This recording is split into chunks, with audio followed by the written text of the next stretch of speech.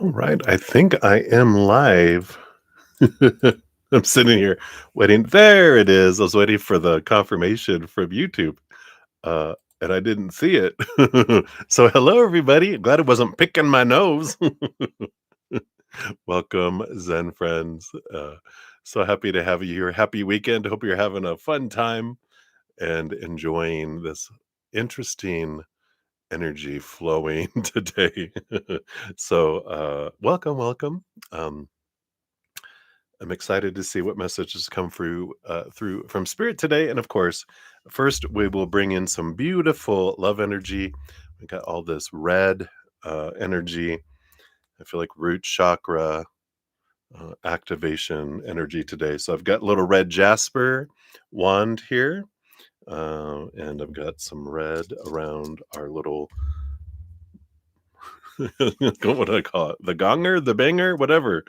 And also a beautiful feather to help us move some energy around us, just to swirl it to whatever energies feel stuck, that we'll use this right now to also open up, and whatever energy is around us that can feel like a big breath of relief.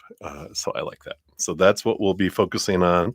In addition to sending love out to the world, we'll start off taking a big deep breath to come back to right here, right now, and out of the past, out of the future, out of the chaos, the energy of the outside world, and just come into this moment where unconditional love and peace and joy exist. So we'll do that with a big deep breath. And then we will also hit the singing bowl 3 times. As we're doing that, we can let that energy, the eternal, unconditional love energy, go into our mental body, our emotional body, physical body, our energetic body, and just magnify the light and the higher vibration and all those that we would like, and let it fill our life and out to the outside world. Let it do whatever it wants to do out there to help raise the vibration of the planet as well. Something we can do immediately begins to raise our vibration is gratitude, right? So we can think of one thing that we're grateful for in this moment, right here, right now. So we hit the singing bowl, we just let that gratitude flow, that sincere gratitude to the creator, the universe, all of our spiritual posse on the other side, just gratitude for what they've brought us. And in doing that, that raises our vibration. It sets us in that energy to receive from spirit and messages and more of what we're grateful for. So it's always a win-win, win-win-win, right? All right, so let's dive in. We will start off with a big deep breath and coming back to the now. So hold the breath for as long as you'd like, and just remember to exhale so you don't pass out or hurt yourself. All right, so here we go. Big deep breath in.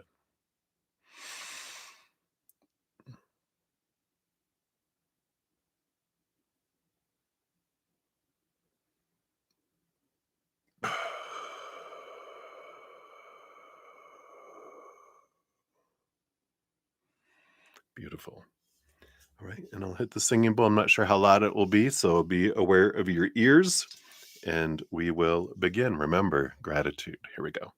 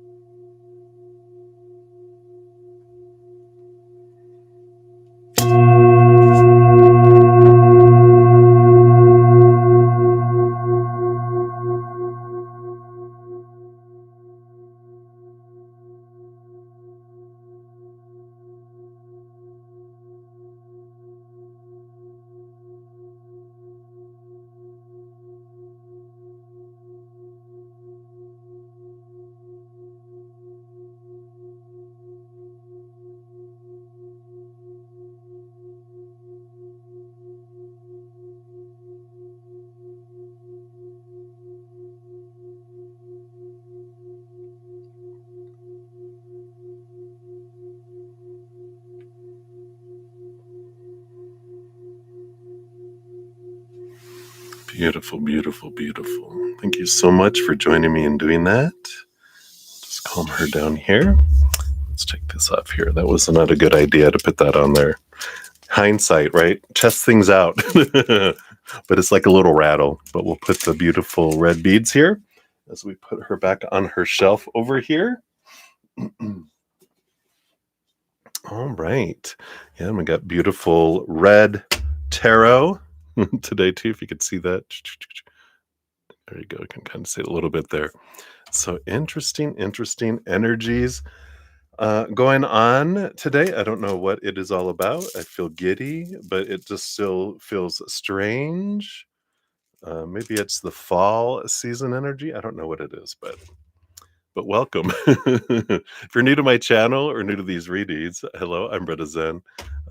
And we have a great group of Zen friends here. Huge hearts, great senses of humor, thankfully. Welcome. There's always room for more Zen friends, and it's a safe and place for us. So welcome. What else? Well, if you want to know how all the reading process works, it's all down in the description box of the video below. Donations do get priority. Free readings are 1 to 2 cards. But a donation, I do honor what you give from your heart, and we dive deeper into those, pulling more cards. You also get a oracle card, as I guess you would call it, what would you call it? Fortune cookie is what I call them. But we're using the Inner Temple Oracle today. For the first one, if you make more than one, then you do get, usually I do just 1 fortune cookie per person per session, but this weekend, any additional ones, you get these little mind info. They're just have a little saying on them, so they're a little smaller, but you still get a fortune cookie with additional donations too. Dog hair. So I'm a little distracted, obviously, but the tarot deck I'm using, it's called the Tarot of the Shadow Realms this evening, and that's the one that we have. It's kind of some dark energy, but the messages are always beautiful anyway. So it's like whatever feels dark today, it just feels like the days are darker. Well, I mean, we are starting to move in the northern hemisphere towards winter. So the light is becoming less and the dark is becoming bigger. Maybe that's the energy. Who knows? But those are the cards we're going to be using for any kind of when cards. I have the Learning Tarot, which have a lot of information on them, including dates and time periods. So I'll use those usually for clarification on those. Yeah, and if I went totally off on my regular track. If you're wanting to make a donation, you can use the super chat at the bottom or in the description box of the video. We do have my Venmo, my Cash App, my PayPal, and my Square. I don't have set dollar amounts. Whatever you give from your heart is the perfect amount there. At the end of each session, I do post a pinned comment listing all the readings completed with timestamps. So if you put your question and you want to see if I did it or what time, when you come back within 90 seconds after I complete a session, I normally put the pinned comment right away. And then you can just click on that timestamp. It'll take you right to your reading. It's amazing technology. I was just thinking earlier, today in my lifetime, we didn't have computers. What? I know. When I was a child, I remember it was one of my birthdays. It was a Texas Instrument Computers, what I wanted. My dad bought it because also I would use it for his business. But it was, the first time I got a computer and you had a tape recorder and you had a cassette tape. It was even before floppy disks. I know. uh, and if you vacuumed near it, it would erase everything. As we learned when my mom vacuumed my office at work and erased all the stuff. She didn't know because who knew? But it was like, oh, that was fun. And now you have I mean, before cell phones, now you have a little mini computer right here in your hands, right? It's amazing how much technology has happened just in the last 50 years, right? Anyway, uh, just gratitude, right? Also, if you haven't checked it out yet, I did start on my new podcast series called The Easier Path. Here's a link to the first video. All this information's in the description box as well. I'm working on number number 2, actually number 2 and number 3 at the same time, because it's all about conflict with people. And we're going to go into conflict in intimate relationships and then conflict with other people too. So it's round 1 and round 2. It's funny. Ding ding. Anyway, I'm also having a giveaway. December 21st. I had one last week. No, the week before, October 1st. And so there's going to be another one on October 21st if you're interested in getting a chance to win a personal recorded reading or my hedge of peace and love. I'm going to give both of those away.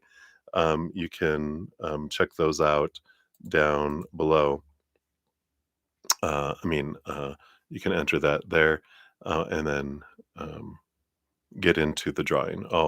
It's actually the Libra new moon. So we'll be putting out a video announcing the winners on that day. I'm very distracted right now. I don't know what's going on. Once I go into spirit, we'll be fine. And then I have specials going on too, which is my 15 and 30-minute personal recorded readings are on sale through the end of October. And I mentioned earlier in the early morning session, I'm probably going to extend it until November and then also put my 1 hour and my live readings on sale too for Thanksgiving. It was kind of a spur of the moment decision this morning as spirit moved it, so that's probably going to happen. So be on the lookout for that too. That'll be happening November 1st. I should write that down while I'm thinking about it because I will forget. Let me just write it down here on this ballot envelope. See, this is just this one. November 1, circle, circle, circle, 50%. Well, we'll see what amount, probably be half off for those. Yeah, I'll just put that. That'll be enough for me to remember because I'm so distracted. What is happening? Right? Dark energy, Anna. It's Halloween season. Yeah, that is true. That is true. More hallowed energy, right? So we will get into things here. We'll get into some trouble tonight. It feels like mischievous, but more like fairy mischievous energy, not like dark lord energy or anything like that. So it's very interesting. So I got my shirt on here. It says humans are not real. That's what aliens believe, right? So I got my little alien shirt on too. So very, very interesting. All right. Well, I think we'll jump in. We have Anna will be up first, and then Sean G times 3 via Zcash app will be up after that. And just shout out to everybody that's here. So Anna, of course, you're here. Hello, hello. Brenda, Globy, and I have a Teshi. So hello. Of course, Sean G. Hey. So we have those. And then there's Maria Amethyst Celentine. Hello, hello.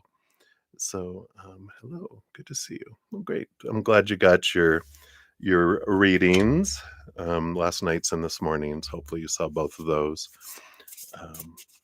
So hang in there. I know breakups.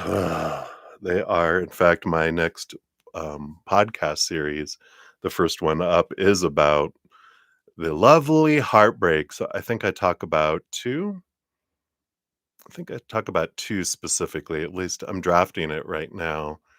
But I finished my story. I start off with my story, and then we talk about why humans do the crap that they do, right? And and then the higher spirit perspective, and then hints from spirit on how we can transform it. So hang in there. We'll be having that come out soon too. I know, yeah. It is difficult. The biggest thing we can do is feel the feelings, don't do anything. We don't have to act on the feelings. If we feel depressed, don't end your life. You have beautiful, beautiful if you listen to your first reading last night, you have someone coming in that is an upgrade and that is like someone you deserve to be with. So that's the thing with heartache. We think, oh no, I'm never going to find love again, and their actions meant something about me, and we're like, trust me, you'll find love again. It doesn't seem possible now, but trust me. That's what I first, in my first relationship, I thought, "That's it. Oh, no, we're gonna find love again." Then I found number 2, and I thought, "Oh, great." And then, "Oh, no, it didn't work out." And then, "Oh, no, we're gonna find love again." Then I found number 3, and then I thought, "Oh, I'm probably not gonna find love again." Then I found number 4. And then after that didn't work out, then, number 5, I was like, if I find love, I find love. If I don't, that was after being 3 years single, after the first 4 relationships. And then I'm like, "All right, if I find it, I find it. If I don't, I don't. I'm fine." So eventually, if I can survive it, Maria, you can too. All right. So hang in there. Just cry as much as you want to cry. Let those emotions flow. Don't stuff them. Let them out. Let it flow. But know that it does get better. Just keep the hope and know that love is in your future, um, and something so amazing. So yeah. But why don't you wanna lose them if you'll find love again? So you can question that, but it's not time for your reading. It's time for Anna's reading. So we're gonna start here on the donations. We have Anna, like I said, and then Sean G times 3, so we will, come back there. Alright, so Anna, you are at 1812. 1812. Feel like you had an interesting past life in the year 1812, Anna. Can see you. Yeah, you must. What is it? Is that the Louisiana? Your wine? No, that wasn't the wine one. The wine one was back in Europe, right? Your 1812 Louisiana. I think weren't you a high priest, voodoo high priestess or something? I don't remember. All right. So thank you for your donation. Let's give that a love and a like here. And yeah, you are in recovery. Hope you're doing well and fun. Yeah, in about 9 days, my host goes under the knife to have her spine corrected. So we'll be sending her lots of love energy. uh, so you wanted to know here a reading for yourself for October. Okay, let's take a look here. So if I went to these for October, you can see some of the cards. Could have the camera at a newer angle here. Move my cup. There you go. Um, so you can see more of the cards. Not all of them yet. I'll work on that. And then you want beginning and end of November. So at the beginning of November, okay, and at the ending of November. Is that it? We'll do an overall energy for the month up there too. Okay. And then December, beginning and end. Okay. Let's take a look here. Beginning, end, overall energy. All right. Sounds good.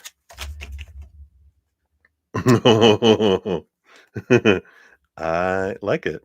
Well, my evil laugh, always for a reason. Let me move these down a little bit because you said here that you're bursting out of the seams for something spontaneously fun with a side of naughtiness to come into your life. So we'll see here. Because that's why I laughed. The bottom of the deck, you have the Page of Swords. Ooh la la, bonjour. So there seems to be something coming in here for you here. Uh, in these nets, the underlying energy for the next 3 months, so, October, November through December there, so I like it.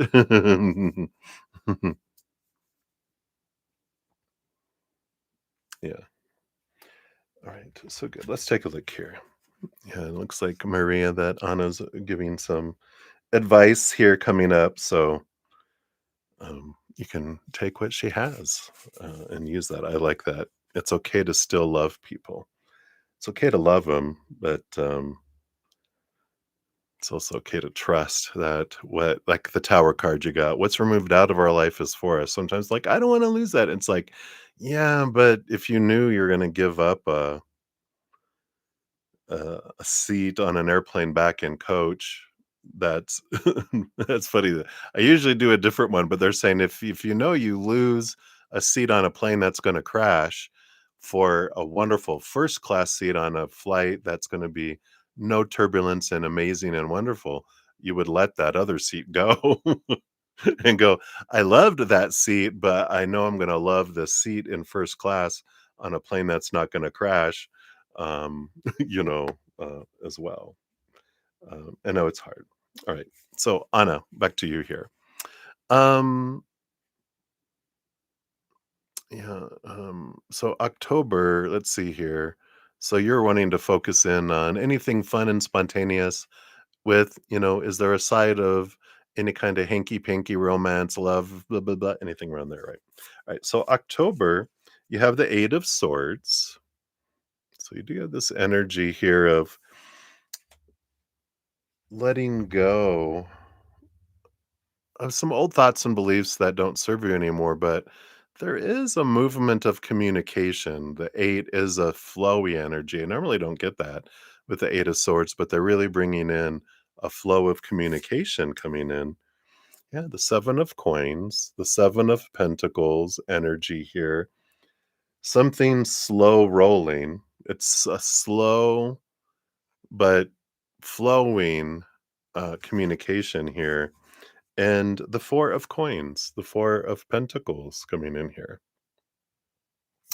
Now, the Four of Pentacles, is this it's a solid foundation. It feels very restful. It feels very, yeah, that's that would be the Four of Pentacles. I don't feel like that is the home card of so and so, that wonderful, um other relationship situation. This is not them. They're making sure they're like, "It's not that 4 pentacles." I'm like, "Okay, okay, I'll tell her."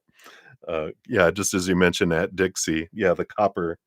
It's like, "Nope, it's not them. This is a slow roll of a communication."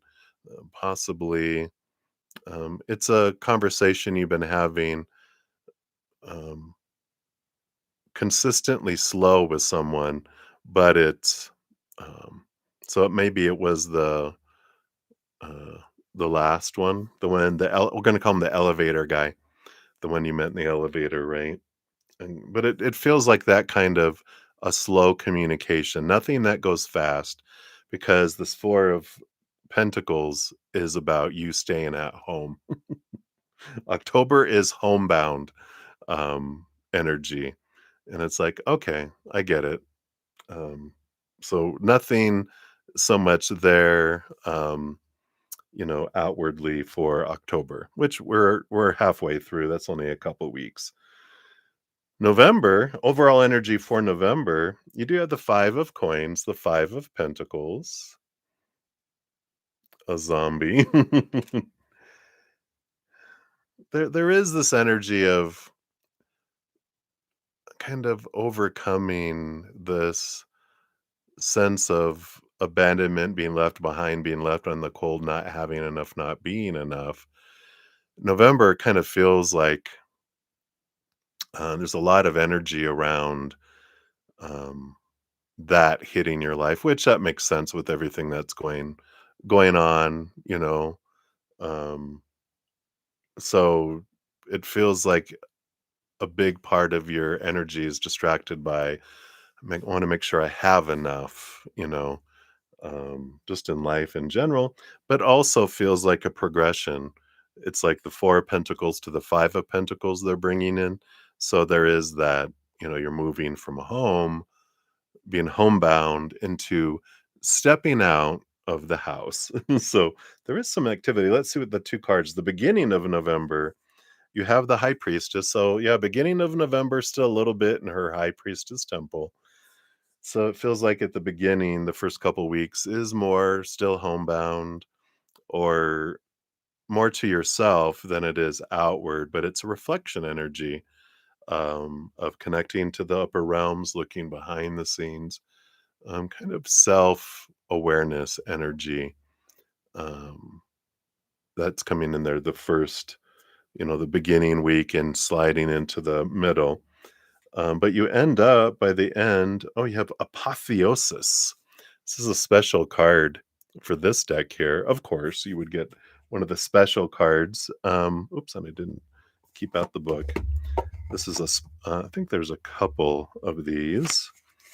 And this makes sense. It almost feels like this is a spiritual type of month for you. Because apotheosis means ascending into the light and the transcendence beyond the material world. It embodies the ultimate realization of one's potential and the culmination of personal evolution. So, this card signifies a moment of complete transformation and spiritual elevation. There's the elevator. You are on the brink of achieving a higher state of consciousness where your true self aligns with your higher purpose.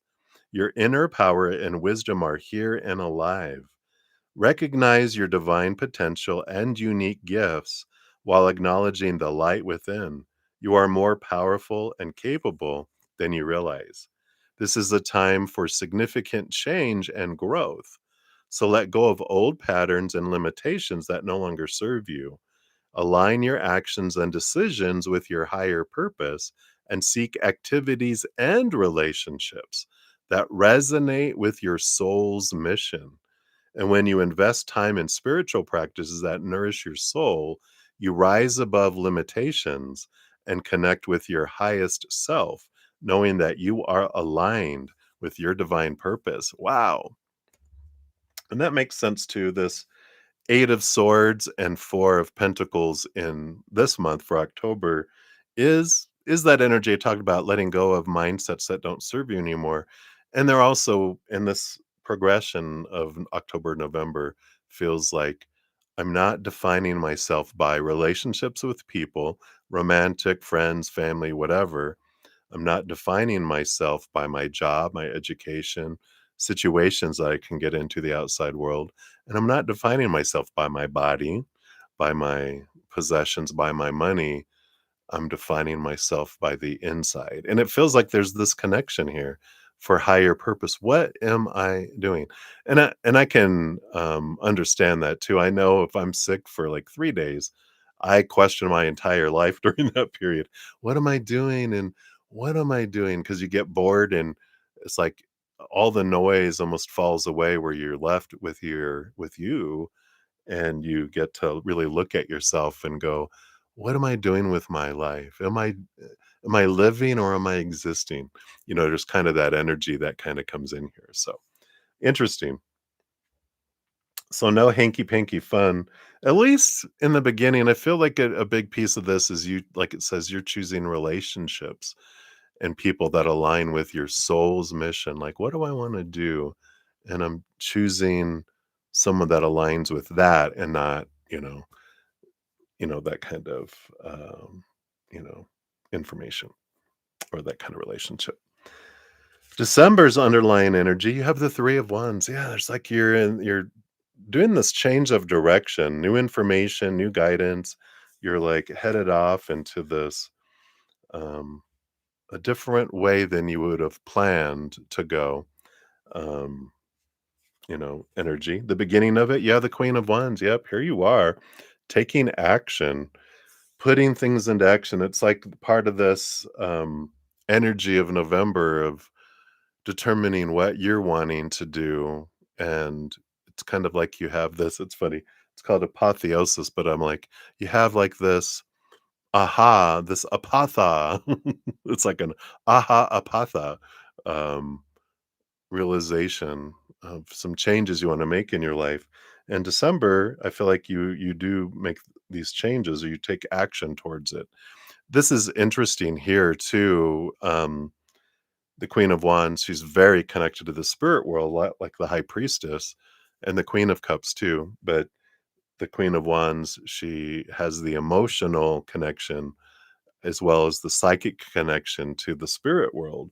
So it's very much being in spirit, I feel, is unfolding here, which brings you to um, the end of December. And you have the Two of Coins, the Two of Pentacles. So there's this balancing energy that's coming in here, but it doesn't feel like there's like the kind of fun and spontaneous woohoo. It just feels like, and it's not serious energy. It feels like joy energy, but it's like you connect with something inside of yourself that just gives you a different view of your life and the things you want to do here. Which makes sense though, because the more you focus in on your self-love and raising your love vibration, you do draw in someone that matches that energy. Um, because you got the Page of Cups, which is heightened emotion, heightened um, love energy. So it does feel like there's something that progresses, but it feels like they're at second priority over this self love ignition of this energy. Hmm. Let's see what your fortune cookie brings into with the inner temple. Here you go. You got the High Priestess. Let's see what we got here. All right. You got the Burning Rose. Whoa. There's that fire energy. Let's see what this is here. Let me find it in the book here first. I have it on different places. The Burning Rose, the Burning Rose. There it is.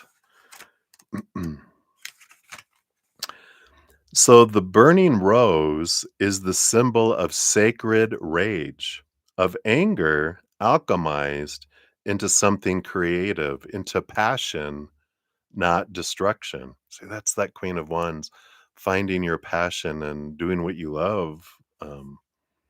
Interesting.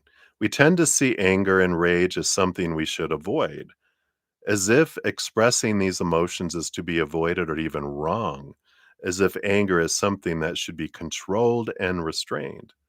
Boys are taught that their anger is dangerous, and women that their rage isn't feminine. Women who have the courage to harness their anger are often accused of being crazy and unstable. I can see that.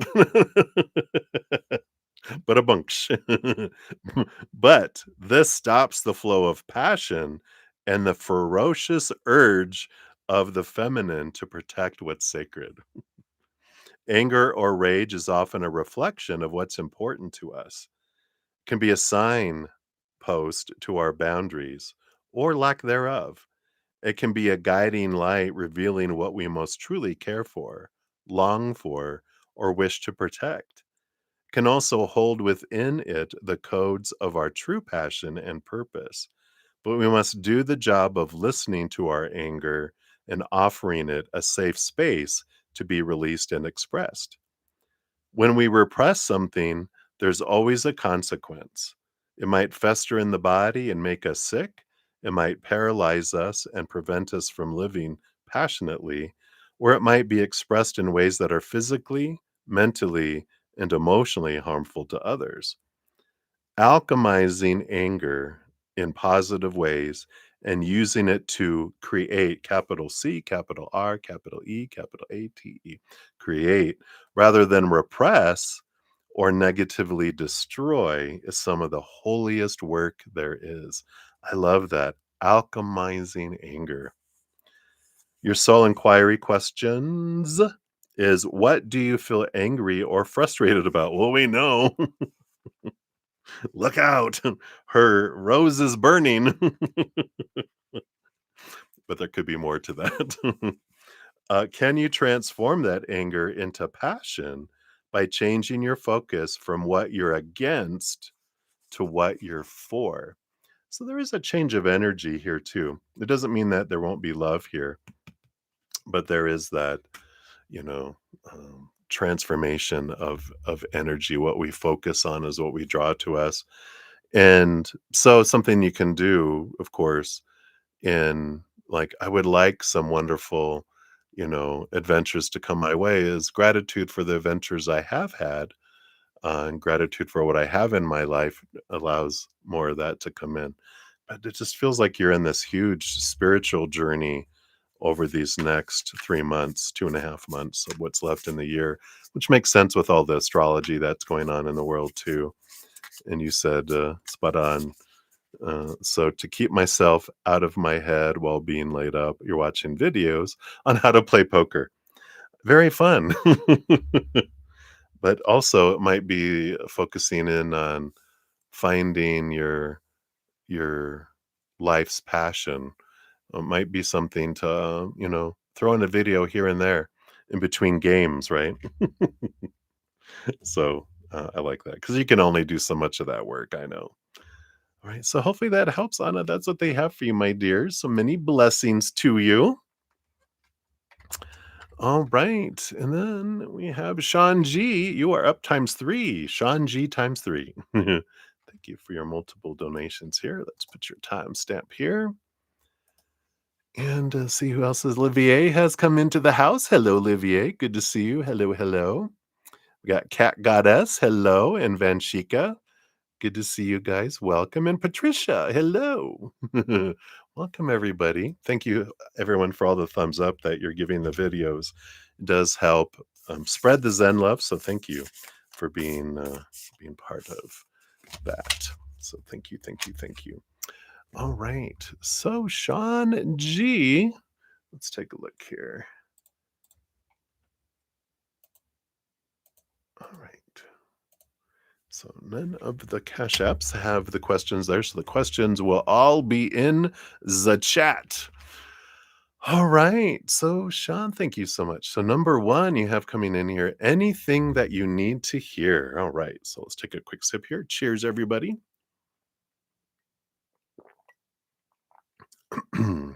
All right. So what does Spirit feel you need to hear? All right. So we got 1, 2, 3, 4. And the bottom of the deck. So you've got the Three of Swords on the bottom of the deck here. Three of Swords is an energy of, expectations equal disappointment. But, the thing on the bottom here, yeah, you've got the Queen of Wands here, but you get the Queen of Wands a lot, right? That fire energy that don't let the fear of not living up to other people's expectations stop you from taking action. And if you're unsure of what you want to do, that's different than the fear of what will happen if I do this or what will people think, right? Um, so there is this the difference between the two. We'll hesitate on doing something either out of fear or because I don't know what I should do or don't do, whatever. The fears, they're like, just put that to the side. That's where your courage comes in. This Leo courage, strength energy. I'm going to step forward and do it. Screw what everyone else thinks, right? The other, if I'm not sure, that's where the Queen of Wands comes in too, because we can ask Spirit. If I'm like, well, I don't know if I want to do that or that, it's not out of fear. It's just I don't feel like I have enough information to make a decision. You can ask Spirit, can you bring in information to make it a no brainer for me? And that's taking a deep breath, stepping back, consulting our amazing consultants, and they'll bring clarity in. And we're like, oh, obviously not that. It's obviously this. Boom. It makes it that easy. And that is what can come in. And if we don't have enough information yet, then we don't need to make a decision until we do. because that's the pressure, and we put pressure. I gotta decide because someone's given us a deadline or whatever. But if I don't know enough and the deadline comes, then the answer is no. I'm like, I don't want to act on something if I'm not sure. And if someone's giving me a deadline, amazingly enough, when I say, "Well, if I have to tell you today," then the answer is no. And they're like, well, just give how much more time do you need? Because they want a yes from us. So they will give us more time, right? It's amazing how that works. So I feel like that's underlying energy. And then the four things, the four cards that came out, yeah, Eight of Cups. There is this, trust your instincts and walking away from relationships that don't serve anymore, those that aren't bringing you what you feel, and it's all about that gut instinct. It's like, I just don't feel it here. Um, if it's not there, it's not there. It's not gonna suddenly come out of nowhere, right? And that's again, that's that decision. If you're like, "Yeah, should I or shouldn't I? Show me." And they'll show you, and then you're like, I don't. I don't wanna invest in that friendship or that relationship, whether it's personal or business. It's like, "No, I'm gonna trust my gut and cut this off." Um, and then you have the world, yeah, the ending of a cycle, the beginning of a new adventure, something that's more free of the expectations of the outside world, but it feels like a new adventure, a new, um, something new that comes in here, so I like that. You also have the 7 of coins, yeah. Patience, right? The last thing that grows on the fruit tree is the fruit, and I like that going back to that. If I don't know, then it's okay, and I don't need to rush anything. It's like, "Whoa, what if this is a once in a lifetime opportunity? What is meant for us will never pass us by." Um, it might pass us this way, but it'll circle back around on the other side of the street. It does a UE. The GPS tells them, "You missed them, come back for them," and it'll come back for us. It never leaves us and go, "Oh, that was it. You had one chance." That's not the way spirit world works, because they know humans how we are. There's always multiple chances when it's something that is meant for us, right? So I like that for you. And then the Ace of Cups. Yeah. Definitely have this self-love and allowing yourself to be this chalice. And and that helps us sit in patience. It allows us to sit in a place of gratitude in this moment, knowing I've got everything inside of me that I need, and I have everything. I don't need anything else. Whether I get something or don't get something outside world isn't going to change my worth. I get to experience the fullness of who I am in each moment. And if I don't recognize the fullness that I am, it's because I'm going reverting back to opinion that says my worth is out here, and that's a reminder for me to go return back to here.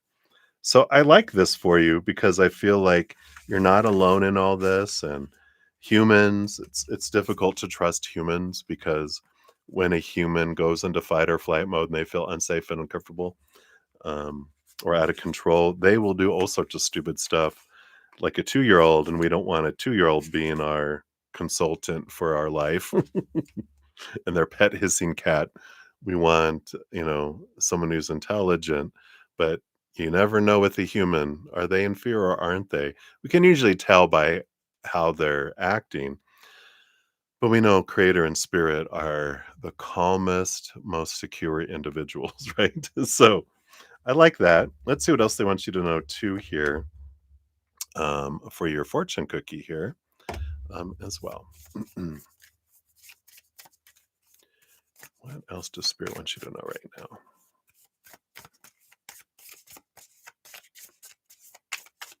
All right. This is the one right here.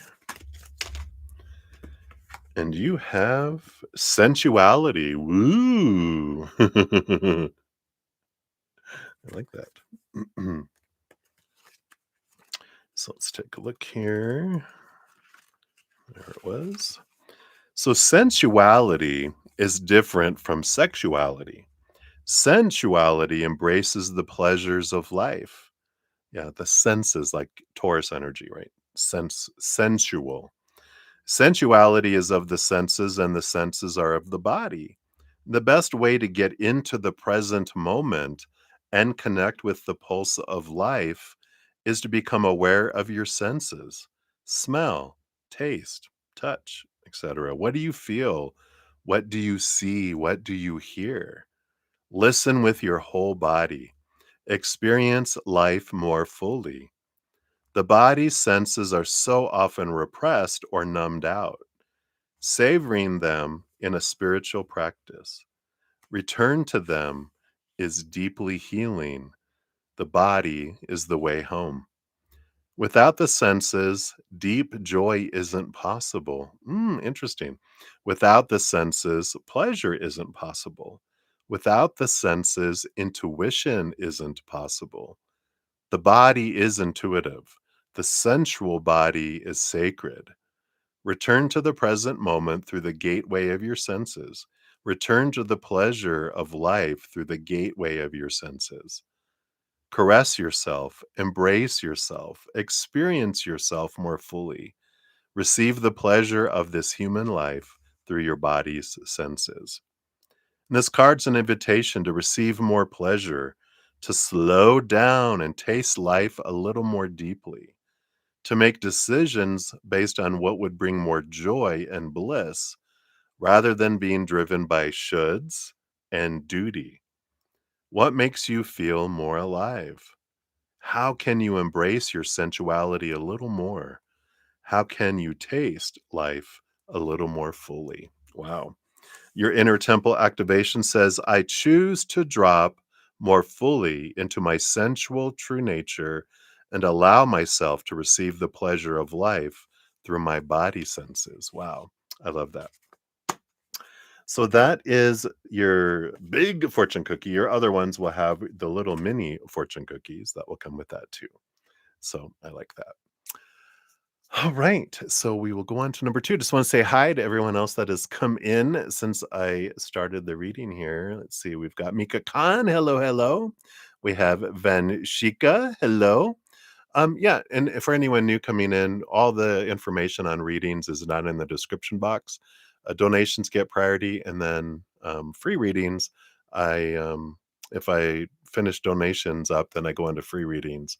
If I have donations um, for 2.5 hours, because I'm on for like 3 hours, I will at around 2.5 hours stop donations, uh, go do some free readings, and then return to a donation. So just pop your question down there and you're good to go. We got JJJ. Hello, hello.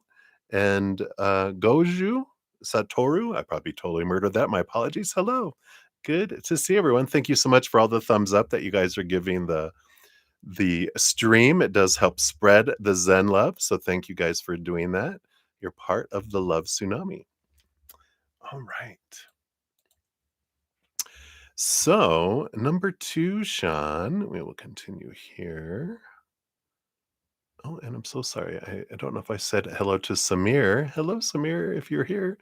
All right. So, you got some papers in the mail, Sean, and you need that you needed, and you plan on filing the paperwork for your father's estate next week. Oh, good. You got the paperwork. Hallelujah. Right. All right. Step by step, right? So we'll take a look here. If you, based on current energies, if you file the paperwork next week, will everything go through swiftly? All right, let's take a look here. So will it go swiftly? And then what else do you need to know about this here? We'll do this. Okay. I like it. You do have the 9 of Pentacles on the bottom, which is kind of like a financial dream come true. It's looking good here. I know it's taken a while for this to come to fruition, but look how much you've grown through the process. The growing pains, right? How will it go? You got the 4 of Swords. 4 of Swords is peace of mind and rest. You know, it's an interesting combo, and we'll see what these other 4 cards bring in, but like the 4 of Swords is I can rest my mind because I've let go of expectations, and that's part of all this, right? If I'm like, I want it to go swiftly, we're actually pushing swiftness away. When we are grateful for, thank you, that things are flowing in perfect timing, Creator. And I'm so grateful that these things that moved quickly in my life, but I know that it's perfect. And it's kind of surrendering timing. And I know we want to know timing, but it's our wanting to know timing and the impatience that we have, which is lack energy that pushes it further away. It's like it's very important here to do a surrender and going, Creator, you know the best time for me to receive the funds and all this to go through. So I'm going to put these out. I'm giving it to you as I file it, and I trust you. Um, and then sit in gratitude. The more we sit in gratitude, the faster things are. The more we sit in lack and want and need energy, the longer it goes out because our energy is actually pushing it away. It's not the creator going, I know you want this really fast, but I'm going to make you wait. It's like, no, they're not that abusive parent. They're like, I'll do it as fast as I can for you for your highest experience, but you got to help me help you and not focus on, um, the lack energy because that actually makes it difficult. We're co-creators with creator, right? And we're like, no, no, I don't want, like, trying to feed a baby and they're pushing away the spoon. It's hard for me to, to feed you when you keep pushing it away, right? So there's a good energy with that. Let's see what these other four cards are too. You got the moon. I like this. We do have a new moon in Libra coming up on October 21st. And then a full moon in Taurus that's coming up a couple weeks after that. Let's see here. Let's grab my little handy dandy book here. Yeah, the new moon is on the 21st. The full moon would be on November 5th on a Wednesday. It is in Taurus. And as it goes flying off there. But the new moon in Taurus rules over our second house of wealth. So something about this full moon, the fruition of November 5th is really coming in here. So I like that. That's kind of the energy I'm kind of pointing towards right now. These two cards came out together, the Nine of Swords and the World card. So the Nine of Swords are our fears, and the World card is the ending of our fears, letting this go. And this is part of the process, right? If I can let go of my expectations, that's what the Nine of Swords is too, my expectations, and just focus on, I'm trusting the victory is coming. I'm grateful for it, and I'm ready for this new beginning that's going to come from here. And it's stepping into that joy and gratitude rather than that fear and lack energy that helps things come to fruition. I feel like November 5th, it's really standing out there. And you've got the Four of Wands. Yep, joy, celebration, gatherings. There is something here. Yeah, because this is about reunion, right? That's one of the big things that's driving you. They're bringing back around the funds that you'd get is that you want to go reconnect with relatives. And this Four of Wands is a joyful celebration. So I like that for you. Seems very positive. Um, and then let's see what your fortune cookie brings in with these two.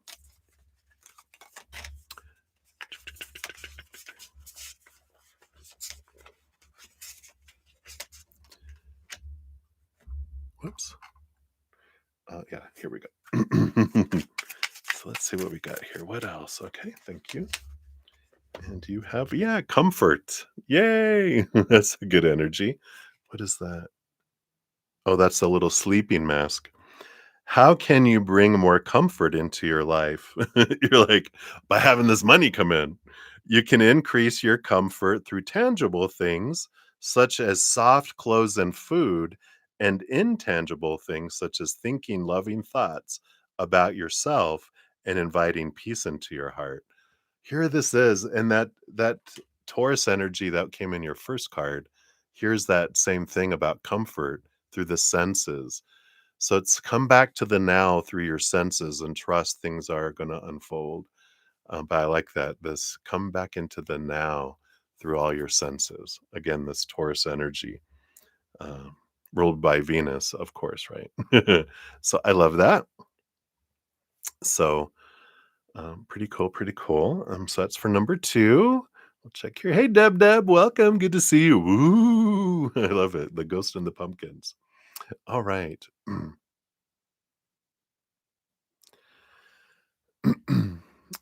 Yeah, Benshika, do you have any donations? I do have donations, but I also have other free readings. It's first come, first serve for free readings. So the sooner you put your question out there, um, if you haven't already, um, then I will get to it. It's one question per person, one free question per person per session. So there you go. All right. So Sean G, thank you for your third donation. Let me get up there on my little emails here. All right. And then what are Kay's thoughts and feelings of you? Are you going to hear from him soon? How's that conversation going to go? All right, let's take a quick sip here.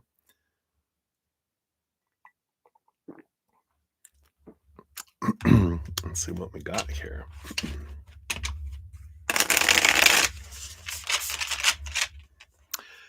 All right. It's okay. Let's zero in on their energy. So, what are their thoughts on you? Okay, thoughts. What are their feelings on you? All right, feelings. Oh, feelings. And then underlying energy of the feelings. The when, like, are you going to hear from them soon? I'm going to pull from the Learning Tarot because that'll give us answers on kind of when energy. Okay, do that one for that. And then how will that conversation go when that happens? Or if it happens? I feel like it's when, not an if, but let's see here. How's that conversation go? Okay, got that, which leads to that, which leads to those two, but not those. Okay. What do we have here? All right. Scooch. Get them all over here. On the bottom of the deck, you do have the Ace of Coins, the Ace of Pentacles coming in here. And that is, it is about a new opportunity opening up. So that's why it feels, definitely that feels like the energy that there is going to be another opportunity to communicate at least. We'll find out the when here and all that here. But let's see, what are their current thoughts towards you? You got the Knight of Cups. Ooh la la. Bonjour.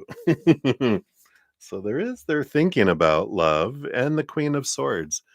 Yeah, there's this balance between head and heart here.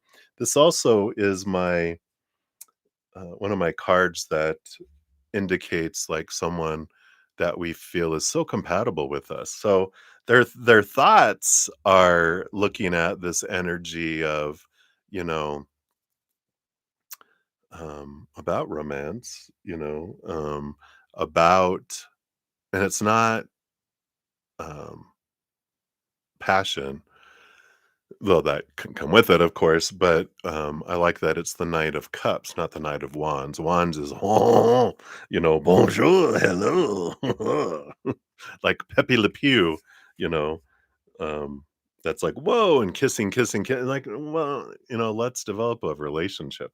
This is the kind of relationship romance energy, and really seeing you as someone, and this is their mind, that's not just the heart. We'll see what the heart thinks here too. But that's pretty interesting. But and then the heart, the underlying energy is the Five of Swords. Yeah, there's like this battle between the head and the heart going on here with the Five of Swords. It's very conflicted energy that's coming in here. Let's see what that is, because that's the underlying energy. We got the Empress. Yeah.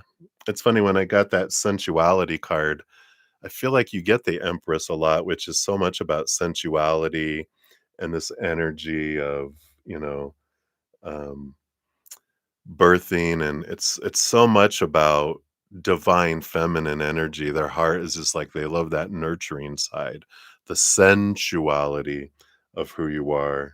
and very attracted to that. And the emperor. Wow. So you got the empress and the emperor. So they do see you as this divine, masculine, feminine, divine counterpart energy. So it's so much here. So what's the problem, right? Where's the conflict? Yeah, the 9 of Pentacles. This independent energy is the conflict. They don't want to be trapped. And based on their past experiences and relationships, both in family and friends and other things, all these people trying to control them, trying to make them be who they want them to be, kind of energy. And the heart is like, I'm not going back into a cage, you know. And the mind's like, I hear you. I am in agreement with you. I'm not going back. And the heart is like, it's had a lot of pain because of people, you know, trying to manipulate them to be who they want them to be and not accepting them as they are and not allowing them to be this expression of it. But I feel like they've also leaped in the past and fell flat on their face. So there is this hesitancy of I want to be independent. I'm kind of to myself. I feel safe when I'm by myself and not in a relationship. But there's also but you also feel dead, you know? It's like, that's where this conflict is, and it's interesting. Usually, it's the conflict between the head and the heart. The head going, "No, no, no, fear, fear, fear," and the heart going, "No, no, I wanna do this." Now it's the heart going, "Yeah, yeah, I wanna do this, but I don't want that to happen," and the mind's going, "Don't worry, I won't let that happen," and it's like but the heart is like, "Why?" It's the heart is suspicious of the mind. That's funny. 'Cause they're like, "You normally aren't this supportive. Are you setting me up for something?"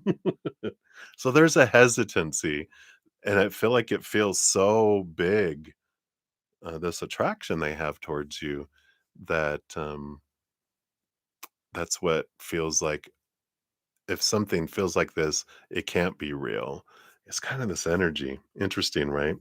Well, let's take a look here. What about the when, right? October 24th to November 22nd. Ooh, that's coming up here. Here's the judgment card too, being called to this higher place. Here's the resurrection from the dead. I like that because that's the energy we're just talking about. Yeah, if you don't you feel good being alone, but you feel like you're not living, right? You're dead. So here is that, clear, boop. It gets reactivated here. Even it's Pluto rules over this energy of this card, which is an energy of rebirth, right? It's that Scorpio energy. And that's what October 24th to November 22nd is, right? Yeah, because Scorpio comes after our Libra season coming up here. So that is Scorpio season is when they reach out, which is only what 13 days away. The 24th is the earliest, all the way through November 22nd possibility here. Cool. And then how does this unfold? What does this conversation sound like? Got the 3 of swords, expression of the fear of disappointing, and the expectations, conversation. So I feel like that will be brought up, with the heart is afraid that, one of my experiences that everyone always tries to control me and has all these expectations, and that's what makes me not want to act on my emotions. And how you deal with that, and you're like, tough, you just got to deal with it, mister. No, I'm just kidding. You got the 6 of Cups too. There is this past life connection energy that comes in with the 2 of you here.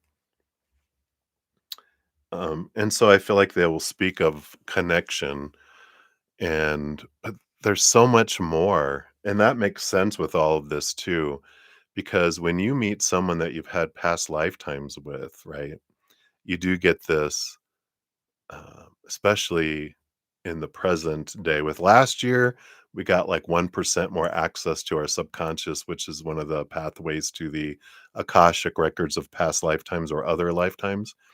Um, this year, it's been 1% more a month. That's why we're having such huge growth of humanity's consciousness because we're getting access to our subconscious awareness of past life connections in a huge way. So all of this is coming in very strong, your current emotions of this lifetime, but all the emotions that are connected to other lifetimes too. So interesting, right? You also have the Eight of Wands. Yeah, fast moving energy.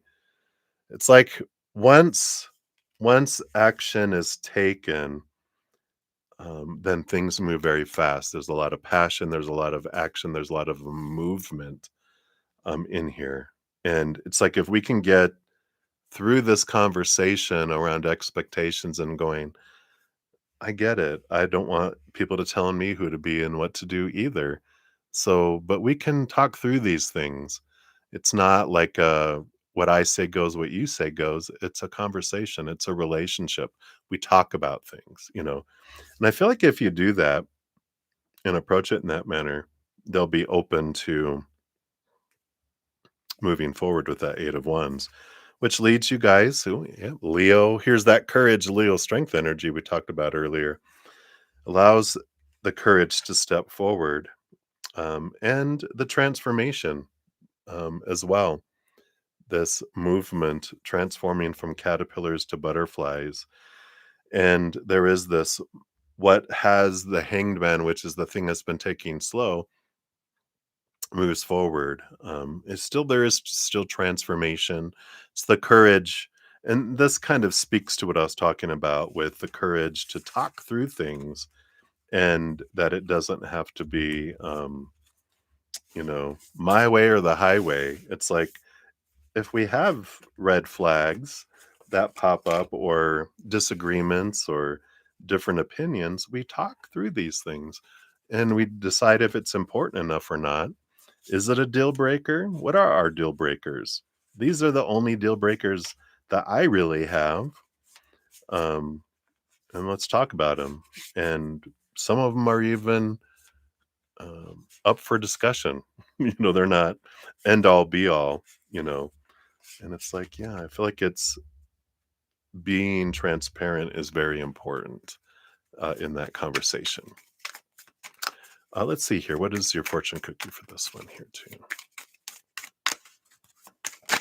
All right. Here we go. And you've got lighten up. why why being so serious? Or they need to lighten up, or you both need to lighten up, right? You're being asked to remember that life doesn't always have to be so serious. Yes, there are hard things happening. No, it's not always easy to be here on earth, but you can always find time to laugh, be silly, and have fun. It's so important that you do so. It's so true because all those expectations that we have of the supposed to be and should be and need to be, that's what sucks the life out of things. And when we're more focused on gratitude and what we love and fun and laughter and joy, that just brings in more of that stuff instead of us being like, well, this should happen. Well, what if this doesn't happen? Blah, blah, blah. It's like, what if? Whatever. Laugh at our expectations, right? So hopefully that helps. That is what they have for you, Shanji. Thank you again for your multiple donations. I greatly appreciate that. All right. Hey, Maria P. Welcome, welcome. Good to see you. All right, I think that is it for donations. So let me grab the free readings, and if I don't get any donations, we will jump into those. So up first, we'll have Brenda Globy, and then we have Ateshi Singh. Let me grab that here. I like to grab them all. It just makes it go faster. I don't have to scroll up and down and try to find out where I left off and all that. Then we have Samir Ali. Boom, boom, boom. Give myself some room here. There we go. Okay. We did those. We did those. Okay.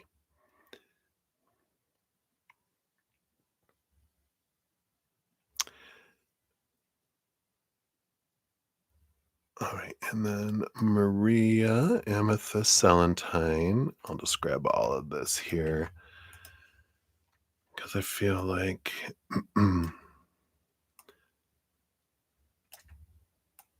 We'll just talk about what spirit wants to bring through for you to help you through that situation. All right. We did that. We did that. And then Livier Vagara. Hello, hello. Okay, here's there. Okay. And we did Anna. Cat Goddess said hello. And Shika. Here's Cat Goddesses. Patricia. Whoops.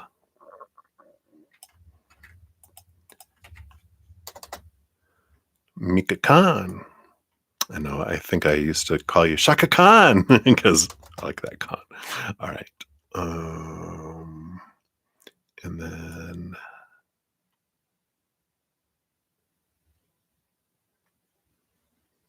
okay, so you were answering someone else. All right. So here's JJJ. Oh, thank you, Kathleen. I'll do your donation here in a sec. Let me finish grabbing the free readings here, and we'll jump into your donation.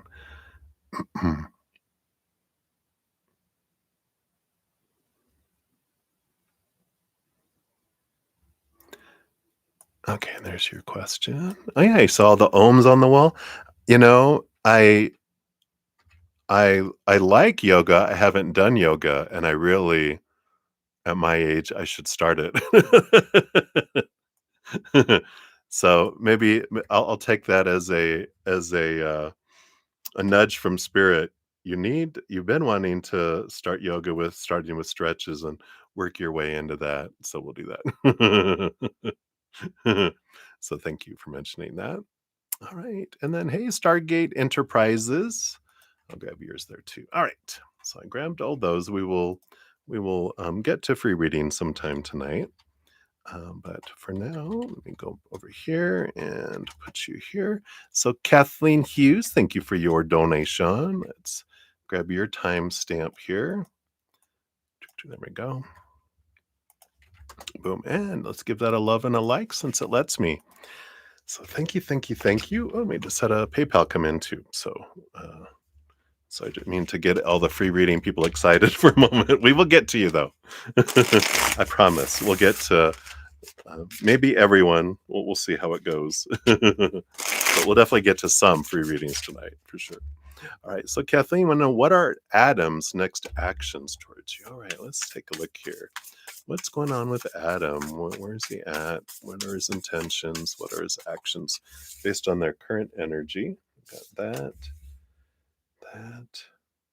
These feel like this has to happen first.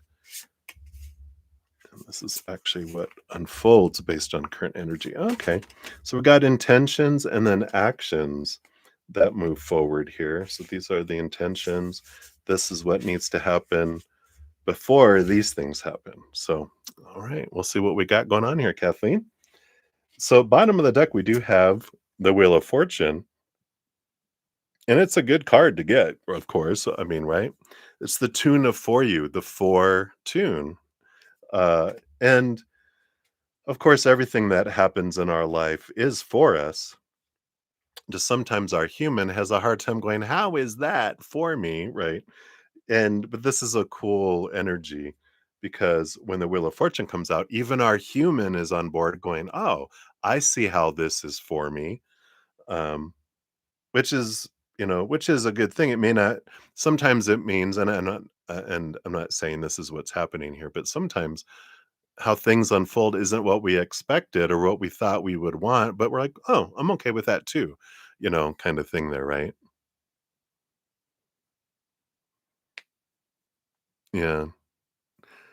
Yeah, yeah, and we'll see here, definitely we'll see here too, because, that is maybe that's what these cards in the middle are. This is what has to happen before things unfold here. But it is kind of true with all of us. All of our outside world is intertwined with what's running on autopilot below the surface, right? We've got so much programming that we learned emotionally from 7 years old and younger, and then mentally from 7 to 14, that we weren't aware. We just took on all these opinions and these things, other people's opinions that became our opinion, that became our habit, that has become our reaction. That if we're not consciously being aware of our mental choices, emotional choices, energetic, physical choices, we're just kind of in reaction mode. We're going to do all that that's below the surface. But when we are becoming conscious in being in the moment rather than in the fear of the future or the of the past, then we're present in the moment instead of just reactionary. Um, and when we're present and we're breathing and we're aware, even if it's like right after I kept doing the same thing I've always done, the process of change, of changing a habit, of course, is through repetition. We start changing our the way we approach things. Originally for me and kind of for humanity, it feels like we recognize things 5 years later. Oh, yeah, I see that pattern of things from all those years ago. And then we start recognizing it a year later, then 6 months later, and then 1 month later, and then right after it happens. And then as it's happening, we recognize it. And sometimes we still do the old stuff, but sometimes we change. And then we start recognizing it as it's approaching and as it's rising, sometimes reverting back to the old ways, other times doing it, and then eventually it's completely changed, and then we it rises and we don't we choose our new way instead of the old way. And the biggest thing I learned is grace is so important for us, right? That if I beat myself up for making choices that I've always made before, I'm going to continue to keep myself in lower vibrational judgment energy and keep myself looping and keep myself there. But if I give myself going, you know what? I'm At least it's not 5 years since I recognized this. It's right away. Look how far I've come. Celebrate, right? And then eventually, we can transform out of old behaviors and old choices that don't make us feel, that way, right? Yeah, we all can, right, Kathleen? I mean, there's so many. We're so much taught judgment, judgment, pain, and punishment, and reward, and praise if you do well. But that praise and punishment, that judgment that we're taught, we of course that's one of the things we learn growing up, and we pass down from generation to generation till we break the chain one day, right? So I like that.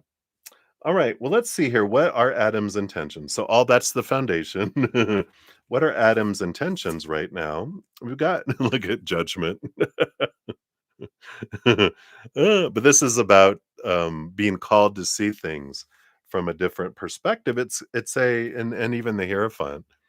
I'm trying to see things from a different perspective and trying to understand what it is that I do want.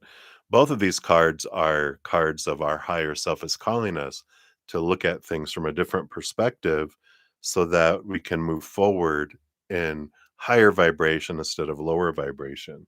So I feel like they're in a very reflective point in their life, and I this does feel like I'm trying to figure out what it is I do want.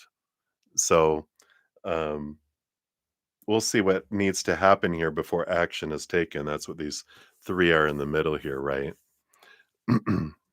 Yeah, right? I feel like that's what he's trying to figure out, but we'll see. Let's see what comes in here, with these, because I feel like they're in a place of I'm about to make big decisions in my life, and I wanna make sure it's what I want before I step forward into it, and that's that kind of feeling. It's like, "All right, let me reflect on everything. I'm not just going to make big decisions willy-nilly. I need to think about it." Which is a good sign because it's not just a, "No, I don't want that." It's a, "What do I want? And is this what I want?" I wanna make sure before I, you know, take the plunge, like maybe marriage or, um buying a house, all these big things that are big decisions that they feel are big decisions anyway. They're like, what is this, right? So let's see what these three cards are. We do have the Knight of Coins. Yeah. Do I have enough they have this big provider energy. Do I have enough coin?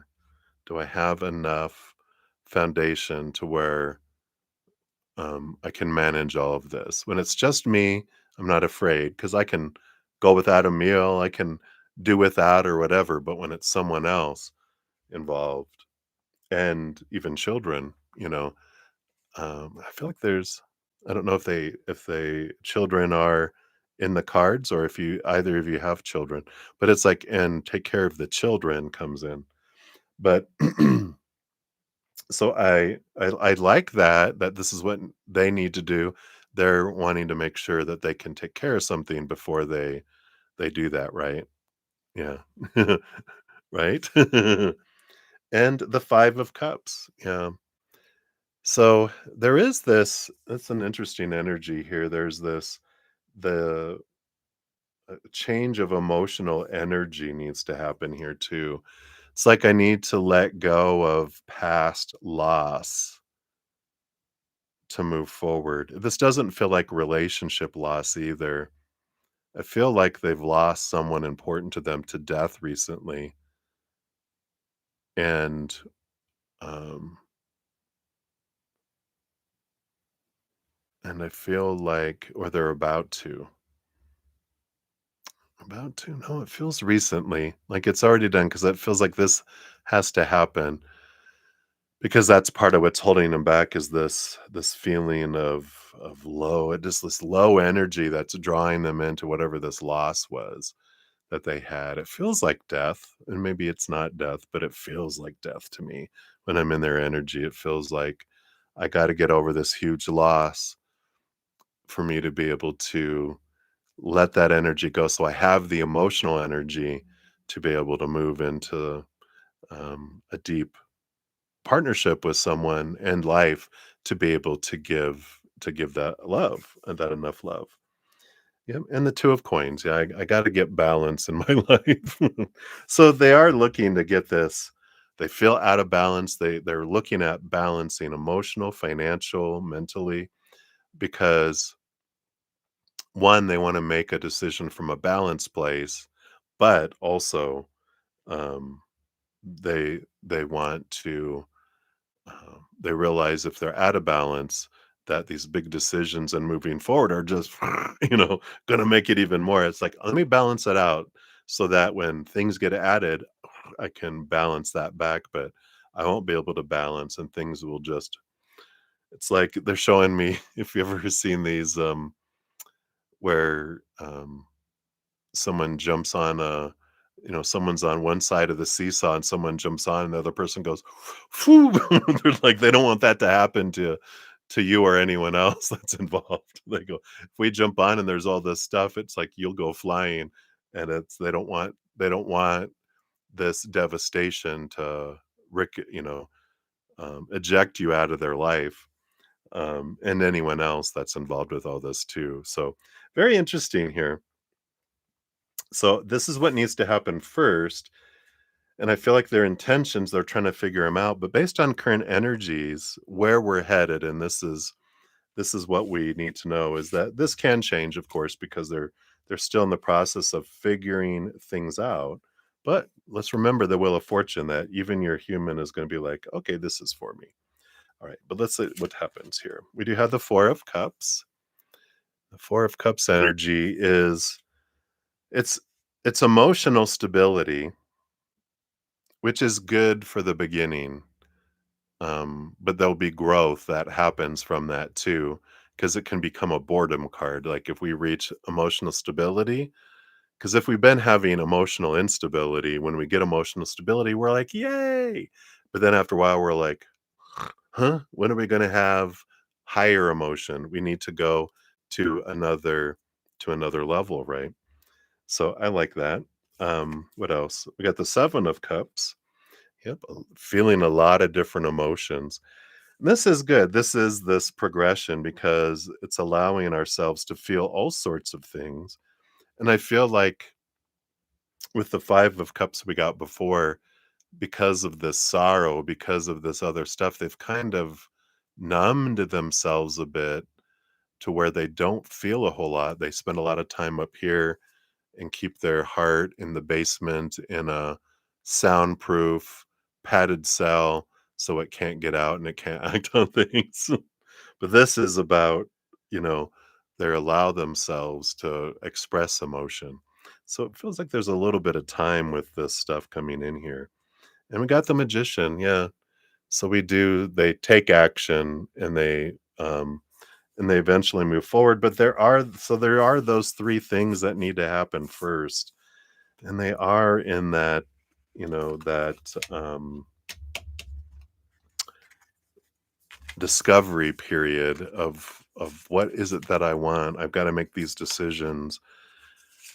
They're evaluating, at least they're not, like, oblivious, you know? And maybe we did a reading before. I feel like they were, oblivious, you know? Like, they didn't wanna think about things, I don't wanna feel things, I don't wanna think about things.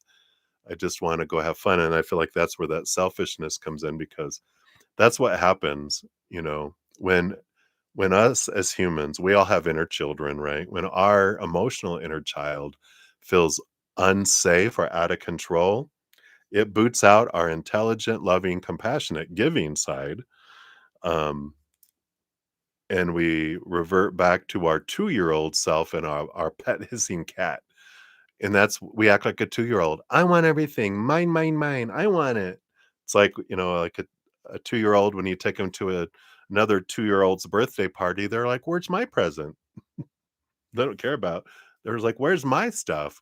That's kind of where they've been in, but they're reaching this point of they're tired of being that, and so they're being really reflective, which is a good step, but they need to go through this process to be able to move forward. I'm gonna do a quick card here from the Learning Tarot, and then we'll pull your fortune cookie, but I wanna see timing based on current energies. What are we looking at when they'll be ready to return to their adult self consistently? Because they do have little, you know, sparks of it here and there, right? Oh, wow, so I had the Page of Pentacles, which is the new opportunity, abundance that comes forward.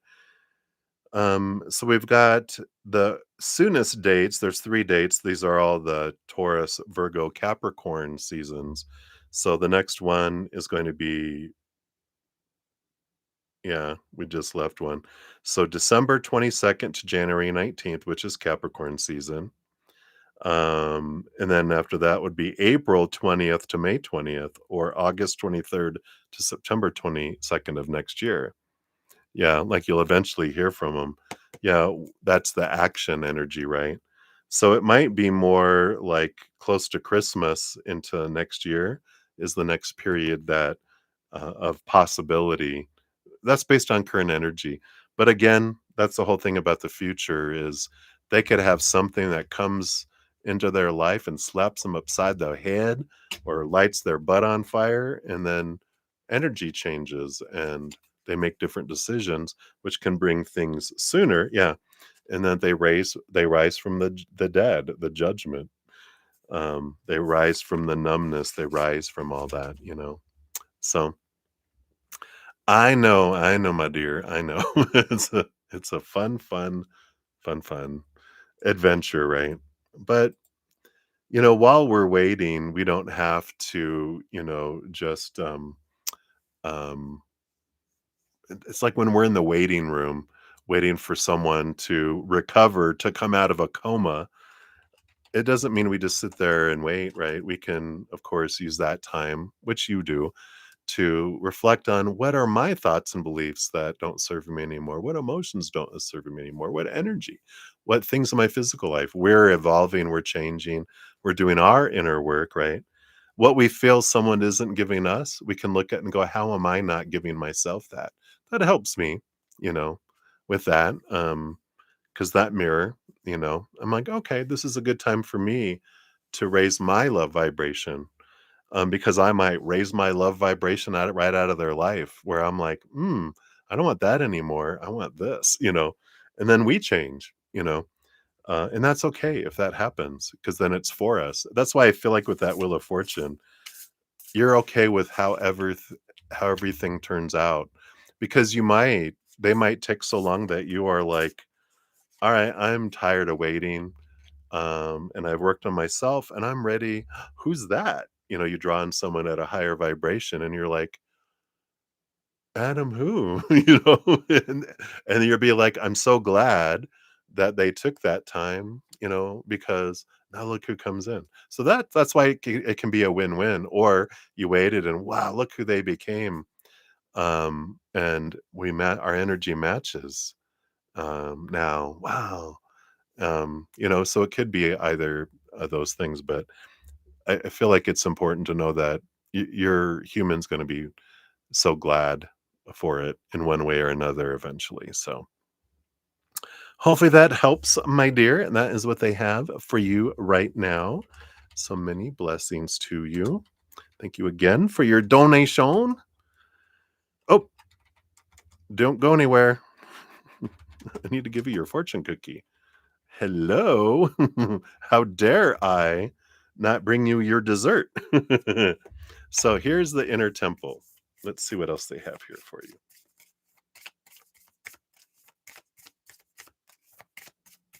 What else? Whoops. I hit my microphone. Fortune cookie. Oh, what great wisdom comes from the fortune cookie, right? Okay, here we go. And you have simplicity. I like it. What a beautiful flower here. Let's see what that brings in here. Okay, it's not there. It must be in this section here. There it is. So the days of hustle and burnout must come to an end. There's no sustainable growth waiting for us there, only exhaustion and the depletion of what's most precious. Those who choose potency over mass production, heart over head, slow over driven, will be the ones who flourish and lead. I love that. You did. That's funny. I love that. Release all the time wasting, energy wasting, and resource wasting. While in the past they got you ahead, now, as we enter this new quickening paradigm, they'll become less and less productive and effective. The earth is making sure of it. Anything that's unsustainable will not flourish. This is the law of the earth. You'll be rewarded for simplicity, praised for potent authenticity. Be the creative, the human, the mystic, the dreamer. Don't succumb to feeding the more, more, more machine. Don't waste the seeds you came here to plant. Peel back the unnecessary outgoings. Keep things potent and free. Anything that traps you disconnects you from the sacred pulse of life. I want to read that again. Anything that traps you disconnects you from the sacred pulse of life. Wow, that's deep. Your energy, your life force, your love, your time are the most valuable forces. Protect them and treat them like the precious resources they are. This is how you'll acquire true wealth. This is how you'll flourish. This is how you'll receive deep soul satisfaction. This is how to truly live. Wow, I love that. Your soul inquiry questions. What in your life is overcomplicated or draining your energy? Uh oh. How can you make things a little simpler? Right? You're like, huh, is it worth all of the complexity and the complication?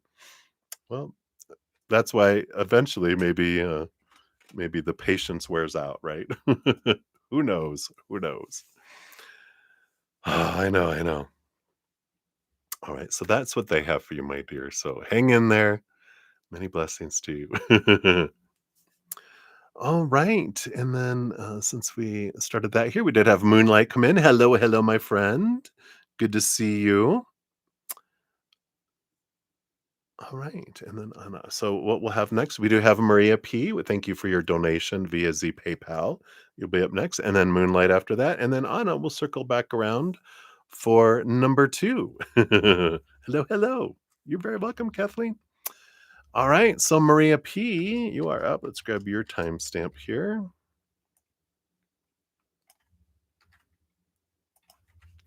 Boom, boom, boom. And let me bring up your questions over here. Let me take a quick sip too. Cheers, everybody. All right. All right. So, an update on Wally's energy tonight. Sorry, got a little coffee mustache going on there. All right. So, Wally's thoughts and feelings tonight. So, we got thoughts and feelings. What is he up to? All right. Okay. Would he like to have a future with me? So based on current energies. Well, right. Thank you. Boom. Very decisive cards. What's coming in work for you this week? Okay. Work. Will your ex-husband stop bugging you? Like now or forever? And then Jeff's thoughts tonight about you, and does he care? All right.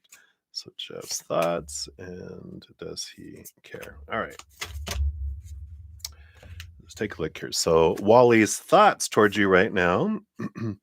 Yeah, they're all about decisions I need to make with the Emperor energy and the Five of Pentacles and the thoughts of there's that fear of abandonment, fear of being left behind, not being enough, not having enough, not being able to provide.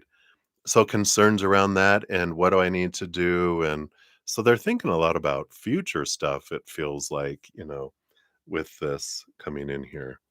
Um, a lot of thinking around future energy. Um, Emotions, how do they feel? We got the Four of Swords. Four of Swords, there's this energy here of like, I need to let the expectations go and I just want to rest. There's this, um, oh yeah, thank you. They showed me the one of the old cards of the nesting and how they like the being away from all the expectations in that pocket of in the beginning when they would spend time and they just felt like they could be in this little cocoon with you, away from expectations and all that. Their heart wants to feel that again and return to that again. I feel like you guys have kind of lost that with a lot of expectation energy, where when you get together, they feel like that is seeped into the little nest, um, to where they fear, not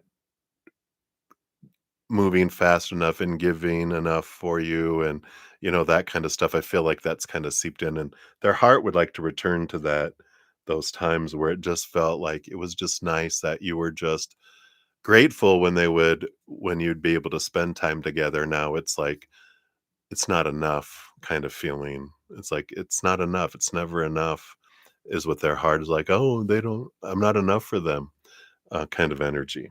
Interesting, right? What is he up to tonight? We've got the King of Coins.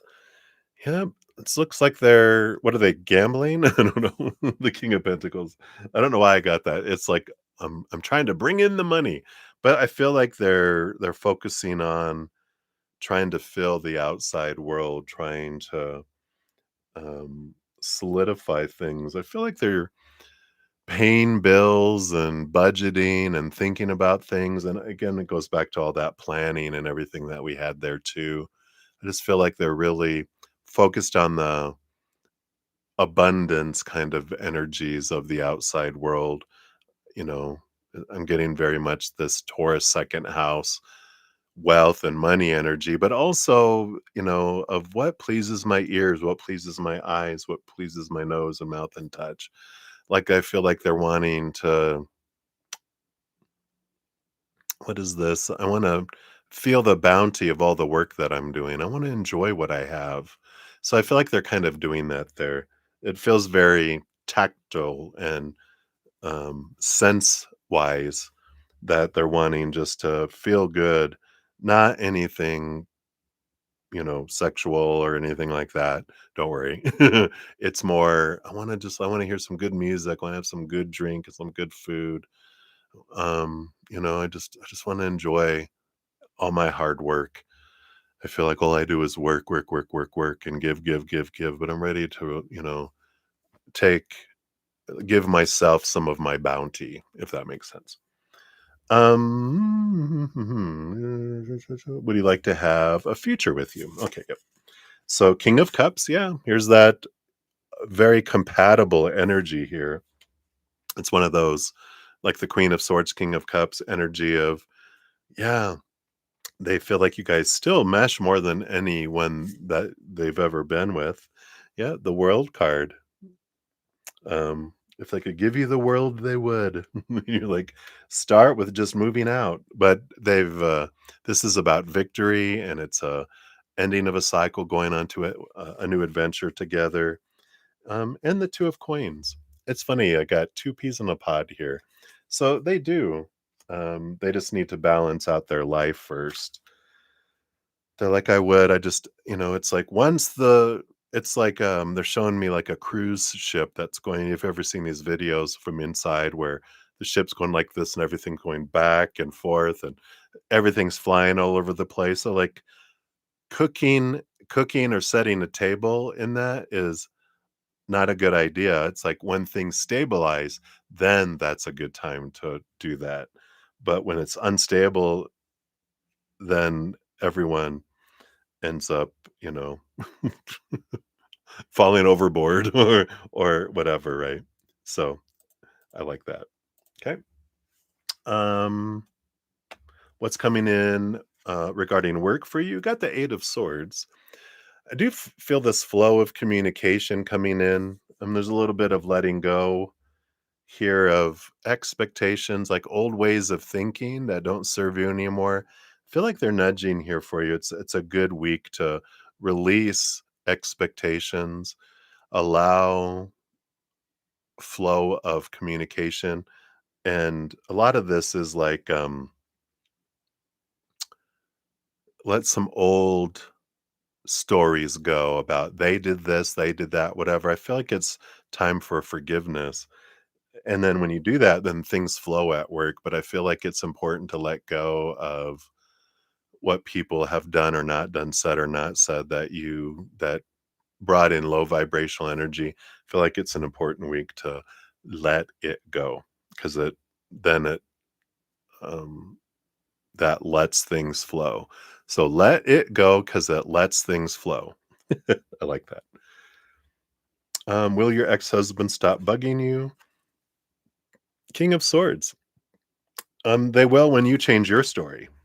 And the King of Swords is, again, this it's like kind of this work and ex-husband energy is interrelated. King of Swords rolls over the mind with the Queen, but also gets a second portion of swords that makes them the master of the mind, master of communication too. But um, when you change the story about them, that's what allows things to flow away too. But when I have any kind of story of they did this to me, they didn't do this, they bug me, they won't leave me alone, this and that, when I invest energy in that, what happens, right? It grows, it invites more. We have this, that draws all this in. And so when you change your story, it's like when I start, and I know this can be hard in the beginning, but if I start by focusing on what I'm grateful for in them, in my ex, even if it's, I'm grateful this has ended. Thank you that I learned this through this, because if I'm focusing on the kind of the what happened to me and what they did to me and the lower vibrational kind of victim energy, I invite more of that because I'm wanting to experience more of that by my energy. My energy points to it, goes, I want more of that because that's what I'm focusing on, right? But if I focus on what did I learn through that relationship, and I'm so grateful that I learned this, it's not judging them. It's what did I learn about myself through this? As we glean onto that higher knowledge, then I don't need this teacher anymore. But if all I'm doing is focusing on what they've done and I'm not looking at what did it teach me? How did I grow? Why did I want this to happen for me? Then I hold on to it.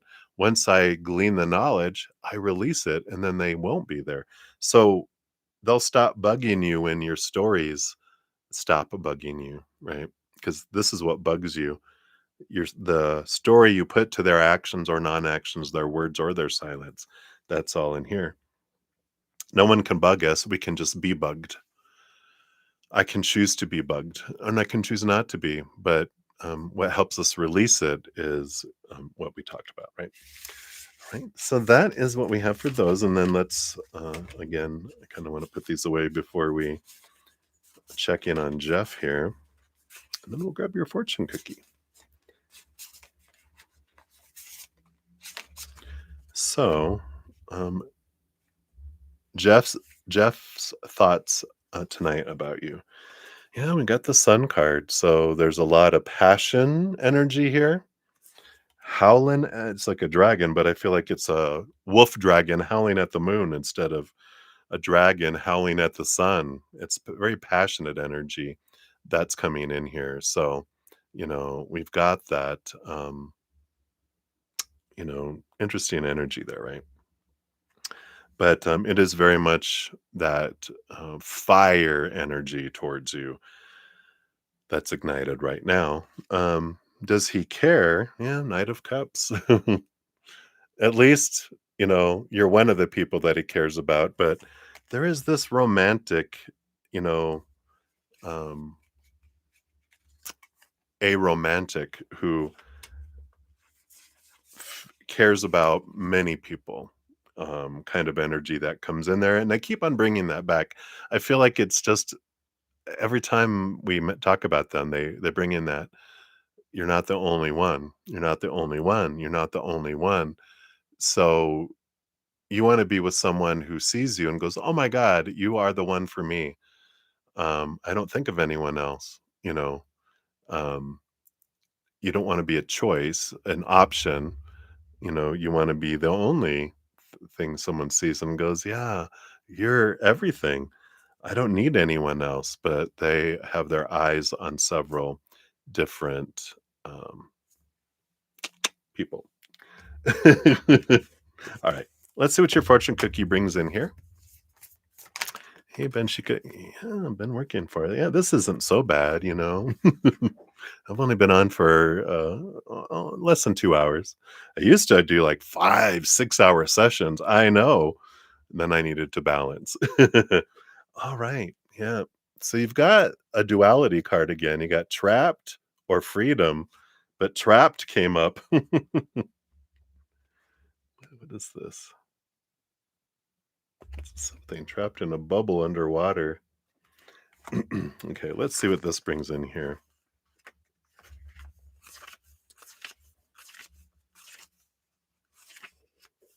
Oops, there it goes. So the soul longs for freedom, room to express and grow. It longs to reveal to us more and more of who it truly is. To be in discovery, curiosity, to play and create unrestrained, to learn through experience. This is how we grow. This is how we truly live. When we're free to be who we truly are, we become intoxicatingly attractive. People want to be around us because it liberates them. That or our authenticity triggers what's trapped with them. Ooh, interesting. If this card appears with trapped right side up, which it did, you're invited to question where in your life you feel trapped or reined in. How are you playing small or caught up in doing the right thing? What are you denying yourself? What does your soul truly crave? And how can you give yourself more room to breathe, express yourself, and be? Yeah, and then the other is if the card appeared with freedom, I'm gonna read it too, because I feel like that's the other side of what you can experience is freedom. Because that would freedom, let's see, means that you're currently living or creation of your life is aligned with your soul, that your creativity is being expressed, or that you have many joyful, playful, and expansive moments ahead of you. Can also mean that your soul is ready to soar, that unbridled joy or success is awaiting you or is already here. It's a wonderful message to receive. Yeah, that freedom energy. Again, that's the freedom from the expectations, right? From expecting others and expecting of ourselves as well. So that is what they have for you, Maria. No, I accept donations all the way up for I'm on usually around 3 hours. So any donations I receive around there.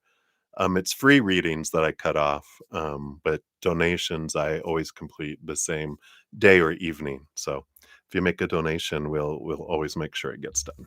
Um, Even if I have to go take a break and come back to finish them out, I do that. So all right. So good question. Thank you for asking. All right.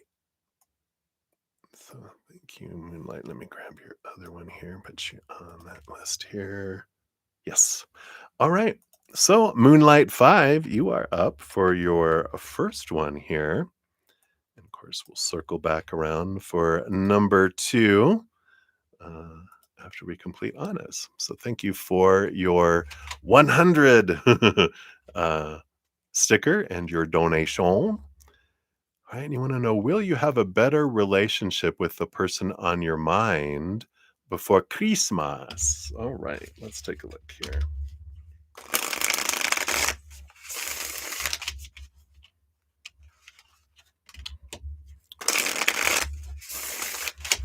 All right, take another sip here. Stay hydrated, right? I saw that moonlight, right?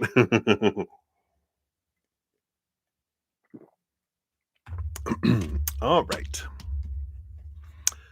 So, based on current energies, and better, of course, by better, you mean closer, more stable, more interaction. Because from spirit standpoint, there's not better or worse. There's just different kind of relationships, different experiences, different outcomes. But what you're like, what you're wanting, what you would like in a relationship, is that, balanced communication, equal communication, the expectations we have on what we want in a relationship, right? So kind of like, will I have a relationship with the person on my mind as I would expect it to be before Christmas? Right. So let's take a look here. And let's yes or no. And then this is what else they want you to know. I feel like this one too. All right.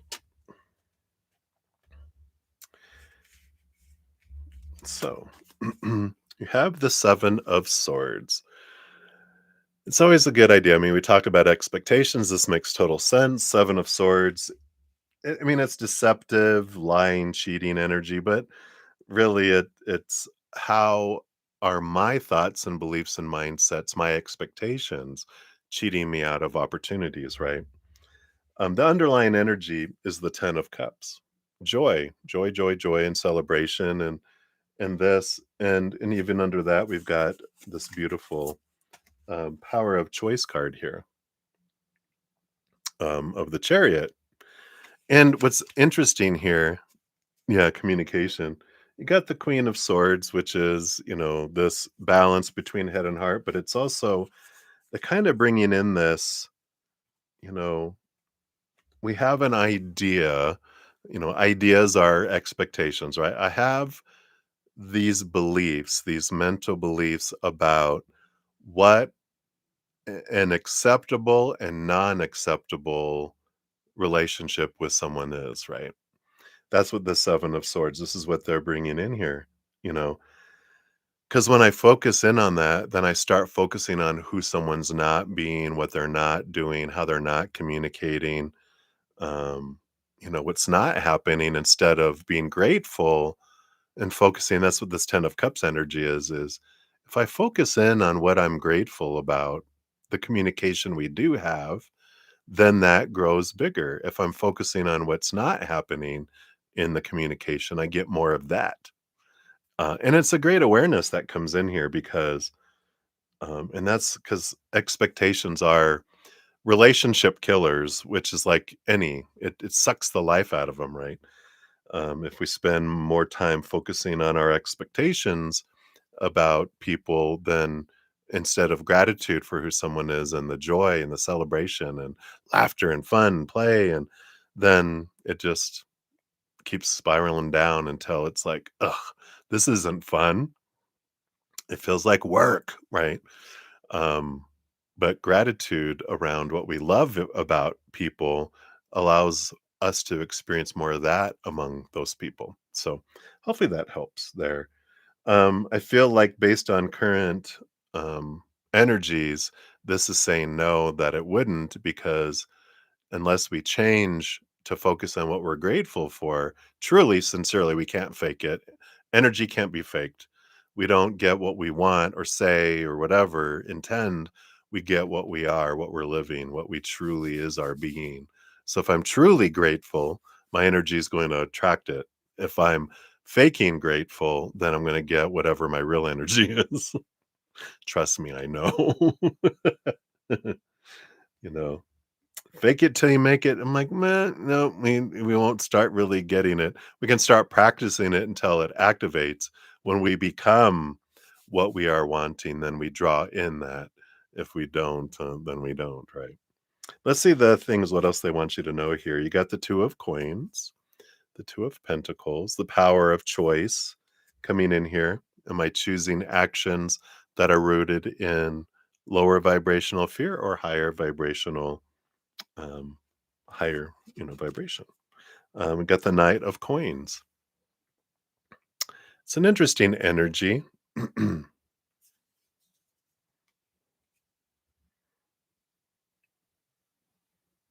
of hard autocorrect is fun. Yeah, it is, right? The Knight of Coins, the Knight of Pentacles, is an adventure of our worth, right? It's the knight, every knight is on a quest. The Knight of Coins is on the quest for the Ace of Pentacles, which is about looking at our worth in relationship to the outside world in a different way. And that's a big part of our journey as humans, right?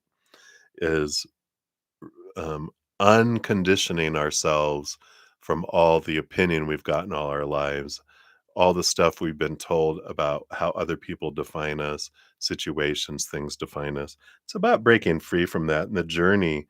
And we grow through that and we realize, oh, okay, you know, like in this case, not that you're doing this, but it's a good awareness that sometimes we do um, how someone communicates or how often we subconsciously will define our worth by that because we grew up going, when people like me, they talk to me. And when it's usually like from parents, right? Or siblings or schoolmates, when people like me, they talk to me. When they don't like me, they don't talk to me. And we learn that when we're young, right? And when we're taught, well, we take on this belief, right? That, oh, this means something about me. If they loved me and they cared about me, they would contact me and communicate with me and talk to me nice, kind of energy. Interesting, right? So it's something to reflect on. Yeah, we got the 5 of Swords. So there is that conflicting energy, like the Joker, dun, dun, dun, the scary clown. So there is conflict, energy between the head and the heart. The heart, like your Cancer heart is like so nourishing, such that nurturing energy, the loving energy, but the mind can is there too. We talked about that earlier, right? That you're getting into these mindsets going, oh, I didn't even know that was in there. What's in this trunk full of thoughts? Where did this come from? This is not how I feel, but it's how There's some programming going on there, right? Yeah, right? Isn't that interesting? You're like, "Oh, yeah, that's punishment, right? That's manipulation." It's the sad to the bullying to the rejection and the silent treatment. You will do what I want you to do, or I reject you. You know? And it's like, wow, right? But and so there is that belief that's underneath there, right? I like that. Yeah, and the 6 of Swords, this is beautiful because this is about leaving behind old ways of thinking and moving into, seeing things from a higher perspective, which takes you from choppy waters to calmer waters, which can so our inner change and our energy, um, draws different things to us. So when we change those mindsets and our approach, then there can be more smoother, more flowing communication between it. So it's not that it can't happen, just based on current energy um, um, and beliefs. It wouldn't, but now that you're already changing stuff, it could change that. But it's about changing inside first. Wow. Look at this. You got Chamber of Protection. Your fortune cookie came flying out of the deck. Chamber of Protection. How do you protect yourself, right? Your inner child, um, when it of course, when our all of our inner child feels unsafe or out of control, it will do things subconsciously and energetically to keep things away from us too. So, you might even look here at, um your inner child might be rejecting and ignoring them, because they feel there's something about them that makes you feel unsafe or out of control. Um, your inner child, not consciously, but there's something that maybe your inner child. And if you have your practices to talk to your inner child, you might just ask them, even if it's automatic writing, going, what's your dealio with this person? Tell me what makes you feel unsafe? What makes you feel out of control? What why are you uneasy with them? Why are you putting up barriers? Or are you putting up barriers? And if so, why? However you communicate with your inner child. And then they will be like, girl, let me tell you. No. Okay. Let's see here. It says, don't place your attention outside yourself. Focus it within. Here we go. The more you look to external sources to guide, nourish, validate, or affirm you, the more likely you'll feel off kilter. Draw your strength, your guidance, your truth, your worth from inside. If you draw your sense of safety from outside yourself, you'll forever be defending yourself from the outer world. Wow. It's like this is what like they were listening to what we were saying, right? Many see energetic protection as a sort of defense, something they need to be wary of.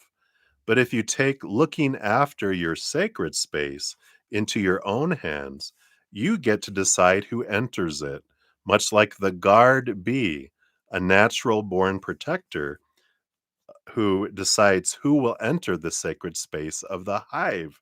Yeah, that's why there's a bee on there. Bzz, bzz, bzz, bzz, bzz, bzz, bzz, bzz.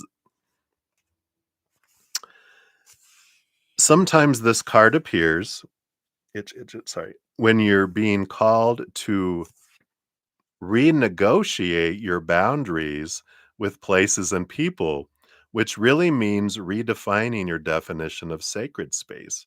I love that you're working on boundaries already.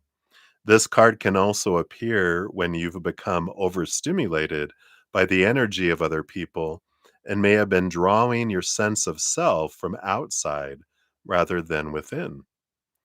The Chamber of Protection is an invitation to resource yourself. You can do this by connecting with Source and the earth and doing whatever you need to do to replenish and take care of your own needs. To give from a place of plenty, not a place of depletion and lack, for that's how resentment builds and boundaries become blurry. You're being called to tend to your energy and energetically prioritize yourself. To stop feeling like you owe anyone anything more than you owe yourself. Wow. Drop the guilt, take personal responsibility, and put your needs first. You get to define what your sacred space is and who is permitted to enter. Boom, boom. I love it. I like it. I like it. Doo-doo-doo-doo-doo-doo-doo. So that is what they have for your first one there. I like it. And then we'll circle back around for number 2 here in a momentito. All right. So, Anna, you are up for number 2. Thank you for your additional donation. Grab that here. There are both your timestamps. There we go. So thank you. Hello again. We'll give that a love and a like. So thank you for the additional donation. So speaking of the copper, a deep dive nosy tea read, please, on them for today, tomorrow, and the rest of their lives. Oh, and next week. As it relate, number one, as it relates to the personal life, their work life. Okay, very good. Is there a difference between that with them?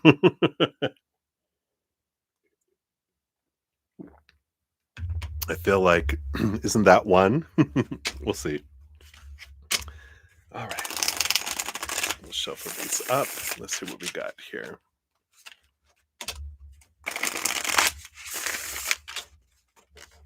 All right. So for the kappa. So for today, tomorrow, next week with personal life. So today, tomorrow, and next week, personal life. And then for their work life, today, tomorrow, and next week. They got 2 for that one. All right. Oh, copper, copper, copper. We have the 5 of cups on the bottom of the deck there. Their overall energy, they go through their little cycles, right, of sorrow and feeling down, and I feel like they're in a down stage right now, with the 5 of cups, just in life. They're just kinda like, so if you're picking up on that energy, it's like, yeah, you know, it's like the first time you, interact with someone that has sad energy, um, we're like, "Oh, I'm so sorry, sorry, da, da, da, da." But when it's a regular thing, it kind of after a while just starts to drain, and you just kind of like, "I'm gonna limit my connection because they're not wanting to get out of this."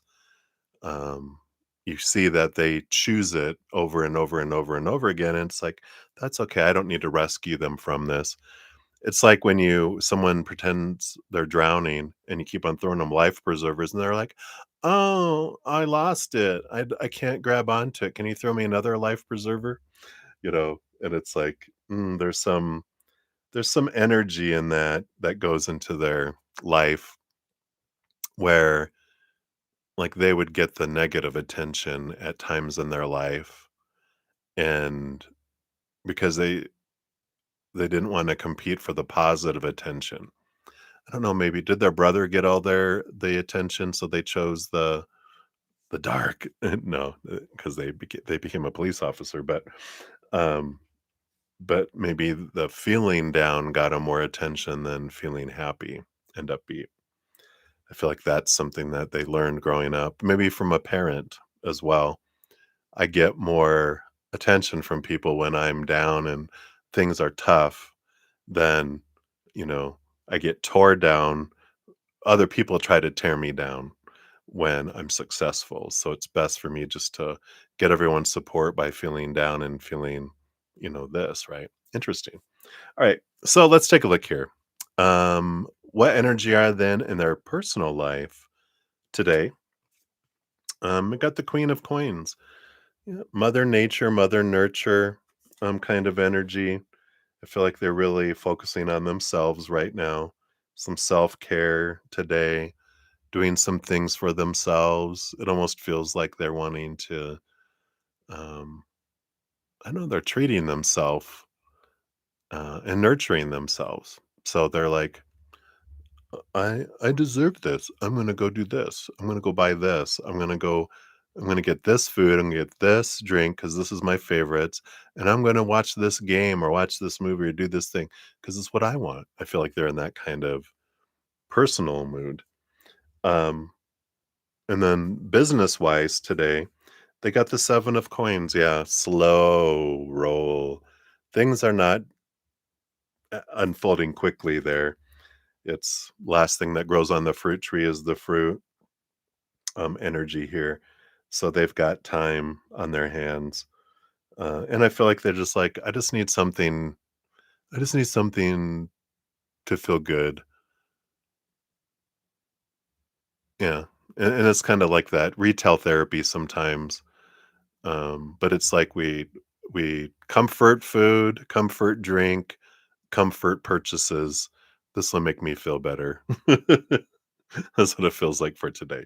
For tomorrow, for personal, they got the Knight of Coins. Yeah, they're on this quest here tomorrow to and this is about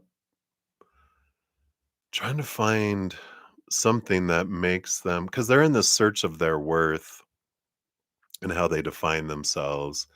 And I feel like just they're looking at just everything, relationships, business, and job, and that, and possessions, and money, and those types of things. So I feel like they are looking to the outside for that. And tomorrow feels like a search for that. Just like in the Seven of Pentacles around their business today, it almost feels a little bit of the is this really worth it? Or do I need to do something else? Or do I need to add something else? To be able to make this successful kind of energy. And I feel like that's built into all these different areas. I feel like they're doing a big reflection time tomorrow with that. Work wise, the Eight of Swords, I feel like they're trying to put together, this energy here of this energy of, what no longer works.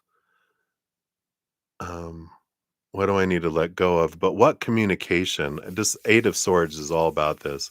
I think you got this in your first reading, but it's about communication. How can I communicate clearly? What kind of communication can I put out there? I feel like they're working on kind of a, um, what do they call that when they're going to roll out something new? Roll out, I wanna like a advertising effort. I wanna how can I get it out there so I can get attention? I feel like tomorrow is a lot of that researching how can I make the most of social media and this and that and different tools to get the name out there so I can attract more business. That's what it feels like for that there. For next week, for personal wise, we've got the Nine of Wands. He Hulk. So, we got this energy here. Um, it's a bit of feeling blocked, but it's also about, well, no, it's about beating my head up against a wall over and over again, expecting a different result. Because they showed me in the Nine of Wands, normally they have someone with a bandage on their head. It's because they keep hitting them against this wall, expecting to get through it without changing anything. And this just feels like, they're continuing to beat their head against the wall personally, and feeling like, if I turn into the Hulk, maybe I'll be able to bust through this wall. It's like, no, because it's not that. It's they got to change on the inside. But I feel like they're trying to change things on the outside to try to make things different, but it has to start in here because the world is a projection of what's in here, not the other way around.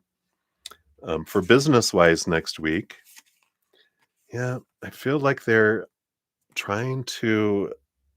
this makes sense with the communication and all this because the with the Fool card, it's a new adventure. It's a new kind of like a new I'm trying to think of the word, but it's like a new campaign. I think I said that. It's a new campaign, um, announcing something new, starting something new, in order to have this Ace of Coin, the Ace of Pentacles, to try to draw up business and bring in business. So that's a big piece of that is a new approach, newness, new, and a lot of communication and trying to do things. So I feel like that but they're doing it a little bit from desperation and not from gratitude and not from, like we said, those interchanges. So when they're trying to get the coin of the outside world, that want and need energy pushes it further away instead of drawing it in. So very interesting with all that. So hopefully that makes sense. For your fortune cookie, we're going to go to these. What is this? Mind, the mind info cards. So let's see what your fortune cookie for them is. What do they want you to know, right? That came flying out. Yeah, it's like here they're wanting to speak up. They're wanting to be heard, right? um, what are you not saying that's eating you up inside? Wow. You can't keep this in forever. It's time to let it out so you can move on and be happy. What a great card. Uh I feel like that's their energy. That can be all of our energies, but I feel like that's their energy. What are they hiding? What are they not speaking up about? And that's that pattern. Me not speaking up, right? Me staying quiet. So interesting. All right. So that is what they have for you, Anna. Thank you again for your additional donation on here. And we'll see what's happening here. So I've got one more donation. We got Moonlight 5 coming up. So Vanchika, no, you're not up next. I'm still finishing up donations. I haven't started free readings yet. Um, Let me see, where did I leave off here? I can kind of maybe give you an idea. Let me just see where we're at here too, because we did Stargate. We have them. Let me just see if I have any others that came in here. Okay.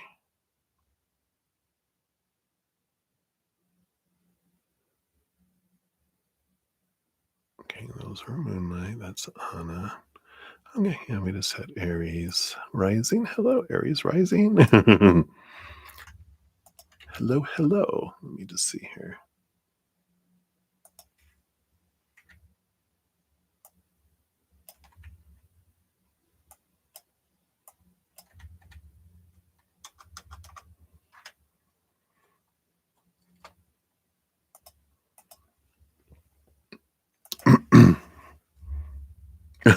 Yay, Anna! I'm so glad. You're very welcome. And I see here, Aries rising. Oh, here, let me just tell. I'm sorry, Vanchika. I got totally distracted. So I've got Brenda, Ateshi, Samir, Maria, Amethyst, and then Livier, Cat Goddess, Patricia, Mika Khan, JJJ, Gojo, Santori, and then you, and then Maria P, and then Stargate Enterprises, and then Aries rising. You said you hope everyone's doing well. Good to see you. Oh, free reading. Yep. So Aries rising. I'll add you to the list here too. All right. All right. Yeah, and I'm at 220. So after Moonlight's second reading here, I should start. I'll start free reading. So um, they're a little faster, of course, because they're just 1 to 2 cards. We don't dive as deep into the free readings as we do donations. So those will go faster too. So hopefully that helps. All right. So let's return back and Moonlight 5. Thank you so much for your additional donation. And here are your timestamps. Boom, boom, boom. All right. So game over sticker. Uh-oh, what's this? And thank you for your additional donation. So how does your son feel about the thing he bought last weekend? How does he feel about it? Regrets? What does he feel about your quiet reaction to it? Ooh. How does he feel about it? Does he have regrets? And what does he feel about your quiet? Okay, yeah, I got you. I'm was picking up what you're putting down there. All right, let's take a look here. We'll step into your sun's energy here. Let's see what we have going on. All right. So, how does he feel about the thing that he bought last weekend? Let's take a look at that energy first. Okay. One card for that. And then, does he have regrets around it? Okay. Thank you. Well, there's extra feelings. We'll take a look at those. And then what does he feel about your I'm so proud of you for your quiet I feel like you had a quiet response. You didn't react and go, "What the hell did you buy that for? What were you thinking?" You know, knocking on his head. You were just like, "Oh, hmm," and then walked away, right? So I'm proud of you. What a growth. I mean, can you imagine a year ago how you would have responded or how you would have reacted? And now you were able to bridle the rage. It wasn't rage, but you're able to bridle that, inner energy there. So interesting. So we got the lovers card here underneath um, there, which is all about relationship. So the importance of relationship is underlining here too. And I like that because it's like you're focusing in on that. My relationship with them is more important than my opinion about what they did or didn't do, right? I like that energy.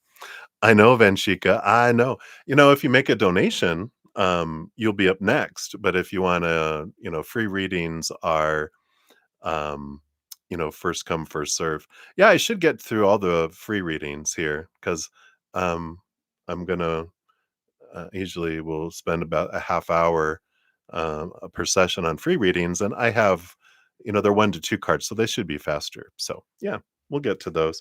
If you want to be next though and prioritized and dive deeper, then a donation will do that too. So otherwise, the free reading line is long. All right.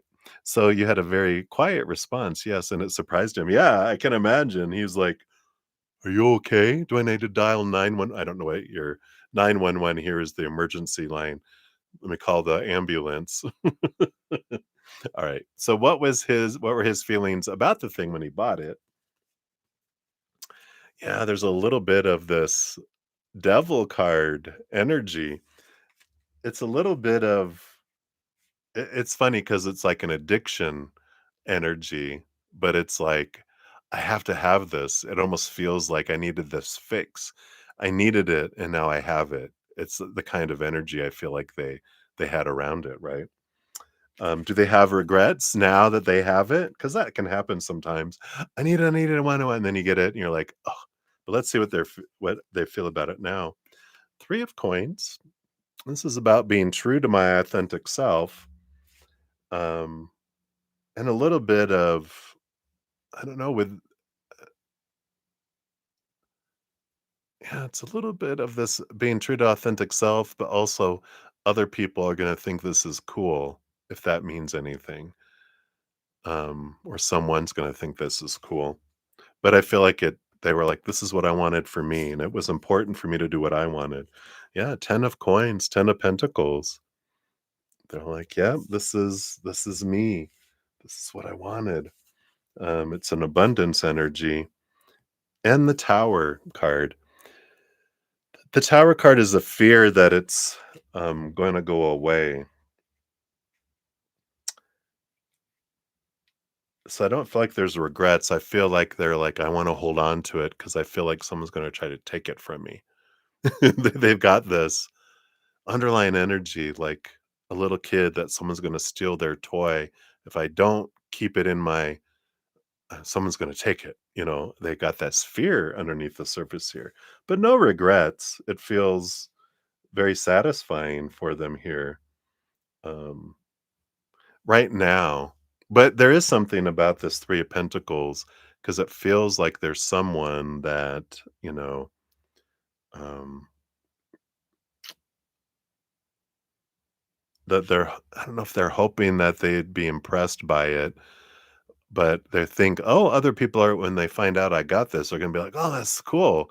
And but when other people are like, "Oh," and then I feel it takes a little bit of the woohoo around it away because they're doing it for themselves a lot, but they're also doing it for what people would think a little bit, which is what we learn when we're younger, right? We learn, "Oh, this is people will like me or people will think I'm more because of this," and it doesn't. In fact, people are like, "Ugh, why don't I get that?" Or they steal it, right? Interesting. All right. And then how do they feel about your quiet, silent response here? We got the Knight of Wands. They were prepared for a reaction that's coming in here, right? Oh, yeah, right. That's funny. Yeah, so yeah, that friends energy was definitely there with that 3 of Pentacles because that's your friends group energy. But this Knight of Wands is they were expecting a reaction, um, from you for sure. And then the 8 of Wands, yeah, they were expecting a swift response from you. They're like, "Okay." They were waiting for it. Yeah, and the Page of Wands, wow. It's funny because they were surprised by it, right? But all this fire energy, it in a way inside of them, why were they reacting on the inside? They were reacting to your non-reaction like, "Don't you care anymore?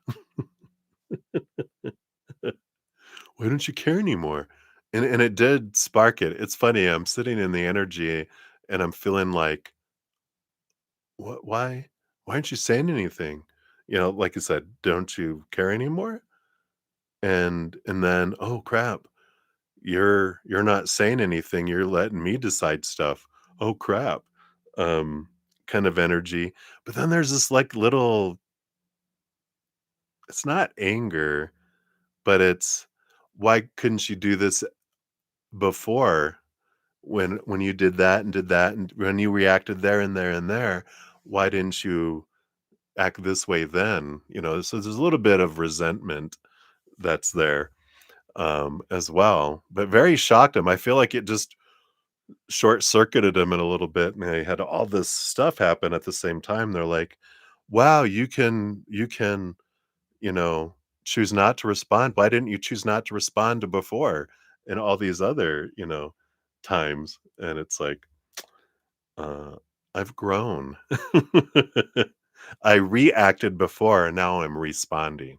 I've grown. You can grow too, eventually. So it's very interesting, energies that are coming in there. Um, and hopefully that helps a little bit. But it's still, you know, it's so confusing to be their age. I remember, the teenage into our early 20s. Life is so confusing. It is just and hormones are all making us be stupid and reacting and we're going through trying to, find our own identity, but we don't do that till later, and so we're trying to fit in, we're trying to determine who we are and defining ourselves by other people and all sorts of fun stuff, right? So it's like, you know what? I'm gonna send you love. Yeah, I like this. Ask for help is the fortune cookie that comes in with this, right?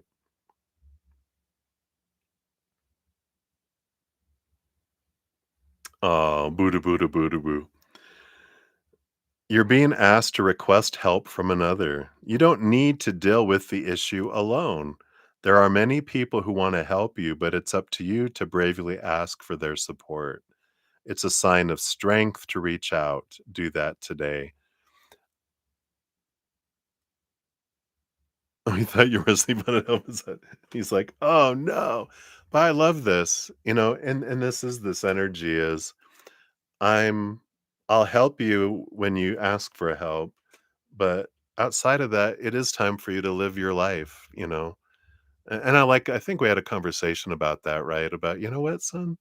You're an adult now. You make your choices, you get to live with the experiences. I'm not gonna punish you. I'm not gonna do this. I love you, I wanna help you in ways that I can, but I also need to let you experience life like I learned.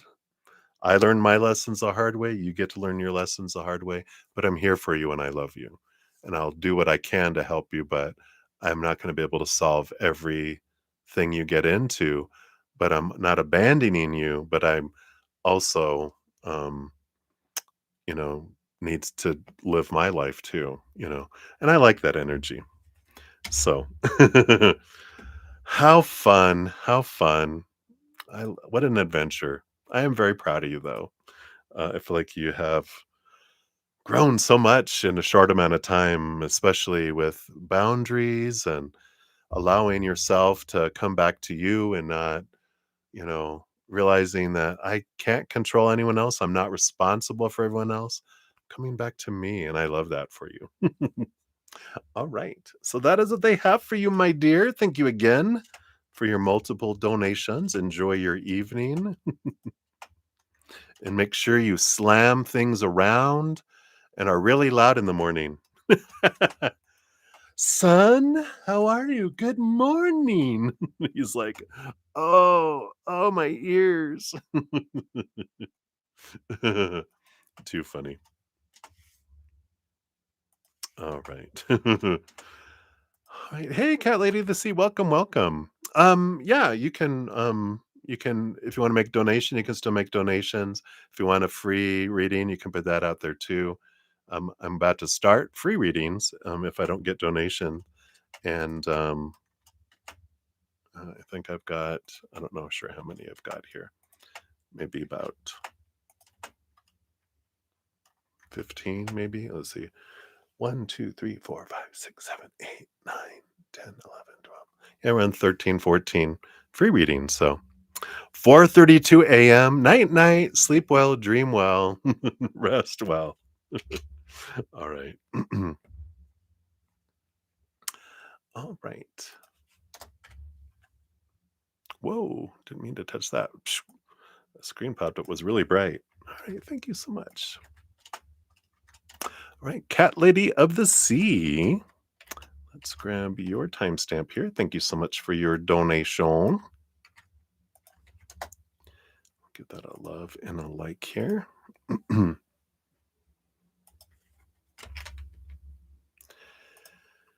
And for all the free readings here, this will be my final donation. If anyone makes any other donations, I will do those after the free readings. Um, so I will start free readings here in a moment. So hang in there, everybody. Thank you for all your patience. Thanks for all the thumbs up, too. If you're enjoying free readings, make sure to give that a thumbs up. It does help support the channel. And helps us all be part of the love tsunami. So thank you. Totally went off track. I'm like, where did my brain go?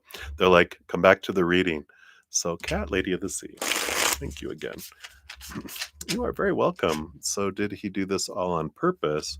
Knowingly what he did? Did he realize how fake he was with me? All right, let's take a look here and see here. What does Spirit want you to know here around all this here? Okay. So I've got that. And then 1, 2, 3, 4. And we got this here. All right. Let's see what we have here. Let me see. I'll put this over here. I'll get it all right here in a moment. So the bottom of the deck here. Go. You have the Knight of Pentacles. The Knight of Pentacles is an energy of quest, right? And all knights go on a quest. It's what they do, right? And we're all on a quest of our self-worth, which is what this Knight of Coins is. They're in pursuit of the Ace of Pentacles, which is we're all trying to get back to our true worth. And we go through this experience of life. We come down here, you know, realizing who we really are, but we forget as babies, and then we're taught a bunch of other things like, no, this is who you are. No, this is who you are. No, this is who you are. And we're confused and we take on all this identity of all these people telling us all this stuff. And then we're on this quest to understand who we are. And we all do the best we can with the beliefs we have and the energy we have in our environment at the moment. And the energy that comes in here is that, there are people in the world who intentionally do things from a place of fear, but for Jordan, it feels here, I'm on my journey. I had good intentions. I wasn't trying to be fake. I was being who I thought I was supposed to be. I was trying to live up to these expectations, all this stuff I've been told. Um, I wasn't being authentic because out of fear, like most of us, we're not authentic. We all wear masks in the beginning of our journeys and our adventures in life, and we slowly start peeling it away to find out who we each really are. And in doing that, it does make us feel like we are, you know, I was being someone who I wasn't, right? And I feel like that's the kind of energy that's really coming in here, that he didn't purposely, um, he wasn't purposely trying to fake you out or do something like that. He thought he was being who he was supposed to be. And as he realized it, as things are unfolding, he's realizing this isn't me. This is who I've been feeling like I'm supposed to be out of fear. I was trying to be someone. And it's because he's going through this identity, um, they call it an identity crisis, which we all go through at some point in our life. Usually, some people don't. They don't question anything their entire lives, and that's what they wanted to experience. But most humans, we, we're conditioned growing up emotionally, mentally, and physically. So in the womb till like 21, those years, we're just developing the character, and we're being influenced by all the opinions of the outside world, and we have all this, you know, this, um, energy that, comes in, and then we start living life, and we start realizing at some point, this doesn't feel right. When our the feeling that I'm not being true to myself gets outweighed by the fears that people are gonna reject me or how people are gonna treat me if I don't do all these things, until my that ugly feeling outweighs that, I don't take action and change. But it eventually happens, usually, right? So let's take a look here at these cards here. Because you wanted to know more about this. Let's find out more about this before I look at your other questions here. Yeah, we have the Seven of Cups. Here's all these emotions. All like the Seven of Cups are all these, there's all these um expectations, like all these bottles and all these masks, especially. These are all the people that other people are thinking that they're supposed to be. And that's the thing too. I mean, you experience this too. We all experience it, right? Where everyone thinks we should be someone that we're not, you know. We don't please everyone on the planet. There's people that don't agree that you are supposed to be who you are, that you should be doing this instead. This is the way you should act. Um, just like you're feeling Jordan should be different, Jordan feels you should be different, or you guys would be together, right? If you were being the person that they thought you were supposed to be, then you'd be together. And if they were the person that you thought they should be, then you guys would be together. But they're and that's the way we all are. That's where all the conflict in the world comes from, is everyone's acting differently than I think they should, or saying things I don't think they should, or not saying the things I think they should, or not doing the things I think they should, right? That's the crux of our is that we all have these expectations and beliefs about who people are supposed to be and not supposed to be, right? But this is the mask. This is where they're coming from. They were trying to put all these masks on for all these different people. And so, we've, uh, this is the root of your first question. The Two of Swords. So there's always this battle going on between their head and their heart. And there is that conflict in energy that I was just talking about. We got the Three of Cups, which is an energy here of, part of the when we're going through life, this is the um when I'm defining my worth by other people, if I'm not feeling this fulfilling feeling by people, situations, or things, then I feel like, we do this, um, um, we'll try other people, we'll try other situations, we'll try other things, trying to fill up this hole in our heart that's there. And that's part of our journey too. The part of that pentacles, the pursuit is to try to fill up this empty feeling inside of me with things on the outside world. And you can relate to that. I mean, we all can, right? Especially if it's like I was a one person, like I was only with one person at a time, but they would never give me enough emotion. They would never give me enough, and then they would end up going outside the relationship in several of them. But it's this, um, realizing they can't give me what I'm looking for. No one, nothing in the outside world can give us what we're looking for, because what we're looking for is our higher self love. But that's what ends up happening on our path is we end up thinking, well, maybe if one person isn't filling me up, then I need multiple. Or if one accomplishment isn't filling me up, then I need multiple. Or if one, owning this doesn't, maybe if I own a lot of these things, or if $1 million doesn't make me feel full, maybe I need 5 million, so there's all this energy that comes in with that, right?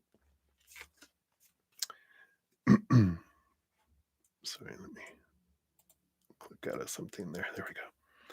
Yeah, we have the 10 of Wands. They're in this place here, this 10 of Wands, that is, um, trying to so much effort, the burden of trying to fill up our lives with so many things, this 10 of Wands, that it becomes a point of desperation where it's like we have a tapeworm and it doesn't matter what we eat, we still feel hungry. And it's like, I need to eat and eat and eat and eat and eat. Why is this not satisfying me? Why is the outside world not satisfying me? And this is the energy that they've been going through here. Yeah. And a lot of stuff below the surface, you know, with the moon card, there's a lot of hidden emotions that are pushed down, a lot of beliefs that they're working through. So they are going through this, they're trying to find their identity, um, and they're at that point in their life here.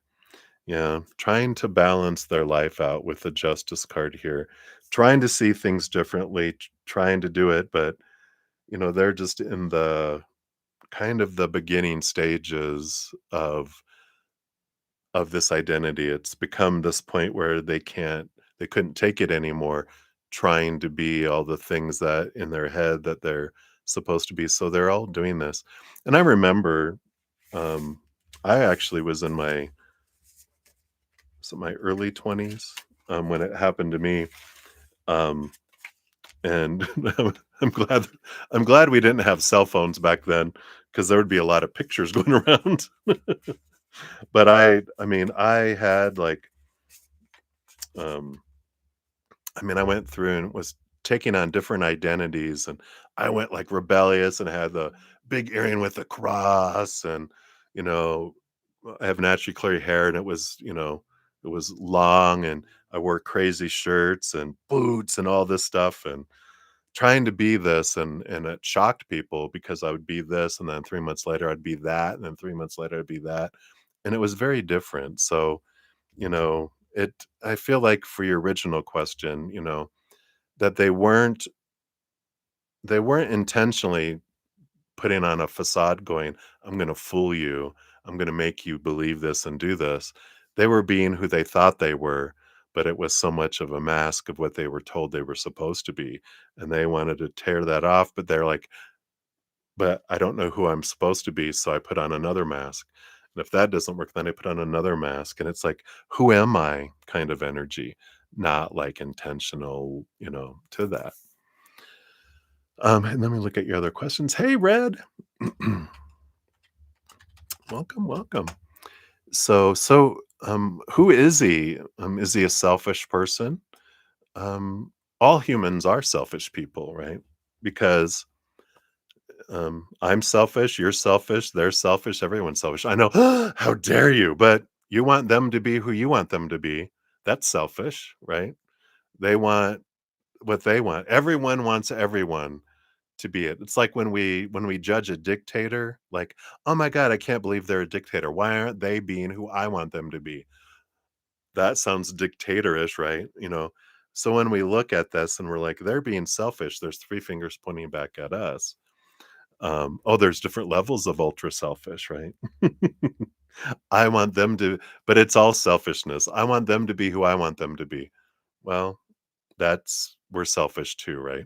Every human, when they're in fear, when they're feeling unsafe or out of control, we all act like 2-year olds wanting everything to go our way, and we'll throw a tantrum, or we'll cry until we get what we want. That's how children work. That's how 2-year-olds work. And we laugh and are joyful when we're getting what we want, you know? And so, those are the three ways that we as humans react to things is we either get angry and, you know, all these toys are mine, or we cry, they took my toy, or we are laughing because we have everything we want in the moment until suddenly we see something else we want. That's how we do as children, right?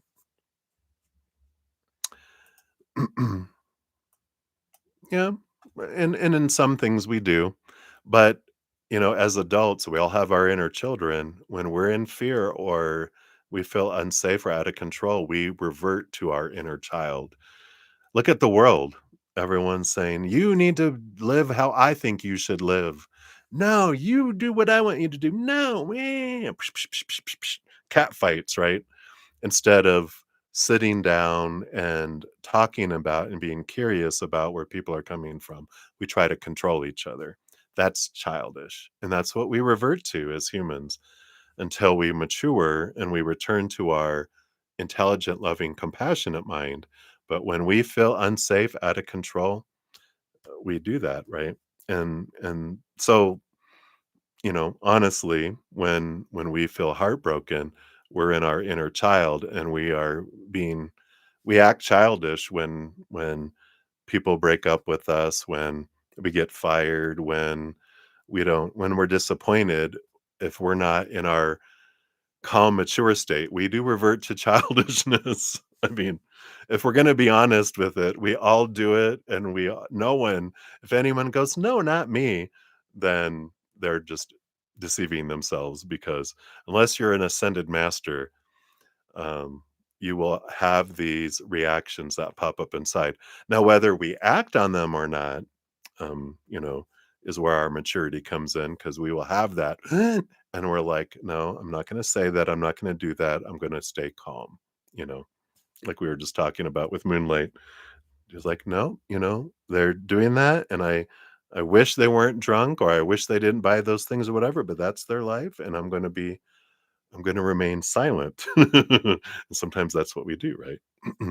So, um, yeah, that's all he does is people please. So all the stuff here, yeah,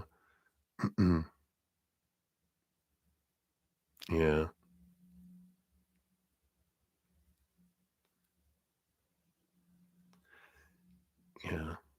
And so, and I understand, I know, we've all been there. In fact, my next podcast that comes out, I talk about we're gonna have um 2, of the podcast adventures. One they're both about conflict with people. The first one is round 1, which is about heartache, and when we this, uh, about intimate relationship, and the other is about people outside of intimate relationships. Why do we battle with people? And it talks about all that, the stuff of, you know, um, when I when, people in the outside world just do things, but it's all of this judgment we have about other people. It's expectations when we're looking at people going, this, they shouldn't do this, they shouldn't act this, they shouldn't communicate this way. All that stuff that's um, makes us so upset, either sad or angry, is because we think that they should be different. And when we step back and realize that my misery is happening inside of me because of my story, because of my expectations, which are triggering the emotional soundtrack that matches my story. And, when I'm like, they shouldn't have treated me that way, now I'm going to be upset in one way or another. If I'm like, you know what? They are in fear, they are trying to figure themselves out. All of their actions, their non-actions, their words, their silence, everything they did, it's not about me. This is about them. They're expressing and they're, it's not of a higher vibration. It's of they're crying out for love and they're trying to do things so that they feel lovable, but we're trying to all of us try to figure that out in our life. And when we're trying to, do this and trying to, you know, we're going to step on toes. We're going to, impact other people, not willingly, but, you know, because we're all focused in on when we're in fear, that's why people run over each other in a theater that's on fire. We don't think, "Oh, let's help everyone get out." They're like, "Oh my god." We go into fight or flight mode and we're like, "Survival of the fittest, get out of my way." We'll step over grandma on grandma's and grandpa's head to get out, leaving everyone behind when we're in panic mode. And that's how we know when people are acting a certain way, we know they're in panic, we know they're in fear. It's not about us. It's like when you swim out to rescue someone who's drowning. They they're not seeing clearly. You see the animal panic in their eyes. They're freaking out and their arms are flying around. They might smack you upside your head, not on purpose, just because they're freaking out. And then they see you because they recognize you're there after they hit you. And then like, you're a life preserver. I'm going to jump onto you. And they're like, you both go underwater and you're like, why are they hitting me? Why are they trying to kill me? But when we get them back to shore eventually and they feel safe again, you see the real them come back, not the panicked little self. And I know it's hard when we're in panic mode by what's happening. We can't see that clearly until we calm ourselves. And eventually we get to a point, you know, which I talk about in the podcast. Eventually, that'll be out maybe next week. I'm still finishing drafting it to record it, but one of the big things I learned post several relationships was, oh, these were all my teachers showing me what I wanted to see about myself. Their actions were about themselves, but what was bubbling up inside of me was for me, and it's set me free because of it. And yeah, I wanted to bury some bodies throughout those relationships. Honest, honest. I mean, I wouldn't have really murdered them. Maybe just burying them up to their neck and, let this put peanut butter on their head so the squirrels would, you know, eat them. But, um, later I realized, oh, this was for me. Um, and I'm set free because of it now, and I don't have any resentment now, and I honor them as my teachers because they did a really good job, birds. You gotta so the birds will pluck out their eyes. I love it.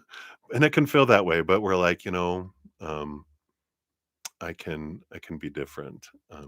So hang in there, let's get your fortune cookie too before I forget here. But it definitely, it's one of the most difficult adventures, most challenging for us. But it does get better. It does get better. And when we see it, and especially when we learn from it, and going, how do I feel about myself in these ways, as well? How do I, how am I selfish against myself? Which, like for me, it was because I was sacrificing myself for everyone else. That's how I was being selfish to myself. I was depriving me by giving to other people. It's like, um, my inner children wanted my love, but I'm like, "Oh, no, I'm giving to these other people." That's how I was being selfish to myself, right? And what are the messed up things that I've done to myself, How have I defined myself by the outside world? How have I sacrificed and shrunk myself? How have I tried to be someone that I'm not? How have I lied to myself? Who am I? Do I know who I am? Um, and you don't want him happy. Why is it that you don't want yourself happy? How does that apply? We can ask ourselves these questions, when we're in uh, a steady place, right?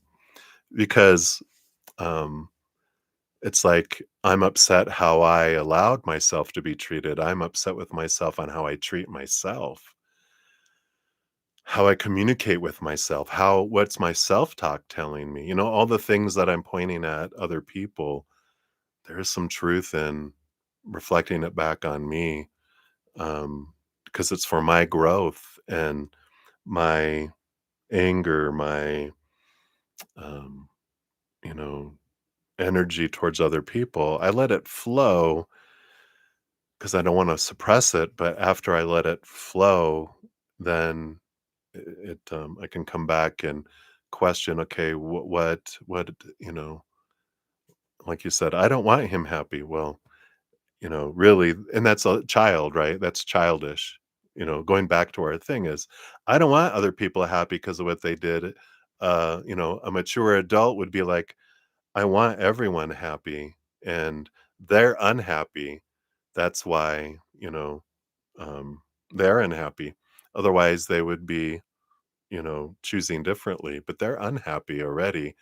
So it's like, well, I don't want them happy. And it's like, no, we really do want them happy because we also want ourselves happy.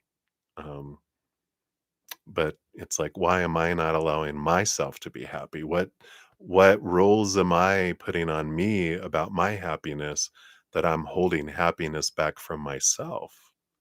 You know? Well, I know we went really, really deep. So sorry, everybody. All right, let's see here. Yeah, you got the Chamber of Innocence. Here's childishness. Here's the child. Here we are. Let's see what this is here. Chamber of Innocence.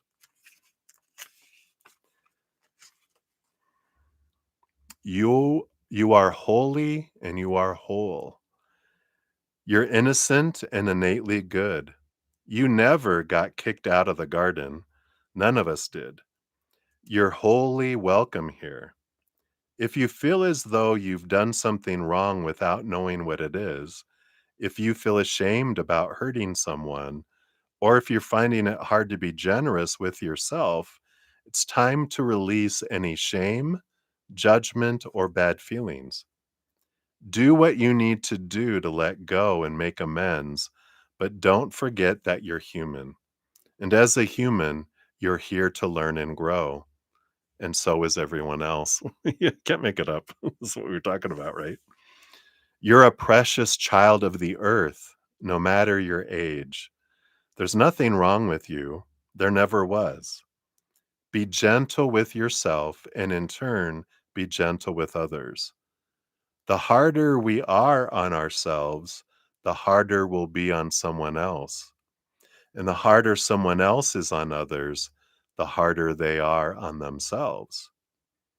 This card comes with a message of tenderness, of gentleness, of self forgiveness. Don't be so hard on yourself. Treat yourself like the innocent one that you are. It's impossible to get it right all the time. Don't you remember that you came here to grow? You have a right to be here and don't need to prove your worth. You have goodness in you. You're an ever changing work in progress. Grow and learn, but do it softly. When we know better, we can choose to do something new. This is what it means to be human. What does the innocent child within you want to know? What does the innocent child within you want you to do? Lay down your sword. You've nothing left to prove. Wow. Wow. Wow. Wow. That is pretty powerful.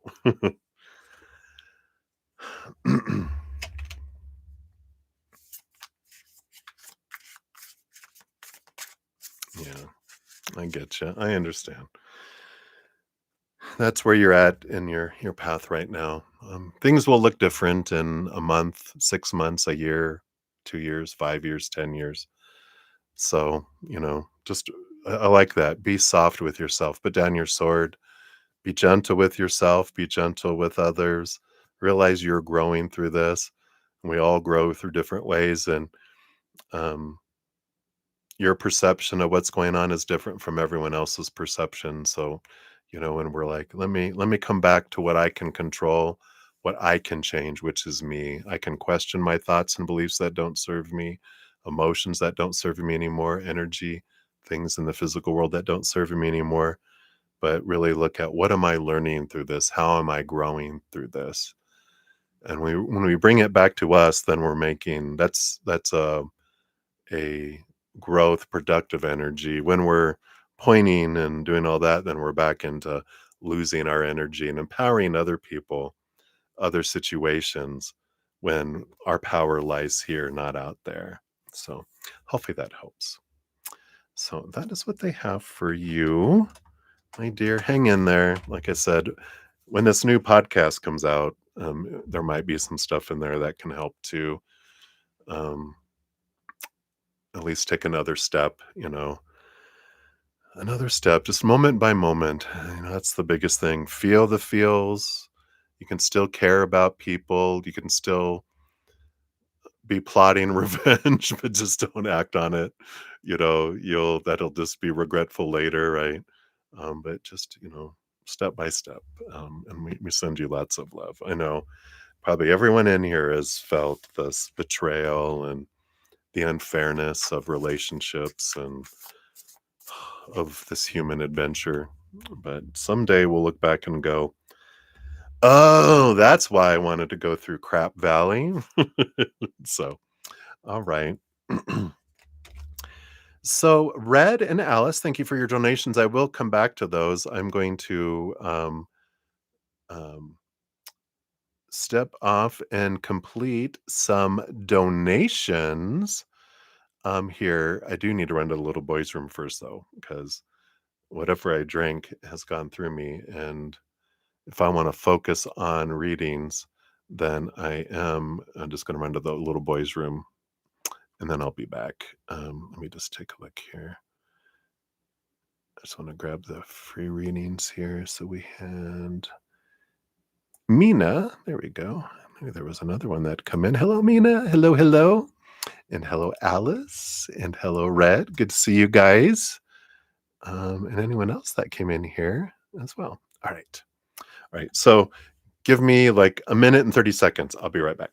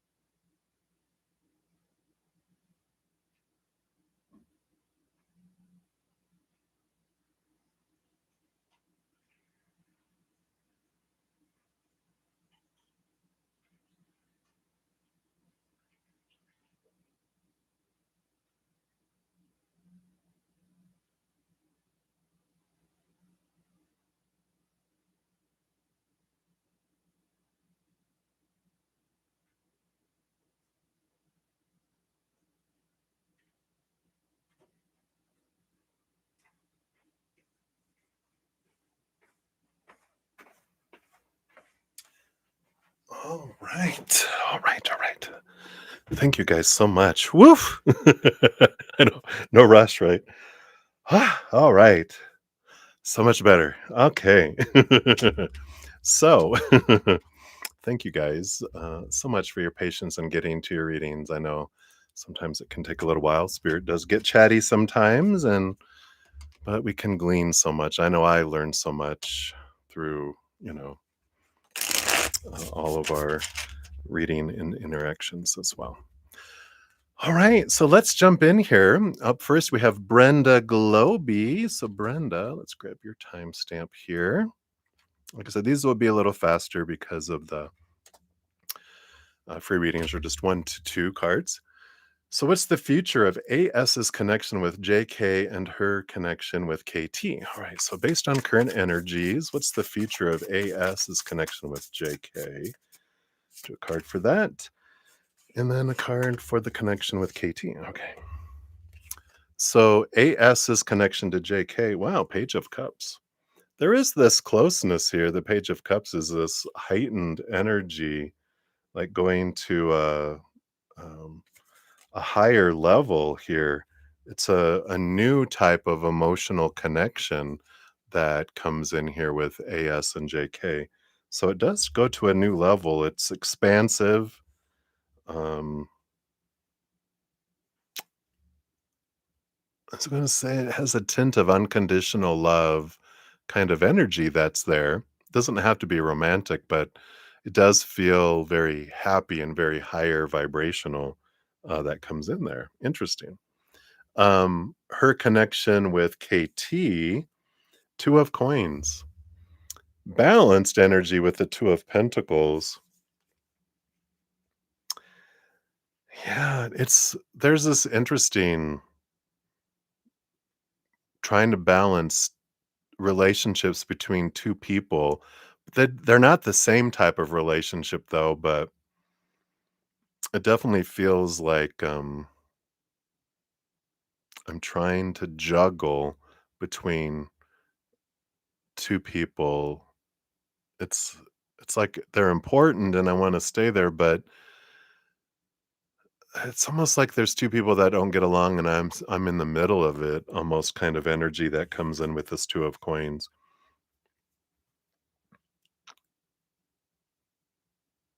And, yeah, this balancing energy. It's very interesting. um, Between here. I don't feel like it's like a love triangle kind of thing. It's more like I have a relationship with you in a special way, have a relationship with you in a special way, and between them, and I'm like, um, but I want to be friends with both of you, or have relationships of whatever kinds with both of you. But if you guys can't get along, then I might just have to wipe you both off of my plate, you know? It's like, "Ooh, look at that, authority." But that's the kind of energy that's coming in. Hopefully that makes sense. That's what they have for you, Brenda. Brenda, so many blessings to you. All right, and then we have Ateshi Singh up. Let's grab your timestamp here. Like my sound effects. All right, so Ateshi, how will your first meeting with KTH go? All right, let's take a look here. How will your first meeting go with KTH? All right. Well, you got the Page of Swords. Page of Swords is heightened communication, which is good there. A lot of clarity that comes in with that too. And the Eight of Wands, I feel like it flies by with this Eight of Wands. There's a lot of energy that just goes, goes, goes, goes, goes, goes, goes, goes. Um, there's a lot of, I want to say, passion expressed, but it's it's more excitement expressed than it is like passion, not it's like the passion of life, the excitement of life. There's like this very energetic kind of energy that comes in. But because of that, I feel like the meeting flies by really, really fast. But there is a lot of clarity, a lot of seeing things differently, a lot of good communication that comes through that here. So it feels positive um, in there. I'm not getting any like conflict and stuff that comes in there. Just feels like productive, if that's a good word for it. But it just feels like I'm happy about it, the outcome, if that makes sense, or the interaction. All right. So that's what they have for you, Ateshi. So many blessings to you. All right. And then Samir Lee, you are up.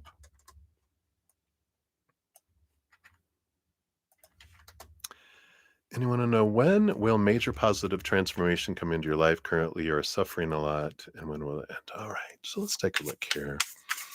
Based on your current energies, what am I looking at here about when? All right.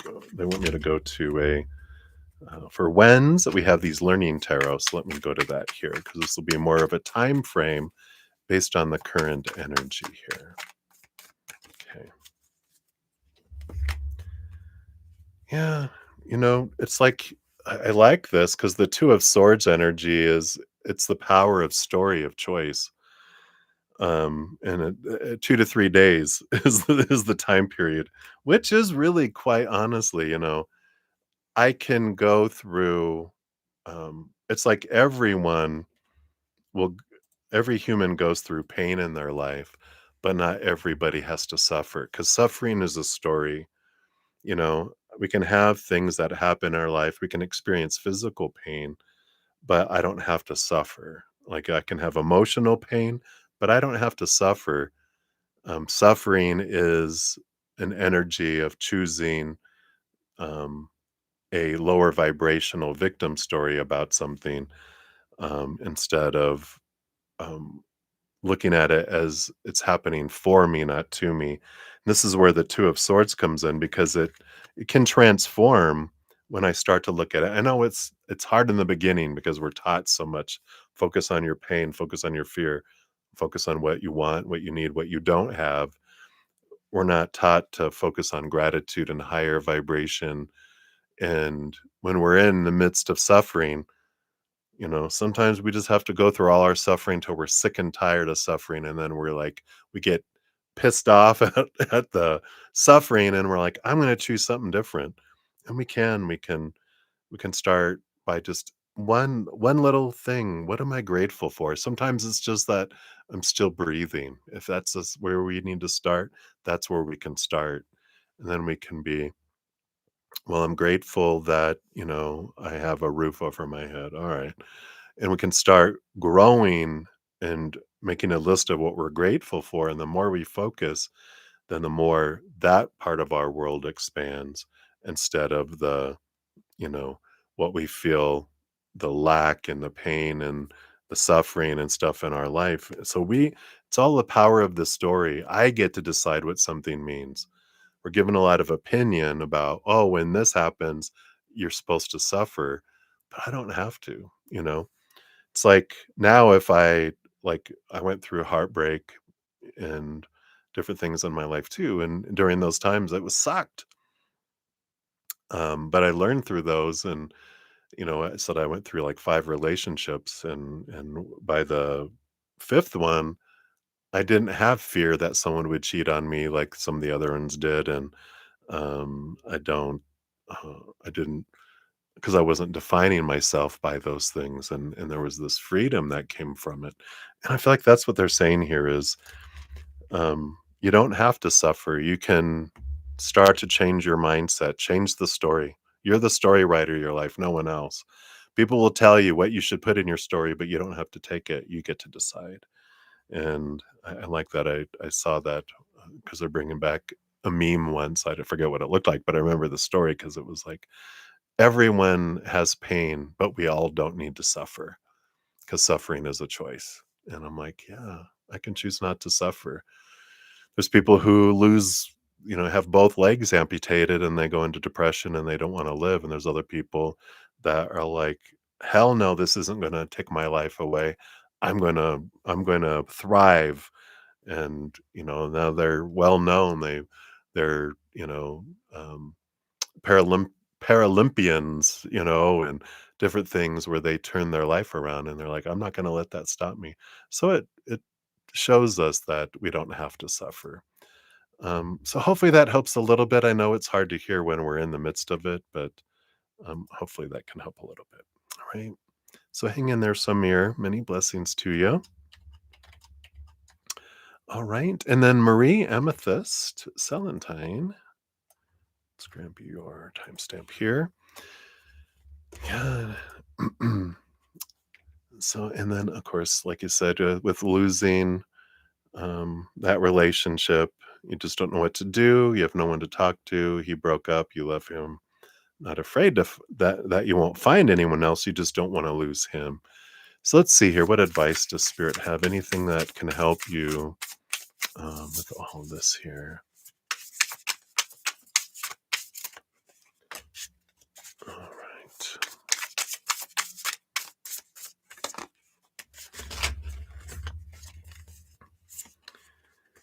Yeah. You just gotta love Spirit. You got the Three of Swords, heartbreak and disappointment, and the Strength card. Your inner strength. You are strong enough to get through this, is what they're saying here. And I like that, I don't have anyone to talk to, but your higher self is saying, "Who am I? Chopped liver?" You have maybe not anyone in the physical world. You might not feel like there's someone, but you're surrounded by a host of beings of unconditional love and light that are feeling every emotion you're feeling, know every thought that you're thinking, been with you every second. They know everything you've experienced. And so they, out of anyone, will get what you are feeling and experiencing. So reach out to them, talk to them, ask them for, say, "I appreciate you guys, but I can you bring someone that I can talk to in person? Because I need a physical body to cry on their shoulder," or, someone, please. And they will bring that for you too. But you've got this Leo strength, the Leo energy of the strength card, that you are so much more stronger than you have been taught to believe. You've been through 100% of and overcome 100% of everything that you've experienced in your life up to this point, or you wouldn't be alive right now. So you've got a great source of strength. You will get through this like you got through everything else. Someday you'll look back on that and you'll see it as a growth experience. You'll see it as what you have overcome. And even you might even be grateful for it.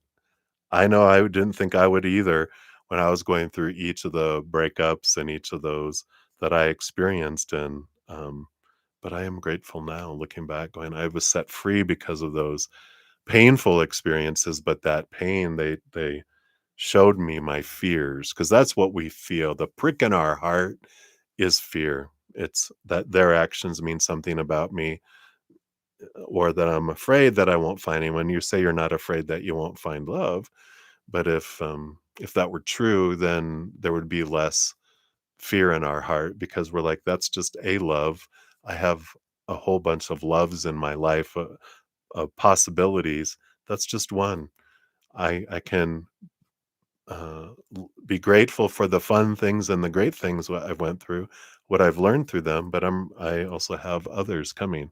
It's like if you have two ice cream cones and you drop one, oh no, yeah, I'm sad I dropped that, but I got this ice cream cone, so I've got another one. In fact, you might have a whole freezer full of those little ice cream cones, that you can just, oh, I'll just get another one. There's plenty. So hopefully that helps a little bit. I feel like what can help you is reaching out to your spiritual team, and you're never ever alone. So they're there for you, and that's what they want you to know. That's why they came through that way. All right. So many blessings to you. Hang in there, my dear. All right, and we have Livier Vagara coming up here. I don't know what I was about to say. That's not your name. All right. There you go, my dear.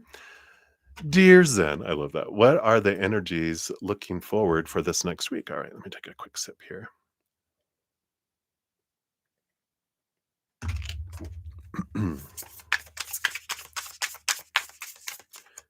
What are the energies? So you got the Five of Pentacles and the Eight of Pentacles. I love this. So this energy of, feeling of lack, right? Of I don't have enough is replaced with this Eight of Pentacles, which is, when I put in the blood, the sweat, the tears, I continue to chop the wood, carry the water, do the tasks, and do all that, then I get the reward. And the Five of Pentacles, I know that you've been looking at that, in your adventure, your journey of looking at what are these beliefs of that where my inner child may not feel like I deserve reward for what I'm getting. And so I feel like if you're looking at that, the more you release and talk to your inner child, especially your 7-year-old and younger emotional inner child, about, all these impressions you got when you gave, where you feel you were giving and you didn't get back from people. What are those? And I feel like it's a great opportunity here with Libra energy, this balancing energy, to balance those scales and to really ask them, ask your inner child, and whether it's by automatic writing or however you communicate with them, that, what is it when you felt like you were undeserving and that you were shortchanged in your life? Because it's like your inner child took on a belief, I don't deserve more. I deserve this. It's like, no, you deserve equal. And there's something about that that helps you realize, no, I put in the work, I get the reward. That's how it works. And our inner child goes, no, no, you get a only 1,000th of what you do. That's how much it takes. You're like, no, no, it's one for one. You get equal. What you get out, you get back. Really? Yeah. So where is it that you had that? Let's transform that memory. Let me edit that belief with my inner child, because that they're the ones that keep things away.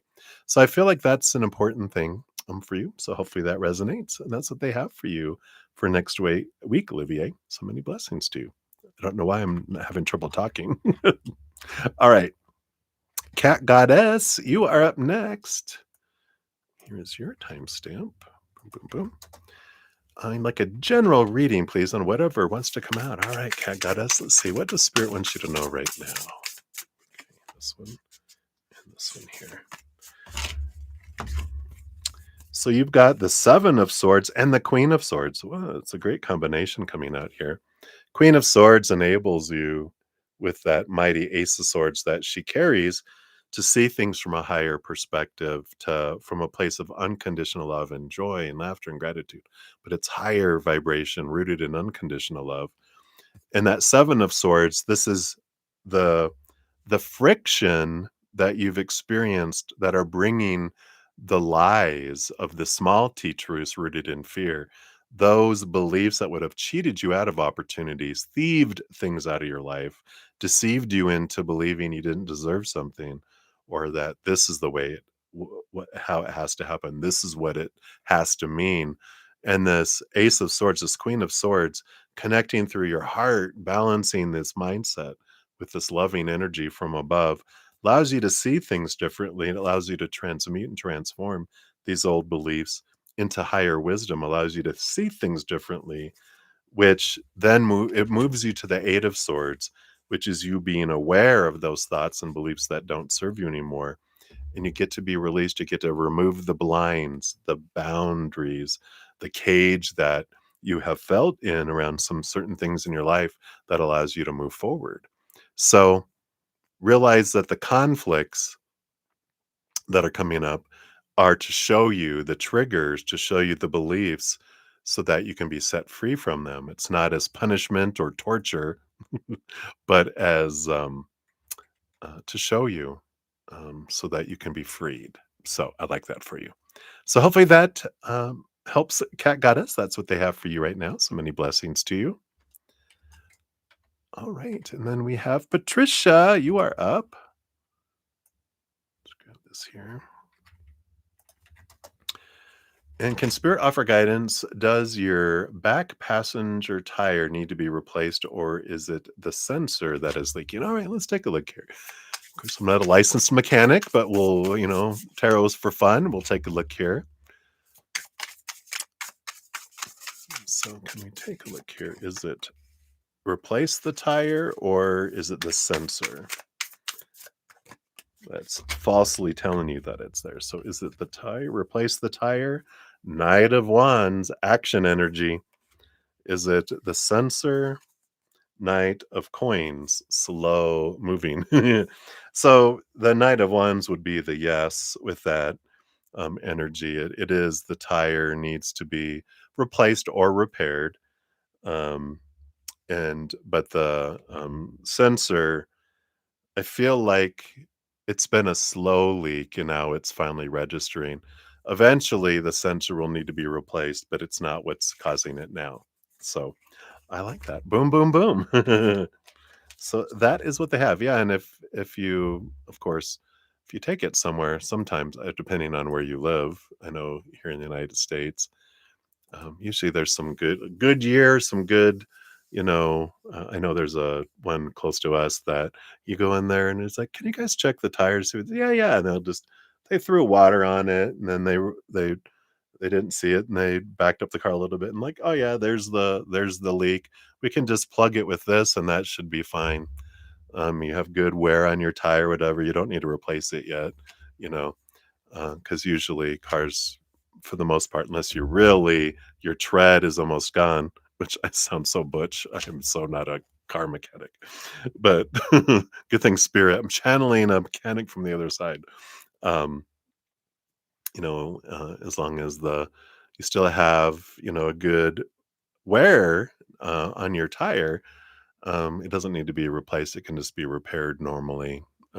So that's what they have for you, Patricia. I love that. All right. Many blessings to you, my dear. All right. Then we have Mika Khan. You are up. Let's grab your time stamp here.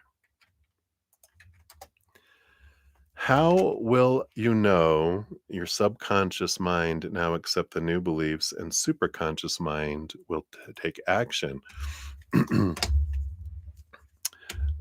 Yeah, that's a good question. I'll pull cards here, but I feel like you'll know because you'll see it. Um, you'll see it expressed in your outside world because we don't change from the outside in. We change from the inside out. We don't see the world as it is. We see the world as we are. So as these things change on the inside, then our outside world changes. It is how we see it. It's the outside world. Yeah, I like it. You'll see here with the King of Cups, you'll feel this balance between head and heart. You won't feel so helter-skelter and all over the place, right? And the Page of Wands too. You'll feel empowered. You'll feel the energy change in your life. You'll realize I'm focusing more on higher vibration than lower vibration, right? And because of that, you're drawing in different things in your life. If you're like, God, why do I keep on drawing in this stuff? Then it's like, oh, I haven't changed some things. Because even though our subconscious and superconscious change, what I'm consciously choosing with my energy is also what I draw in. So if I'm on autopilot, my subconscious and superconscious are the ones making choices for me, right? But when I consciously choose, then I override. It's like being on cruise control, taking it off cruise control or autopilot to fly or drive myself, right? Um, so you'll know by what you draw into your life. You'll see the change in your physical world. You'll start to draw in things differently. So hopefully that makes sense. So that's what they have for you, Mika. Many blessings to you. All right. And we have JJJ is up. Let's grab yours here.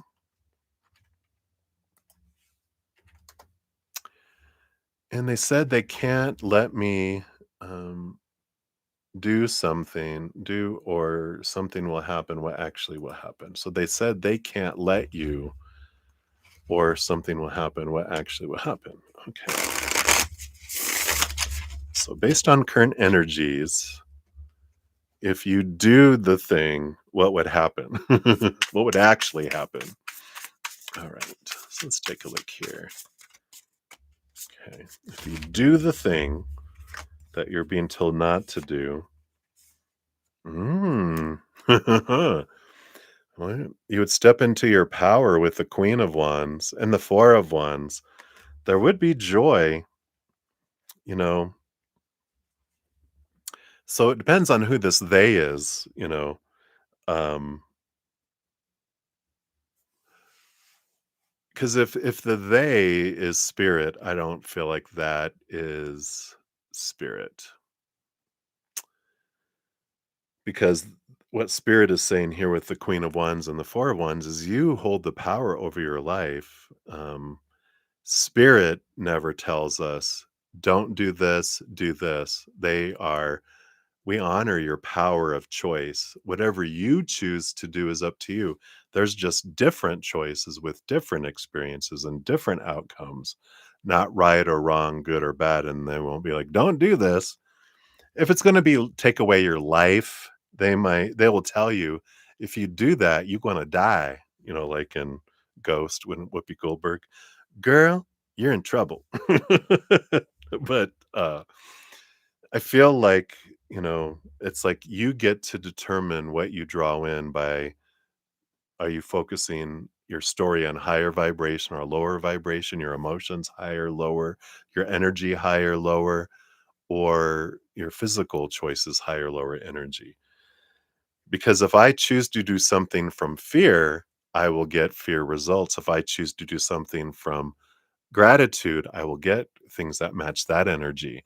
So it's not about what we do, it's the energy we put behind it that draws in the result. So if you do it in joy with this Four of Wands, you'll get a joyful response or a joyful um, experience. If you do it out of fear and hatred, you'll get stuff that matches that too. So hopefully that helps, JJJ. Of course, in making any important decisions, always seek a professional. See the disclaimer. Tarot is for fun. All right. I take no responsibility for anyone else's choices. All right. And then we have Gojo. You are up. Gojo, I think, if I'm not murdering your name there. Here's your name in case I'm totally doing it. Want to know what is blocking you from manifesting money, sales you want? How can you solve it? All right, let's take a look here. So, based on your current energies, what is blocking you here? Okay. And then what can you do to roto-rooter it and open up the flow, right? So, what's blocking you? Yeah, it's where you're investing your energy with the 10 of Wands. 10 of Wands energy can be looked at as a burden or as a abundance, as a harvest. And what they mean by that is so if I'm focusing in on like, I want money, I want sales, or I need money, I need sales, I need more money, I need more sales. I'm not focused on gratitude in that moment, right? I'm living in lack. I'm feeling I don't have enough. I need more. That's lack. That's not have energy. And so when I'm investing my energy, focusing in on I want sales, I need sales, I want money, I need money, I want, need. And we're taught some of the manifestors out there teach us, ask every day and focus on what you need and want, but that actually pushes it away because our energy grows what we're focusing on. And if I'm focusing on not having an energy, which is need and want energy, or the fear of not having something, I push what I'm looking for away and I draw in the things I fear. I fear I'm not going to have enough. I draw in not having enough because my energy draws it to me. It's not the universe punishing me or going, "Oh, this is you deserve what you get." It's our energy is doing it, not spirit, not creator. They're just going, "This is what happens." If you whistle at a lion going, "Don't come near me, lion. Whatever you do, don't come here. Don't come here." Then they will, um, then they will draw that to us, right? And but if we focus on gratitude for what we have in this moment, then um we can what I have had, that's have energy, and then we'll draw in things that match that instead. And let's see what your other one is here. Yeah, the moon energy. So how can you solve this? This is the um it's like getting into the hidden and unknown here too. So I feel like the first part, the message, they're showing you how you can change that by having gratitude for the money you do have, the sales you do have, and then that will draw that in. It allows it to come in easier. This moon card though is about the hidden and the unseen. There's two things that impact us with um, manifesting. One is our energy, what we're drawing, and the other thing is our inner child, that emotional inner child which has beliefs about that we learned when we were 7 years old or younger. It's this way out of balance. I have to do this much to deserve this. So you can also look at some beliefs that you might have around lack and about, and this might not be conscious, it could be subconscious because of the moon card, and it's below there as well. Um, so, there is that energy of um, speaking with that inner child and questioning where did that come from? Who in your life when you were that young did you feel you had to give so much to and got so little back? There can be some forgiveness, there can be some release, realizing they did the best they can, and that's not a fair. 1,000 coins you have to give to get one back is not fair. 1 to 1 is fair. And as you deal with that belief below the surface that's running on autopilot, you bring it into your consciousness that also allows these force fields that keep things away down to come in as well. So hopefully that makes sense. That is what they have coming in there for you. Um, so many blessings to you. All right. Benshika, you're so funny. Oh my God. You actually up next. But you can be last if you want. There's that gratitude. If you focus on lack, you'll get more lack. If you focus on gratitude, maybe you'll have it faster. You're so funny. Alpha buff. Yeah, you can definitely change your question. So instead of what are ahans feelings for you, we'll get rid of that. You want to know who has a crush on you. All right. Let's see what we can do. Okay, let me your timestamp here. Let's do that. I got all off track. I got all distracted. There you go. So there's your timestamp in case we ever need it. All right. And hang in, everybody. I have Vanshika and then Maria P. Stargate Enterprises, Aries Rising, and then Mina.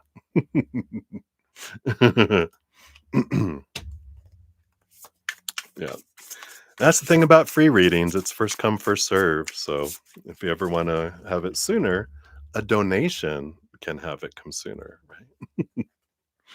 I used to feel really guilty, when people would express their frustration and that it took so long to get to them. But I also realized anyone can make a donation if they want it sooner, but if you wanna stand in the free line, it takes time, and now I'm making it even longer because of your comments, right? See how that works? Alright, so who has a crush on you? What does spirit want you to know? You're so funny. I'm glad you have a good sense of humor. Alright, so let's see, what can we know about who has a crush on you here? Wow. So you have the King of Coins, King of Pentacles, so very earthy energy coming in, and the Four of Cups. This someone that has a crush on you is someone that you would normally not choose. It's like an someone who's unexpected. And unexpected means like because the Four of Cups is like boredom. Like, I have this type, and when the type of people I'm usually attracted to, it just kind of poops out, right? But and this is an earth sign. Someone's very grounded and very down to earth. Someone that would, not like dress like to the T and fancy and all this. They're very down to earth. They're more of like a, sweatpants and jersey kind of, sports jersey person than they would be like suit and tie or polo or whatever. They dress comfortable. They're all about enjoying sound and smell and taste and um, touch and whatever the other senses that I forgot. Oh, and sight. They like that. It's very much that kind of energy, right? Yeah, well, there you go. So that is there you are. But, they're have a very strong foundation. They have a very strong, like, um, confidence in who they are, not arrogance. They're confident in who they are. Yeah, and that's alright, and you get to choose that, but that wasn't your question was who has a crush on you, and that's who does. You're like, "Ugh," it's just, isn't that the way it works, though? It's like, I want the person that I have a crush on to have a crush on me. Yeah, if it's meant to be, we'll find him. If not, that's the way it goes. All right. So that's what they have for you, my dear. I know. I waited all that time for that. Well, that's the question you had, right? So there you go. You're welcome. Can always ask other questions. If you want free ones, you can ask one per session. So I'll be back tomorrow as well in the morning from 11 a.m. to 2 p.m. Mountain Time. So if you want to ask another question, then you can do that as well. So um, that's what we'll have there. All righty. So many blessings to you. All right. So Maria P, you are up for your free croissant. Thank you for your donation earlier. Hey, Spring. Hello, hello.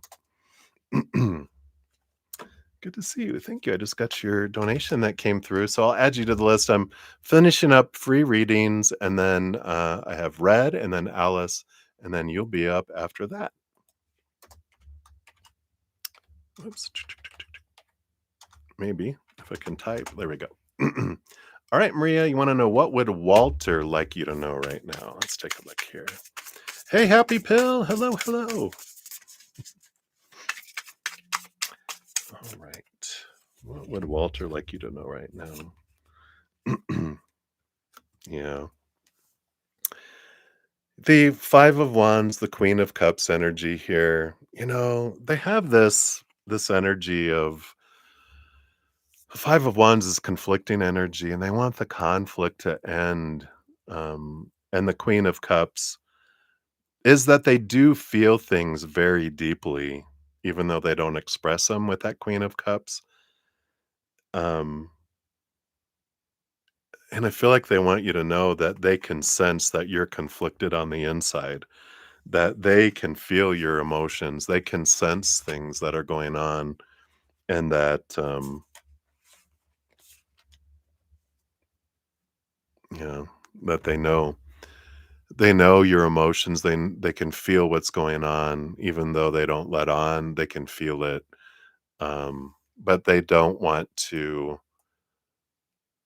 Wow, and it makes sense now that you said that he's turning 50 here this month. I'm like, yeah, he gets it. He's been through a lot, and he's not gonna try to control you or make you be who you don't wanna be, but they can sense your emotional and inner conflict.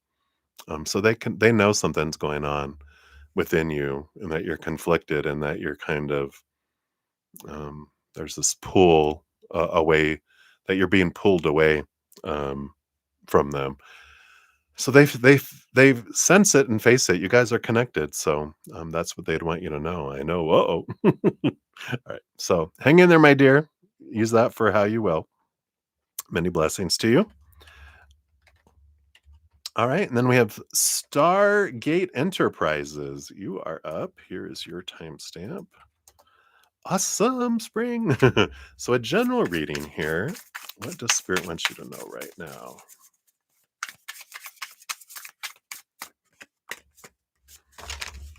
All right. We've got the 10 of wands and the 3 of coins. All right. There is this energy here. The 3 of pentacles is about being true to your authentic self and this creativity. The 10 of wands is like kind of like this, uh taking a energetic inventory of where you're investing your energy. And I feel like there is this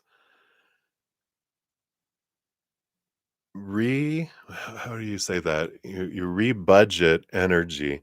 We have a lot of energy being invested in the mind, the supposed to be, the should be, the tasks, the stuff, trying to check off all these things, do all the things the mind is telling us should be done and need to be done, must be done, kind of those expectations things.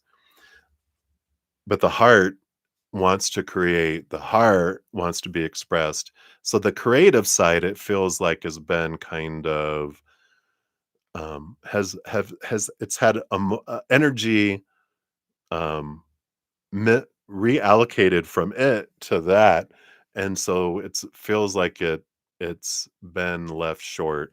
So your heart and the creative side of you want to be expressed. It's like, I need to be able to express things creatively. I need to create something. I need to do art or clay or build something or design something. I need to let my creativity flow. And I feel like that's what's happening here is we can become so mind focused and doing all that stuff that we feel like we're existing instead of we're living, but creating things, bringing it back to 50% mind, 50% creative of the heart will allow this feeling and allow flow. It allows spark, it allow inspiration, it'll allow movement, and it'll bring in change that will come in as well. So I like that, for you. I feel like that's the message they have for you right now. So many blessings to you. All right. Hopefully that helps. But I feel like that's the focus, the focus, the focus. All right. And then Aries rising, you're up here. 348 to 37. All right. So you said you hope, me and everyone else doing well. I am doing well. I hope everyone else is doing well as well. So free reading. So about an hour ago, which was much more than an hour ago, you lit a candle and said a two-part prayer. When you just walked by the candle, you couldn't help but notice the way the wax is burning down is interesting. I feel there's a message to it. However, I can't gauge what it is. Please do a reading on Spirit's candle message for you first, and then second, prayer and see for the candle message first, and then second, prayer and timing. Thank you. Okay, we'll take a look here. So what did they want you to know here? So the Spirit's candle message, and then the prayer and timing. All right. Okay. So what was the message of the candle itself? You got the Judgment card, which is, it is your higher self trying to show you something here. because that the judgment card is, showing you this, see things from a different perspective. And I like that energy. So they definitely are doing that. But there's also this energy of resurrection, something something that feel this these two X's. It's like something that's died twice. This is funny. Something that's died twice, something that's had an ending, a beginning, an ending, beginning, that this is something that we thought is dead that had a third ending is about to have a third beginning as well. I feel like it's like this rebirth. It's like the phoenix rising from the ashes energy, if that makes sense. Even though it's the candle wax. It's like, but it is, it's there's this something had to burn down, and in the burning down there's a message. So whatever this is that has ended for the third time, or a cycle that has ended for a third time, this is teaching you there is knowledge and wisdom to be gleaned from it, so that there can be a third rising from the ashes, rising from the wax, something reformed coming in here, reformed and reformed. So interesting. Hopefully that resonates. And then the prayer and timing. What message around the prayer and the timing? The Eight of Wands. Yeah, this was a very aligned time here for you. Let me see. Let me grab my little book. Whoops. Knocking stuff around. Because I feel like the astrology was aligned. What's today? Okay, I'm actually have it on the right page. Oh, yeah, Cancer. We're in Cancer moon energy. That's here. And there can be other energies that are with this as well. Oh, Pluto goes direct on Monday. So I feel like, and that's the phoenix rising from the ashes, the Pluto energy, right? But I feel like the timing and the prayer were all about, it was aligned to put you in tune with the moon and with your heart and with that emotional source of energy, expansive. You're able to really get into depths, because it's like they're showing me like all these gears that are all moving, and they all have like a space in between, but all the gears have to match up in order for you to go through it, or this way for you to go all the way down. Otherwise you hit blocks and you can't go all the way down. But it's like everything aligned to allow quick, deep, huge access. But this Eight of Wands is talking about the astrology, and the energy has been there for you. So hopefully that helps. That's what they have for you, Aries rising. So many blessings to you. Hopefully that will bring you what you're looking for there. All right. And then Mina, let's grab yours here. Boom. I want to know, will M contact you tomorrow? All right. Based on current energies, will M contact you tomorrow?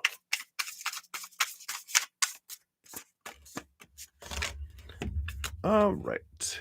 You got the Three of Cups and the Ace of Swords. Yes. Ace of Swords is about new communication. Boom. And the Three of Cups is joy and celebration. So very easy breezy, short and easy energy there. So that is a yes, a very fast yes for you there. All right. So that was it for the free readings that I had up to that point. Any other free readings that came in, I'll see what my energy is. I have 3 readings, donation readings to do. I had stepped away to do some free readings, and I went like, wow, I almost went an hour instead of 30 minutes for free readings, but the energy is here tonight. But I'm going to balance, I promise you, Spirit. I'm not going to start doing 4, 5, 6, 7 hour readings again. I promise. I promise. I promise. So, Village 5, we will I should be able to complete yours, but I'm gonna do the donations first. And then Happy Pill, yours was there too. Let me grab that.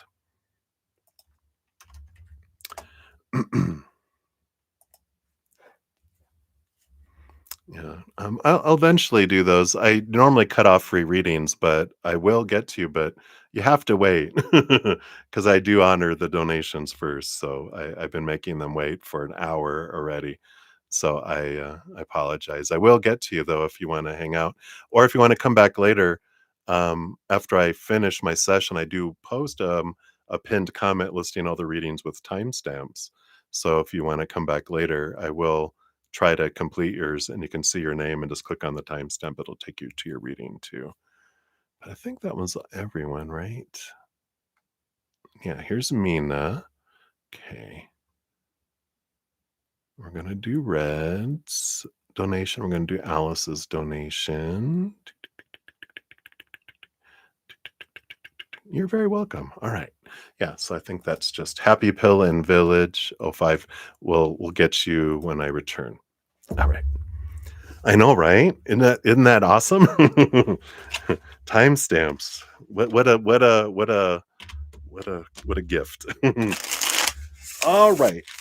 So I'm gonna go. I have Red and then Alice and then Spring. And then I do need to cut off any new donations, any new readings or anything that come in. I won't be able to complete this evening.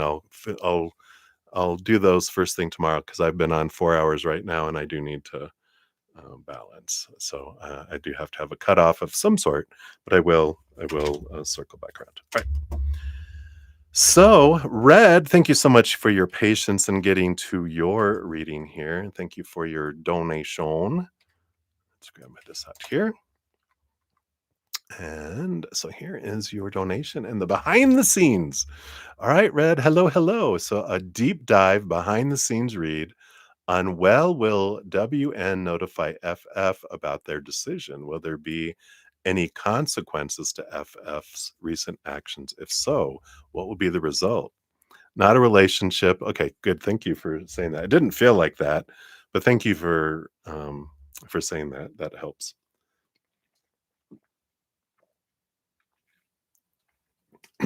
All right. One more shuffle, and then we're diving in. Ooh, that is lemon. I think all the lemon went to the bottom. Woo. That'll wake you up. Okay. So, okay, so we'll do a when. We're going to pull here from this Learning Tarot because it does have when energies on there. So, when will WN notify FF about their decision? What can we know about this here? The when, please. Okay. All right. This one's really speaking out. So, we'll look at that. And then, will there be consequences to FF's recent actions? Okay. Consequences. There's the immediate, and then there's the underlying. Okay. It's like the physical world, excuse me, repercussions, and then not relationship, but like relationship with, um, relationship to each other, to company, to life kind of energies comes under that. And then what will be the result? Okay. This is all based on current energies. And that one here, that one here. Okay. Let's take a look here. Bottom of the deck, we do have the Three of Wands coming in, which is an energy of change of direction, going in a different way than we thought it would, that anyone thought it would. It's like, okay, it's like the situation took on a mind of its own, is what I'm hearing. That's funny. It's like, oh, okay. All right. So when will WN notify FF? We do have the Ace of Swords, so there is communication coming in with the Ace of Swords. And we do have September 23rd to October 22nd. So it is this period of time here.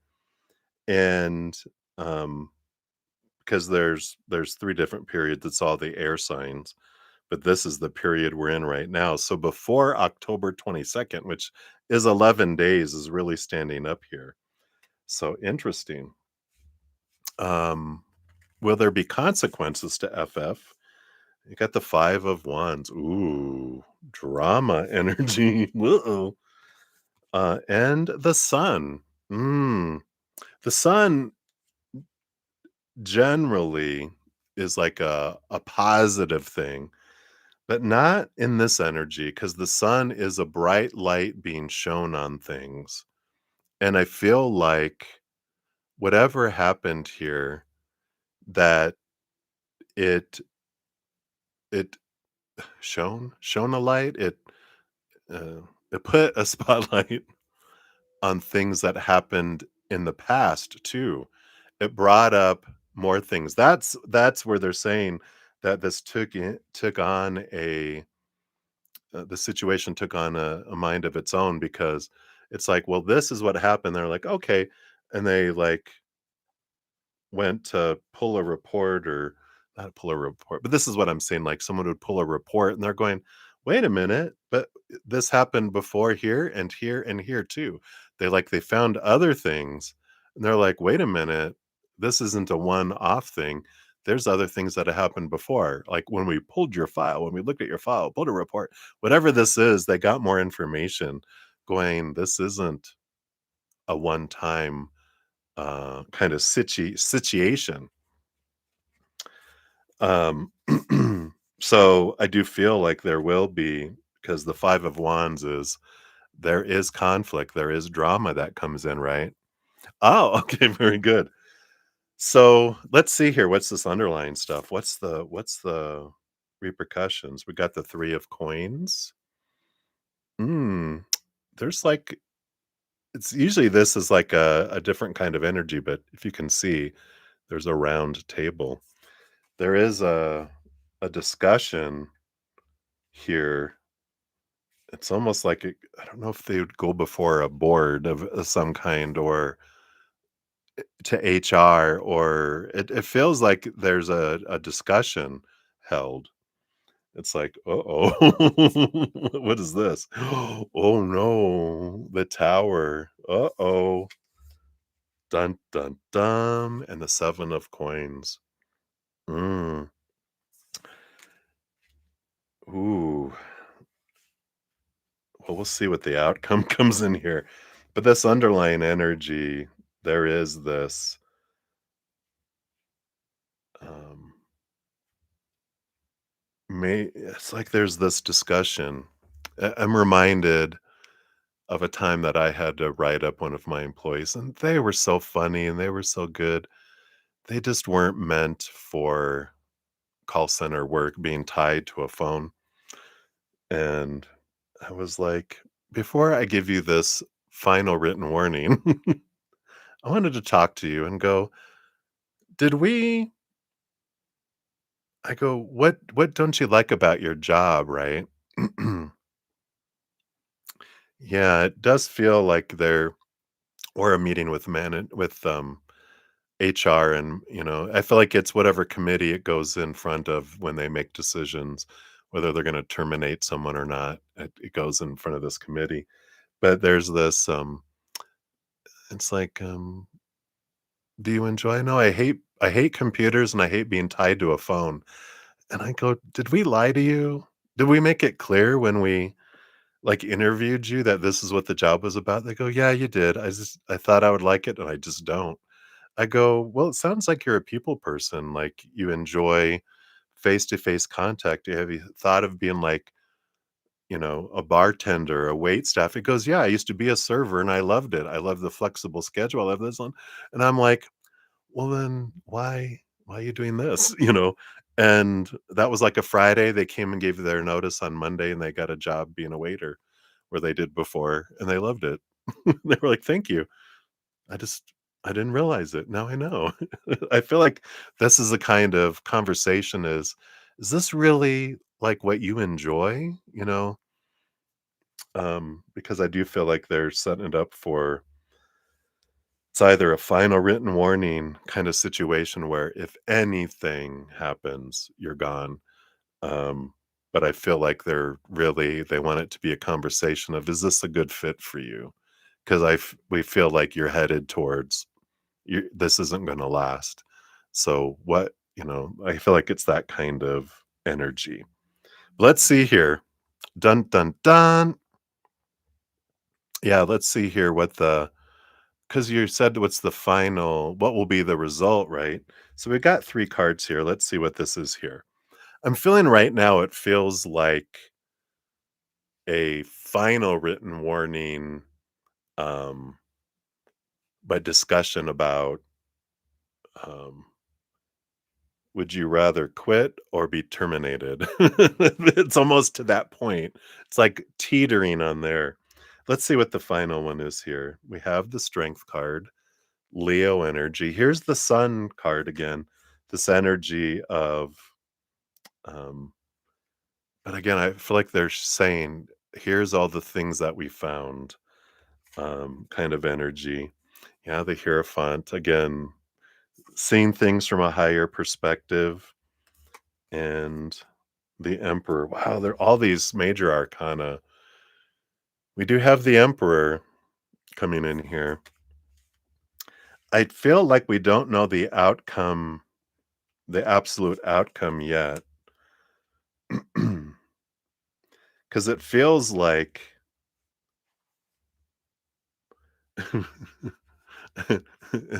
I'm sorry that I'm laughing. I know it's not a good situation for them, but it's the Hierophant energy. They're gonna be brought before the Grand Inquisitor.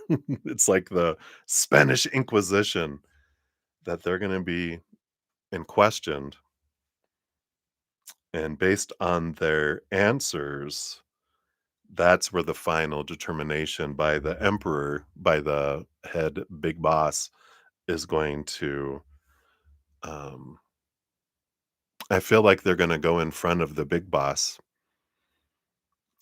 and they're gonna, have them, "So tell me, answer me this, riddle me this," kind of energy. And then I feel like that then they decide, but I feel like it's not just a verbal warning because of the repetition. Um, yeah, yeah, and actually, like, it was good for, like, that employee that I had, because they were miserable and they were making, like, I hated giving disciplinary actions, and the the people around him, their teammates hated him because they thought they were getting away with stuff because we didn't communicate. "Hey, I put them on a final written warning, everybody, you just so you know." Because people used to go, "Is like, why did they get away with everything?" I go, "How do you know they're getting away with something?" "Well," I go, "we don't have a website." We're like, "Here's the recent written warnings." But it was better for everyone involved, right? Let's see what the fortune cookie brings into here. But I feel like it's teetering. It's either, um, final written warning, but that's a best case scenario, and then termination is the determination, um, that the head, uh, person will make. The big boss, the emperor. Yeah, the chamber of inspiration. Interesting, interesting energy. But that feels like maybe there's something better for you. Maybe this just isn't the kind of work. What was your dream? As I kind of feel like, I hated being the executioner. So I love finding other ways around to help people live their best life. But it says this is the card of divine inspiration and creativity. Your ideas are divinely guided and you're being encouraged to follow those sparks of inspiration from within. What's your dream? It's not here. There are creations that are beckoning to be born. Co create with life and bring them into form. What's inspiring you right now? And how can you follow that inspirational trail? We're creative beings living in a creative world. Life itself is creative and it's always creating every moment of every day. And because you're part of life, you're always creating too. Yeah. So they've created this experience for themselves. Many people believe that they're not creative, but to be alive is to be creative. To create is to put things together for something new to be born.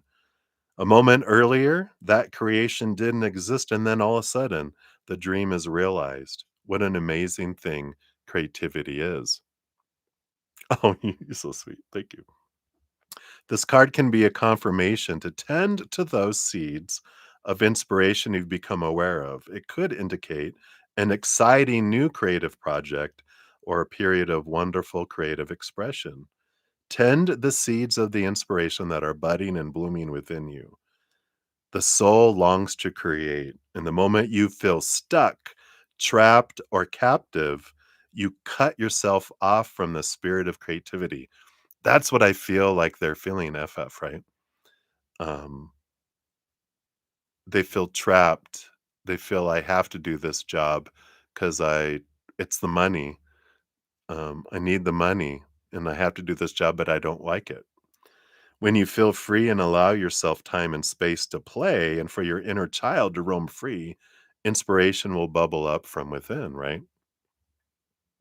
Oh, let's see. What inspiration have you had recently?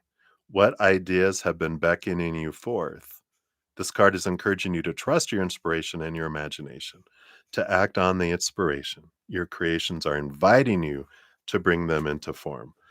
I, yeah. I don't feel like they're going to be surprised. Like, "Oh, I had no idea." I feel like they're going to be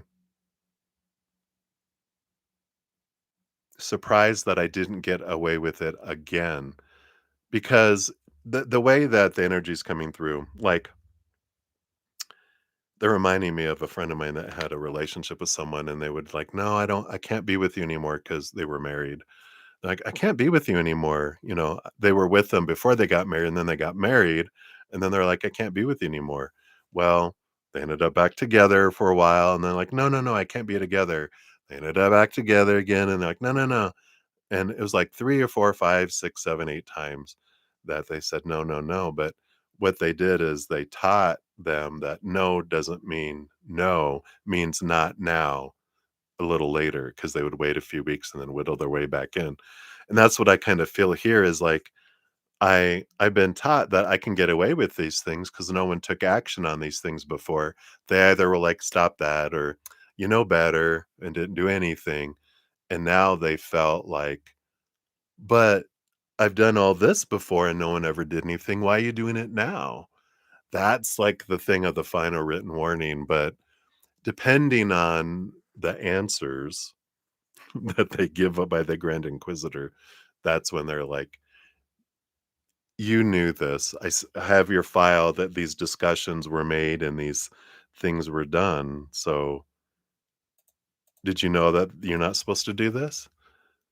"Well, yeah, but they didn't do anything about it when I didn't." "Okay, well, not no one ever told me that. So I feel like they're more surprised that they didn't get away with it, um, but I feel like they're like, "I've been pushing my luck." That's why I don't feel like they're surprised, but they're like, "Yeah, I figured it was just a matter of time before someone did something." Kinda there, right? So, that's what I feel is coming in for you there, Red, so let's see what happens, right? Interesting. Fun, fun, fun, especially with there's a lot of people wanting to get jobs but a lot of corporations are also, um, you know, going, "We can do without some people." Yeah, yeah.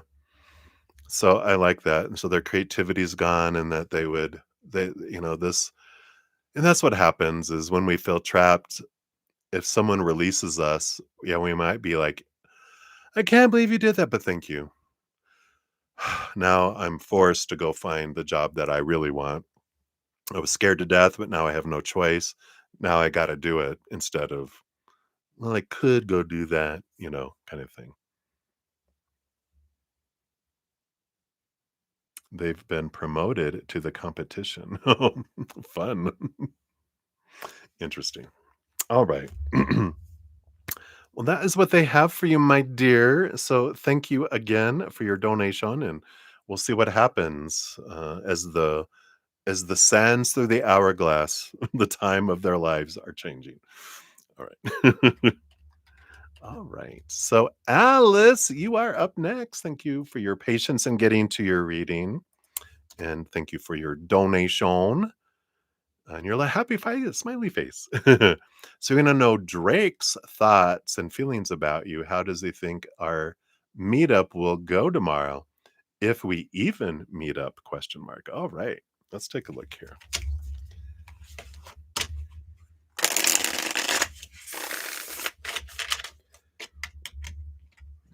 Excuse me. Oh my gosh. I didn't know that was going to be a burp. I apologize. It's that lemon. It's burping up. So sorry. Burping the baby. All right. So Drake's thoughts and feelings about you right now, Alice. Let's take a look here. What's going on with Drake's thoughts? Big thinker, evidently. What about feelings? Feelings, okay. And then how does he think your meetup will go tomorrow based on current energy? Okay. And then within this, we'll see, is it showing that your guys are meeting up, right? All right. Well, bottom of the deck energy, we do have the Wheel of Fortune. Underneath that, we have the Page of Pentacles, too. So this is energy of abundance and feeling like it's pretty good, kind of the overall energy around all this. So this will be interesting to see what comes in here. So Drake's thoughts first. We got the World card, which is a victory card. I like this. They feel like there's an ending of one phase, the beginning of a new phase is what they have in their thinking. We have the Eight of Pentacles too, which is fun. Funny way to look at it, but it feels so Drake for some reason that you put in the work, the blood, the sweat, the tears, you get the reward. If you put in the work, you get the reward. I like that. And the Page of Swords. Yeah. Clarity, more communication, energy coming in here. Um, I feel like they want to gather more information, get to know you more too. So it feels very, very sincere thinking, which I like for you there, right? Oh, sorry, Red. That's funny. They've been promoted to to the competition. Bye. They've chosen other pastures. All right. And then let's see here. What about Drake's feelings about you, Alice? We've got the 10 of swords. Ooh, okay. There's some fear here. And the judgment. Look, all these tens. Their emotions are kind of contained right now. The 10 of swords is representing a lot of um, expectations. Supposed to be, should be's, need to be's, have to be's, must be. So their emotions are kind of in a cage going, I'm afraid to express my emotions really, really deeply yet because, and that's where this Page of Swords comes in. It makes sense that they want clarity to understand, do your expectations match mine or what I think I've been told other people's expectations of me will be? Because there is this, I need to see things from a different perspective. And I feel like they're trying to, and we'll see how they feel this is going to go, but I feel like they're like, I'm trying not to have expectations because I don't like expectations being on me because I'm afraid of disappointing people because people have told me a lot. You're not what I expect. You're not, doing what I think you should do. They've had that a lot from small growing up. I feel they're a little quirky. I love it about it though. I just feel like they've got this uniqueness about them. I just feel them, this is the way I like to do things, and you're like, oh, it's kind of cute. That you're just like, yeah, because they are different and they like to be different, but they've been told a lot that you don't match up to what I want you to be. And I like that if you can appreciate and not put them in a cage and be grateful for who they are, you're going to see a side of them that they don't show other people because they're afraid that people, because eventually when it slips and they show who they are, their little quirkiness, that people get, oh, oh, out of their own fears, they kind of reject them. Interesting. So we'll see here. Um, how will the meetup go, or how does he feel the meetup will go, and will the meetup happen? You have the Eight of Cups. It's walking away from old emotions, old relationships that don't serve anymore. I feel he fears that he thinks the meeting will be that you'll be like, "Oh," and you'll walk away from him. I feel like he's prepared for that because it's happened a lot. People meet in person and they're like, because I feel like they're a little shy in person at first, but on like if you talk to them elsewhere, they're like, but in person it's kind of, oh, um, but they're kind of different. I don't know how to explain it. I just see it in my head, like a visual of, not that they're like they like their napkin a certain way and they're very particular, but it's kind of little quirky things. They like things a certain way. No, no, this goes over here. And they have their little ways they like it. They don't make everyone else do it, but they like certain things for them. And it's like, um, what do you want to eat? I would like a burger, but nothing on it, just ketchup. And they're like, no lettuce, no tomato, no cheese, no, no, no, just the burger and the buns. And it's like, oh, you know, it's just like particular and quirky. And but it's cute. It's like, you know, be you, boo. Anyway, so I feel like that's what their fear is here. Yeah, the King of Swords. They go very much and they're very much in their head a lot here with all this energy. So I feel like it's going to be great conversation though. If you give it time, they'll warm up. This King of Swords, they the ruler over the mind, but all kings with the queen, but all kings get a second portion of swords, which makes them the master of it too.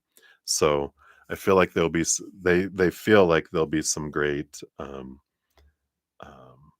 awareness there. You also got a very unique card for this deck, which is Apotheosis, which is about enlightenment and moving things to a new level. It's almost like a spiritual experience um, that comes in here. And I feel like this has to do with you and your energy, because I do feel, that you are very open to it, right? You're very open, and you don't have, extreme expectations or anything like that. You have some that you're working through and like, well, I expect someone not to murder me on, us meeting or, whatever. But, but I feel like you're really, you like, you like strange, you like unique, you like different. You're not like, oh no, you have to be certain ways. So I feel like you're going to be much more coming from a place of unconditional love and acceptance in it, and it just changes things for him. But I do definitely feels like it happens, and I feel like it's um, definitely different. I like that. All right, let's see what your fortune cookie brings into. What else do they want you to know here? All right. You got the darkest night. Yay. But I like it. There's a bright, shining light in there. Let's see what this is about. Uh-oh. But these are usually good cards here. Oops, I'm looking in the wrong section here. Maybe it's in the back here. All right, let me just find it here. Yeah, there it is. So some glamorize the spiritual awakening process, implying that it's all light and love, expanding heights, unity consciousness, deep peace, ecstatic bliss, and spiritual visions. One thing's for certain, those people probably haven't been through the dark nights of the soul. This is a time of deep initiation for the soul after the expansion caused at earlier stages of the awakening journey. We're invited to descend into what's been hidden in the shadows, inherited, pushed down, silenced, ignored, or bypassed. Before I go on, they want me to tell you that it's not that this is the night that you guys go through a dark night of the soul. This is an energy of that you both have been through a dark night of the soul, and that because of that, you guys are more accepting of people, even when people are being pupikaka to you guys. And I feel like that you're able that's why you're able to just meet each other at this place, if that makes sense. We're called to go deeper than we've ever have before as we welcome more and more of our soul here into our body and onto the planet. And as we do, we discover the lost parts of ourselves that demand to be held and seen. And those parts ask that we sit with them as they feel in order to heal. These are the excruciating holy days of rebirth, of transfiguration, of dying and being reborn while still fully living. If we choose to cross this threshold, we're invited to allow our soul to come more fully into our body and the planet. This can be painful as we're forced to confront any separation or shadows that we find along the way. We must face the polarity and separation of this human life, as well as the joy and the sweetness. These are the initiatory times. The only way out is through, and if you let life initiate you, you'll be transformed anew. This is a powerful card of rebirth and transformation. Cloaked in the darkest nights, seemingly separated from the divine we once so deeply knew, we're invited to find the sacred that is all around us, below us, and within us. I love that. See the sacred in them, and they will see the sacred in you too. Your soul inquiry is, how is life currently trying to initiate you? Wow, I like that. So I like it, Alice. That's what they have for you. So many blessings to you. All right. Village, you like that? No lettuce, no tomato, no nothing. Just meat in a bun. All right. All righty, righty, righty. So, Spring, you are up. Thank you so much for your donation and your patience in getting to your reading as well. Boom, there's your timestamp. And he said here, guidance for the week ahead and a message from your ancestors. All right. Let's see what we got here.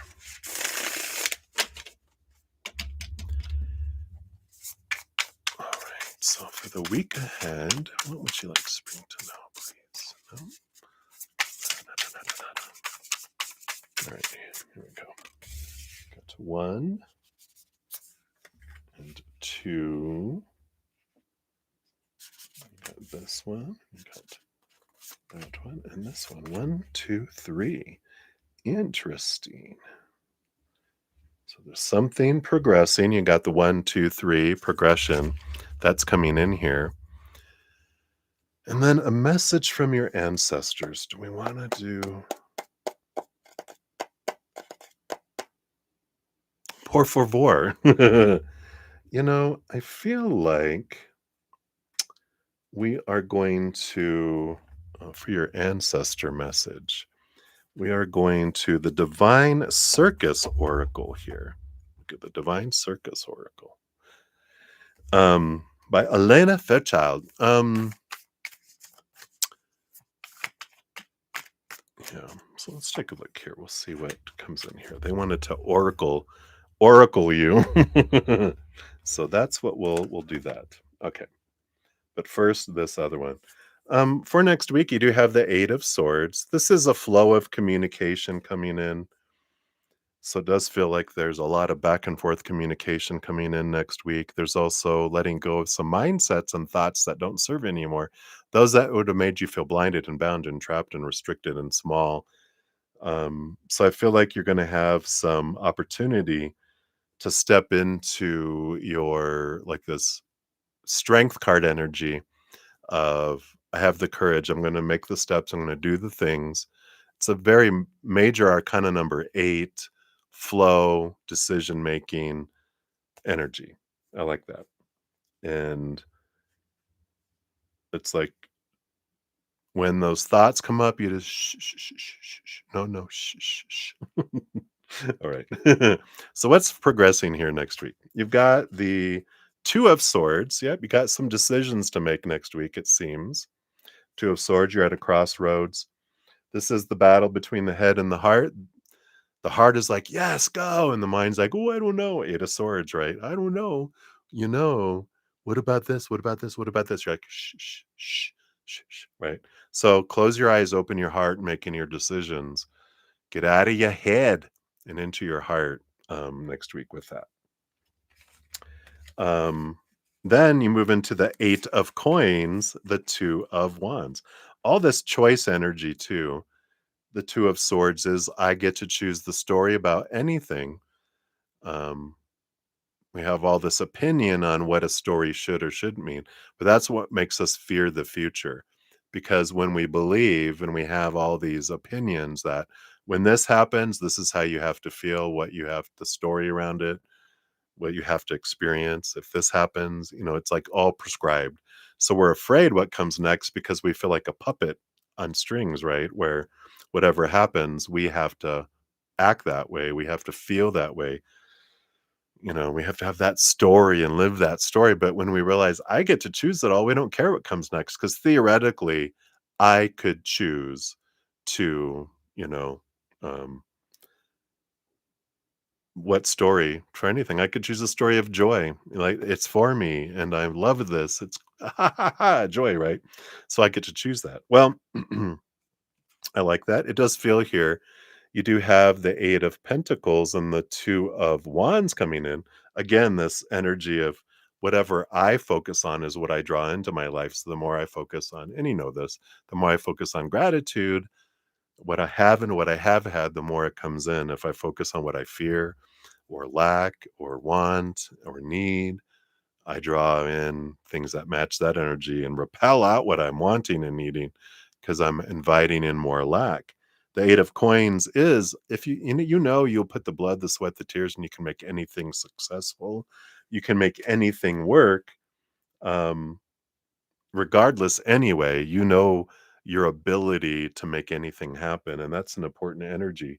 Again, another 8 coming in there, that strength going, yeah, I've got the I got the cojones to make anything happen. God, just watch me, you got that power, that warrior energy. So you can make that happen, but your energy, what you focus on, makes it easier or harder on what you have to do. But you put the blood, the sweat, the tears, you put the energy, and you get the reward that comes into.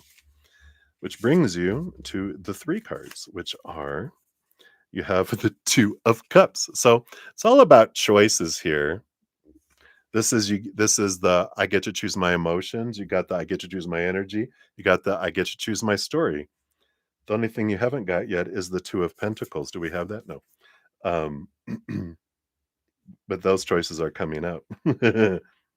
But you got all this choice energy. I get to choose around all of this. And so this is this opportunity to go, I don't need to fear the future because I get to choose what it means.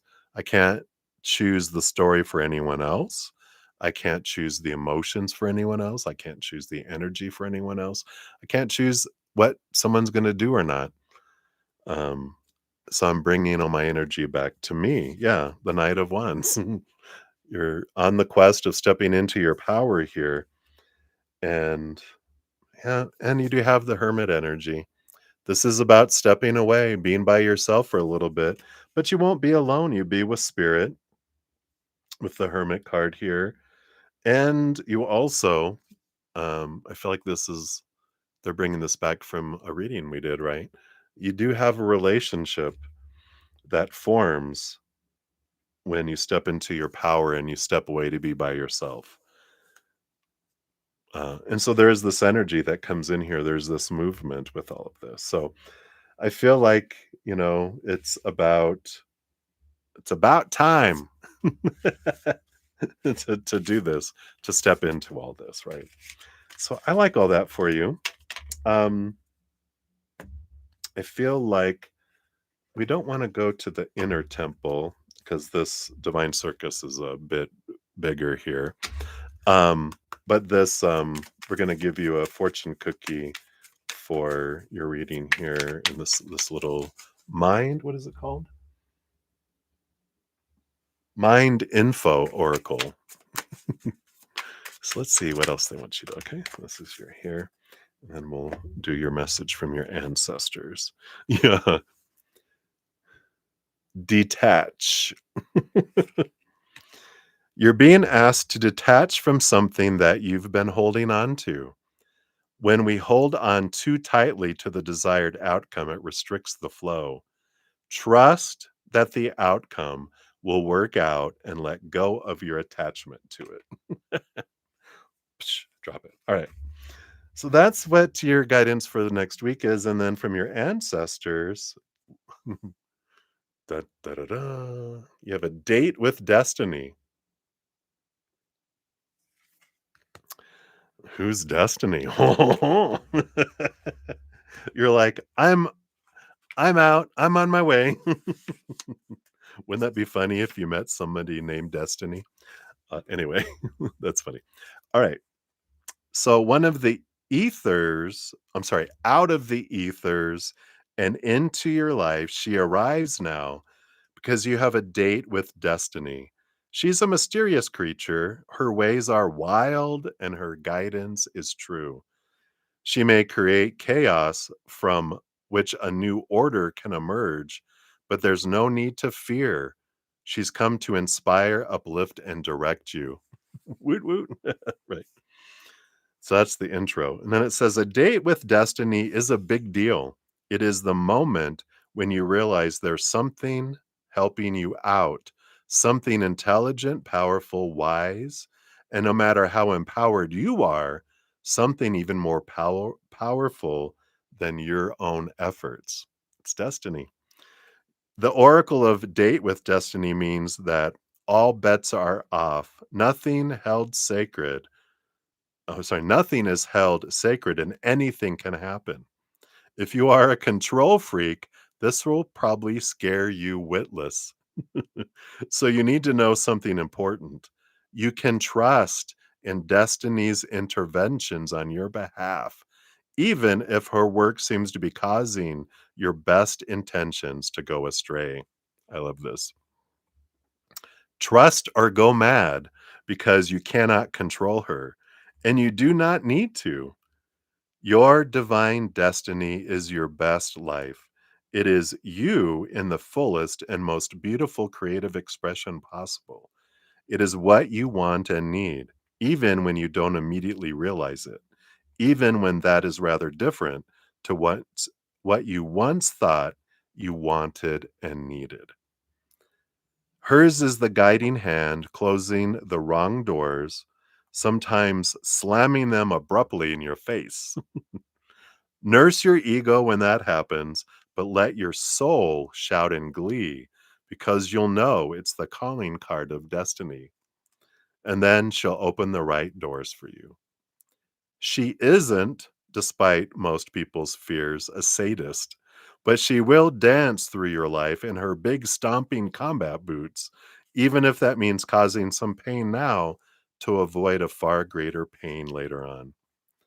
The appearance of havoc or mayhem is just a sign that she's at work on a divine realignment assignment. Her every move, even those incomprehensible to the mind, is deliberate and divine.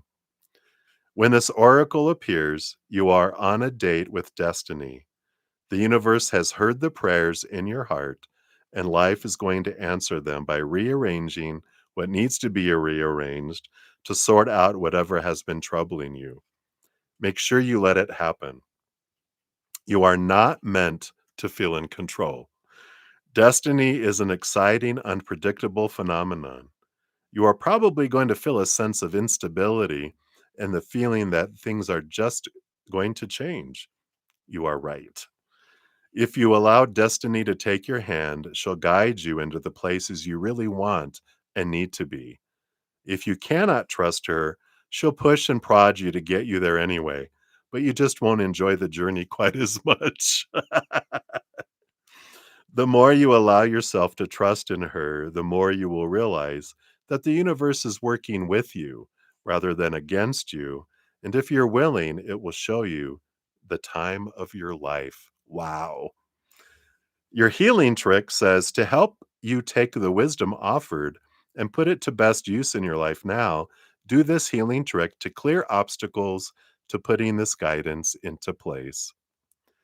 Say this statement aloud several times until you feel that you really believe it. That's funny. You said you're going on a date. It says, what you want to say is, I am on a date with destiny and me. My life and all my dreams now become perfectly aligned to fulfill the divine potential within me. Wow. And then you have finished your healing trick. And then lastly, your affirmation. Say the following affirmation aloud to boost the power of this message and to integrate it into your body, your mind, and soul. You can say it morning and or evening for a few days or even a few months, or just at the end of your healing trick. And the affirmation is, my date with destiny is full of the most fun, joy, passion, purpose, and play that I can have whilst being me. I love it. Such a perfect card for you for what you're experiencing. Can't ask for more. So I love that for you. So hopefully that helps, my dear. Yeah, you might be going really on a date with someone named Destiny. But this, of course, is like this is destiny, this move, this change, this, that's drawing you. So I love that for you. So many blessings to you. That is what they have for you, my dear, my dear. And I'm excited for your adventure. All right. Let's take a look here.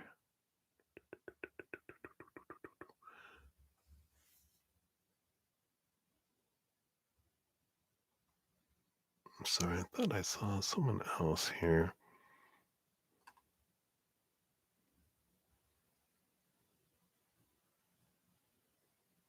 Okay, that's right here. So I got lost here for a moment. I'm back. So we did those. We did those. Oh, okay. It was Divine Hub. They retracted their message. So I thought I had someone else put a reading request, but they have exited the building. So they get nothing. Oh, no, there's Divine Hub. They are back. You do get something. That's funny. I was going to say, unless they come back. So I'll add you to the free list here. We'll complete those. I know I'm pushing almost 5 hours, so I do need to head off here in a moment. Um, so, and then Alice, I had said that I'm not taking any more. Yeah, I really need to cut off here because I'm almost hitting 5 hours and I keep on adding more and more. Um, so um, I really need to like, so Alice, yeah, I don't know if you heard it earlier. I will, I'll make yours first tomorrow. uh, Alice, if you don't mind. You'll be the first one in tomorrow morning's session, and but I'm going to complete the free readings I said I would complete before I end. But I am like almost at 5 hours of my energies. But I'll be back tomorrow morning, and I'll be back in like 12 hours for my next session. Um, but but I am going to complete the ones I said I would complete. So I appreciate you guys understanding. So happy pill. Let's complete yours here. You'd like a general reading. Here's your timestamp. I just have happy pill and then village 5 and then divine hub.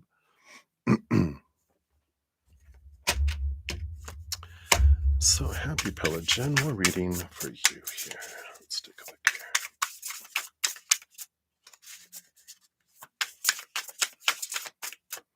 So we got this one and we got this one. So we have here. All right. Well, you got the Hermit, the Hermit card, and the Ace of Pentacles coming in here, Ace of Coins. And I feel like there is this draw. I don't feel like it's you becoming a complete hermit, but this is an energy. There's an opportunity that is coming up for you, but it's like the hermit energy of spirit wants you to kind of take a step back, breathe, connect to spirit, do a spiritual practice, whatever it is for you, if it's meditation or walking or painting or whatever it is that you do to connect with spirit, get into that quiet place because they have some information that they want to present to you that will allow a new opportunity to open up in the outside world for you, whether it's meeting with someone or an opportunity to do something or express something. But it's important for you to take this step back so that you can see things from a higher perspective, a different perspective, because it'll bring clarity and it'll make the path towards this new opportunity very fast and clear and obstacle free. But while we're down in it, sometimes, we have a different, a different perspective. We can't see the easy path. It's like if there's a maze and there's all these things and we're in it, we just like, oh, I can go left or right. I don't know. Am I going to hit a dead end? But when you get up and you look and you're like, oh, here's the path to the end. I just do that. That's what they're kind of bringing in. So hopefully that helps. Happy pill. That's what they have for you there. So many blessings to you. All right. Yes, you, Village 5. You are up. And you're at 44747. Look at that. All these 4s and 7s. Look at the synchronicity of your timestamp. I love it. So, how am I doing? I am winding down. So I'm ready to go wind down and then go to sleep eventually. I hope you're doing well. So does Al have any love messages that he wants to share with you? Oh, all right, let's take a look here.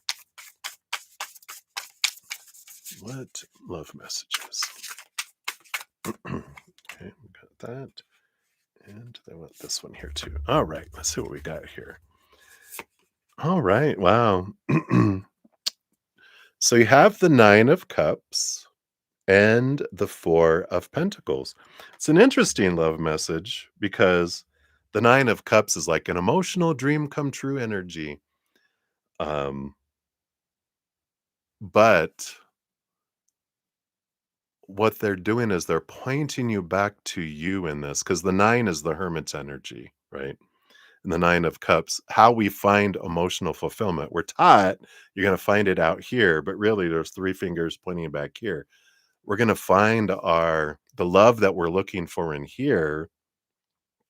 And then when we do, we're full and overflowing. And then all the love of the outside world that was falling short and we were disappointed with and unstable becomes above and beyond extra, where it changes from something that's lacking to something that feels like abundance. It's above and beyond kind of energy.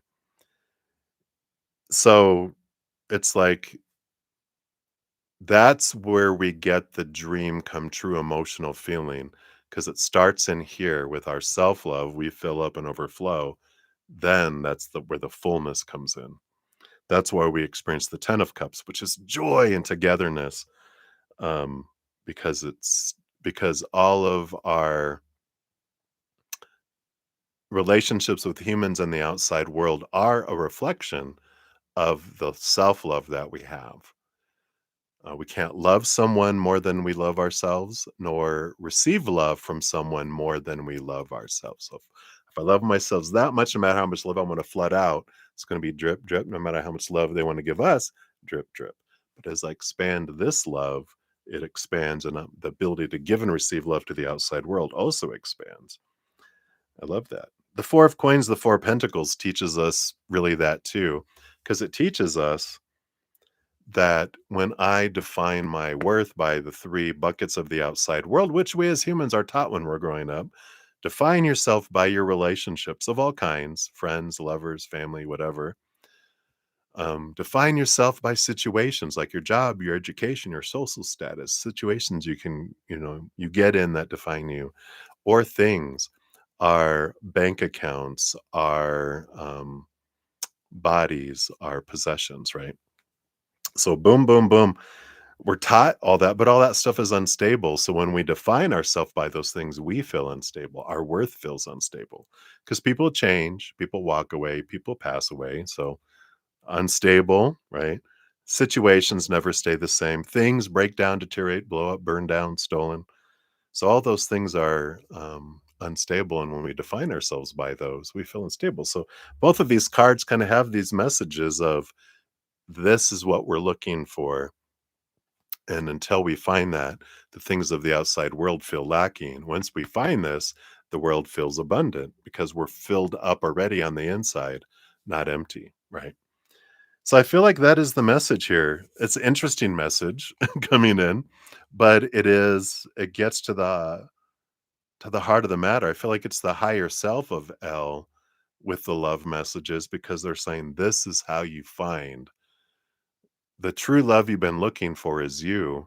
And then once you find that true love inside, then you have then you're able to have this relationship of the outside world that mirrors it back to you. Super cool, right? Right. So hopefully that was worth the wait. That's what they have for you right now, Village 5. So many blessings to you.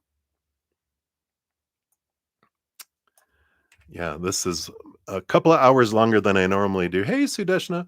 I'm not taking any more requests. So, Sudeshna, you'll be number two tomorrow. Alice's will be up first tomorrow. I'll be back in about, like I said, 12 hours for my morning session. So, I will put you for number two tomorrow, Sudeshna. So, you will be up after that. All right.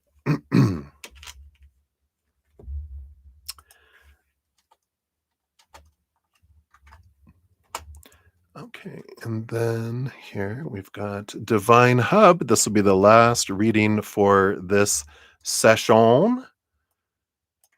Here is your timestamp, Divine Hub.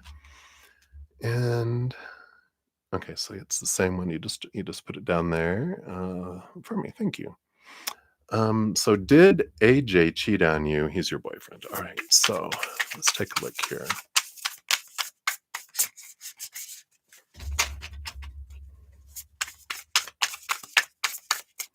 Okay, got this and get those two. Looks like you get three cards. It's funny. Usually, in my last reading, I usually get two cards or one for free readings, but the last one lately, they get three.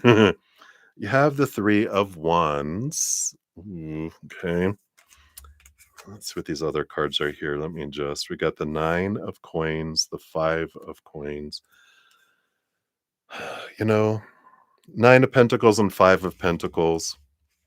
Nine of Pentacles is like this independence energy, and the Five of Pentacles is these roots of this feeling of abandonment, of being left behind, being left out in the cold.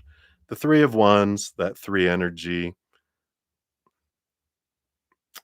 I feel like that is something that they have done in the past with other people, and it's like, I'm getting that they have cheated before, but I feel like whatever recent situation you're wondering about, not yet.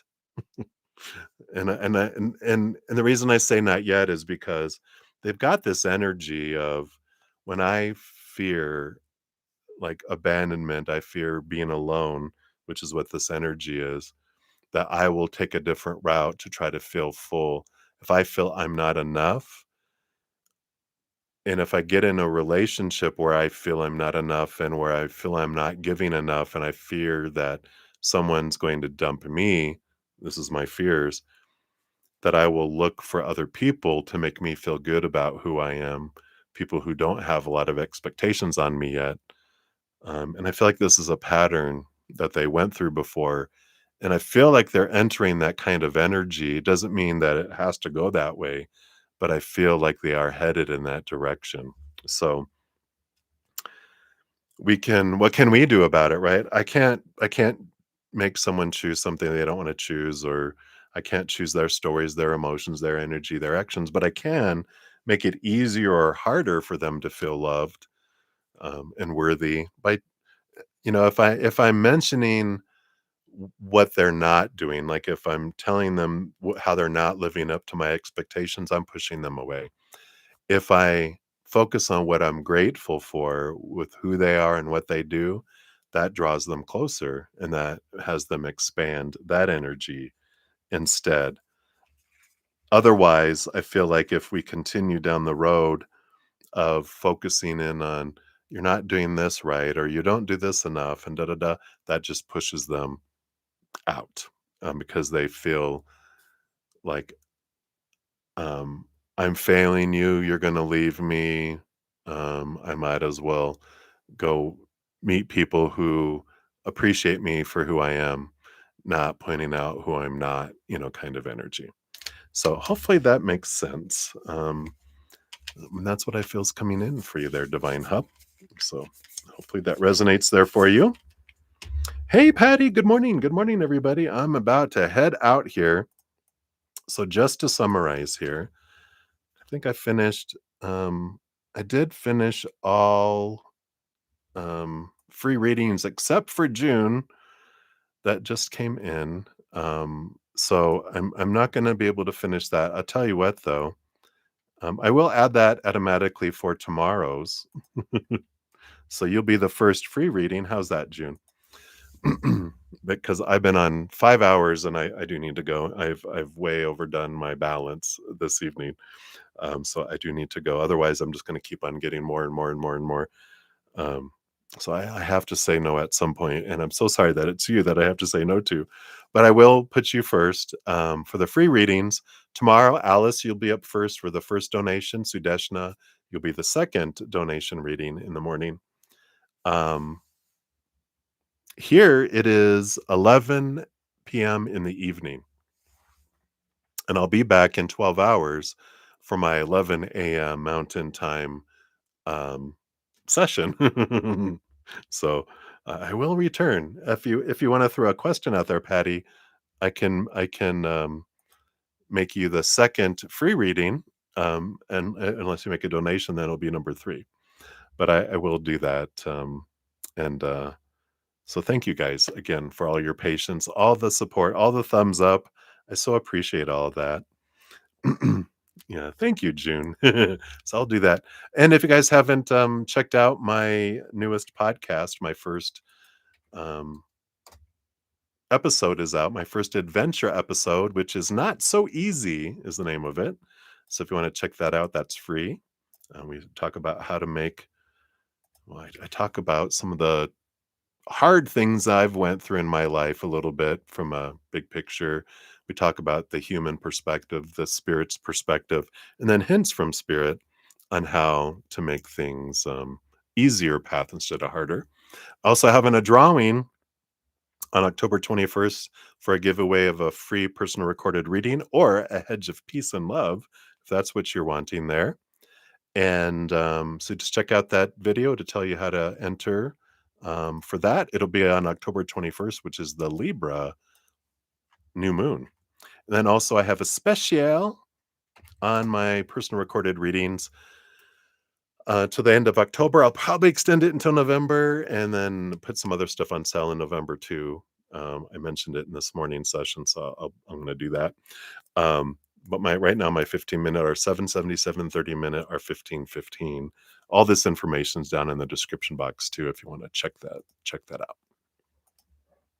But I like to make sure everyone knows about all that. No expectations, just information, so that you guys are aware. Because if you want one, that's good to get it on sale or to enter a free drawing or check out the free podcast. If you don't know they're there, then you don't know that you can take advantage and with those things. All right. So I think I've thoroughly reached an end of my brain cells. So I'm going to head out. Thank you guys again. Oh, I'm so glad you enjoyed the episode, Patty. Thank you so much. All right, everybody. Again, a big thank you. And remember, every second of every day of your life, you're truly, eternally, and unconditionally loved by the mother and the father of all things, our creator. And of course, I love you guys too. So until I see you again, much love. Hang in there. Take care of yourself. We'll see you soon. Rest up, play, have some fun, and we'll see you soon. Much love.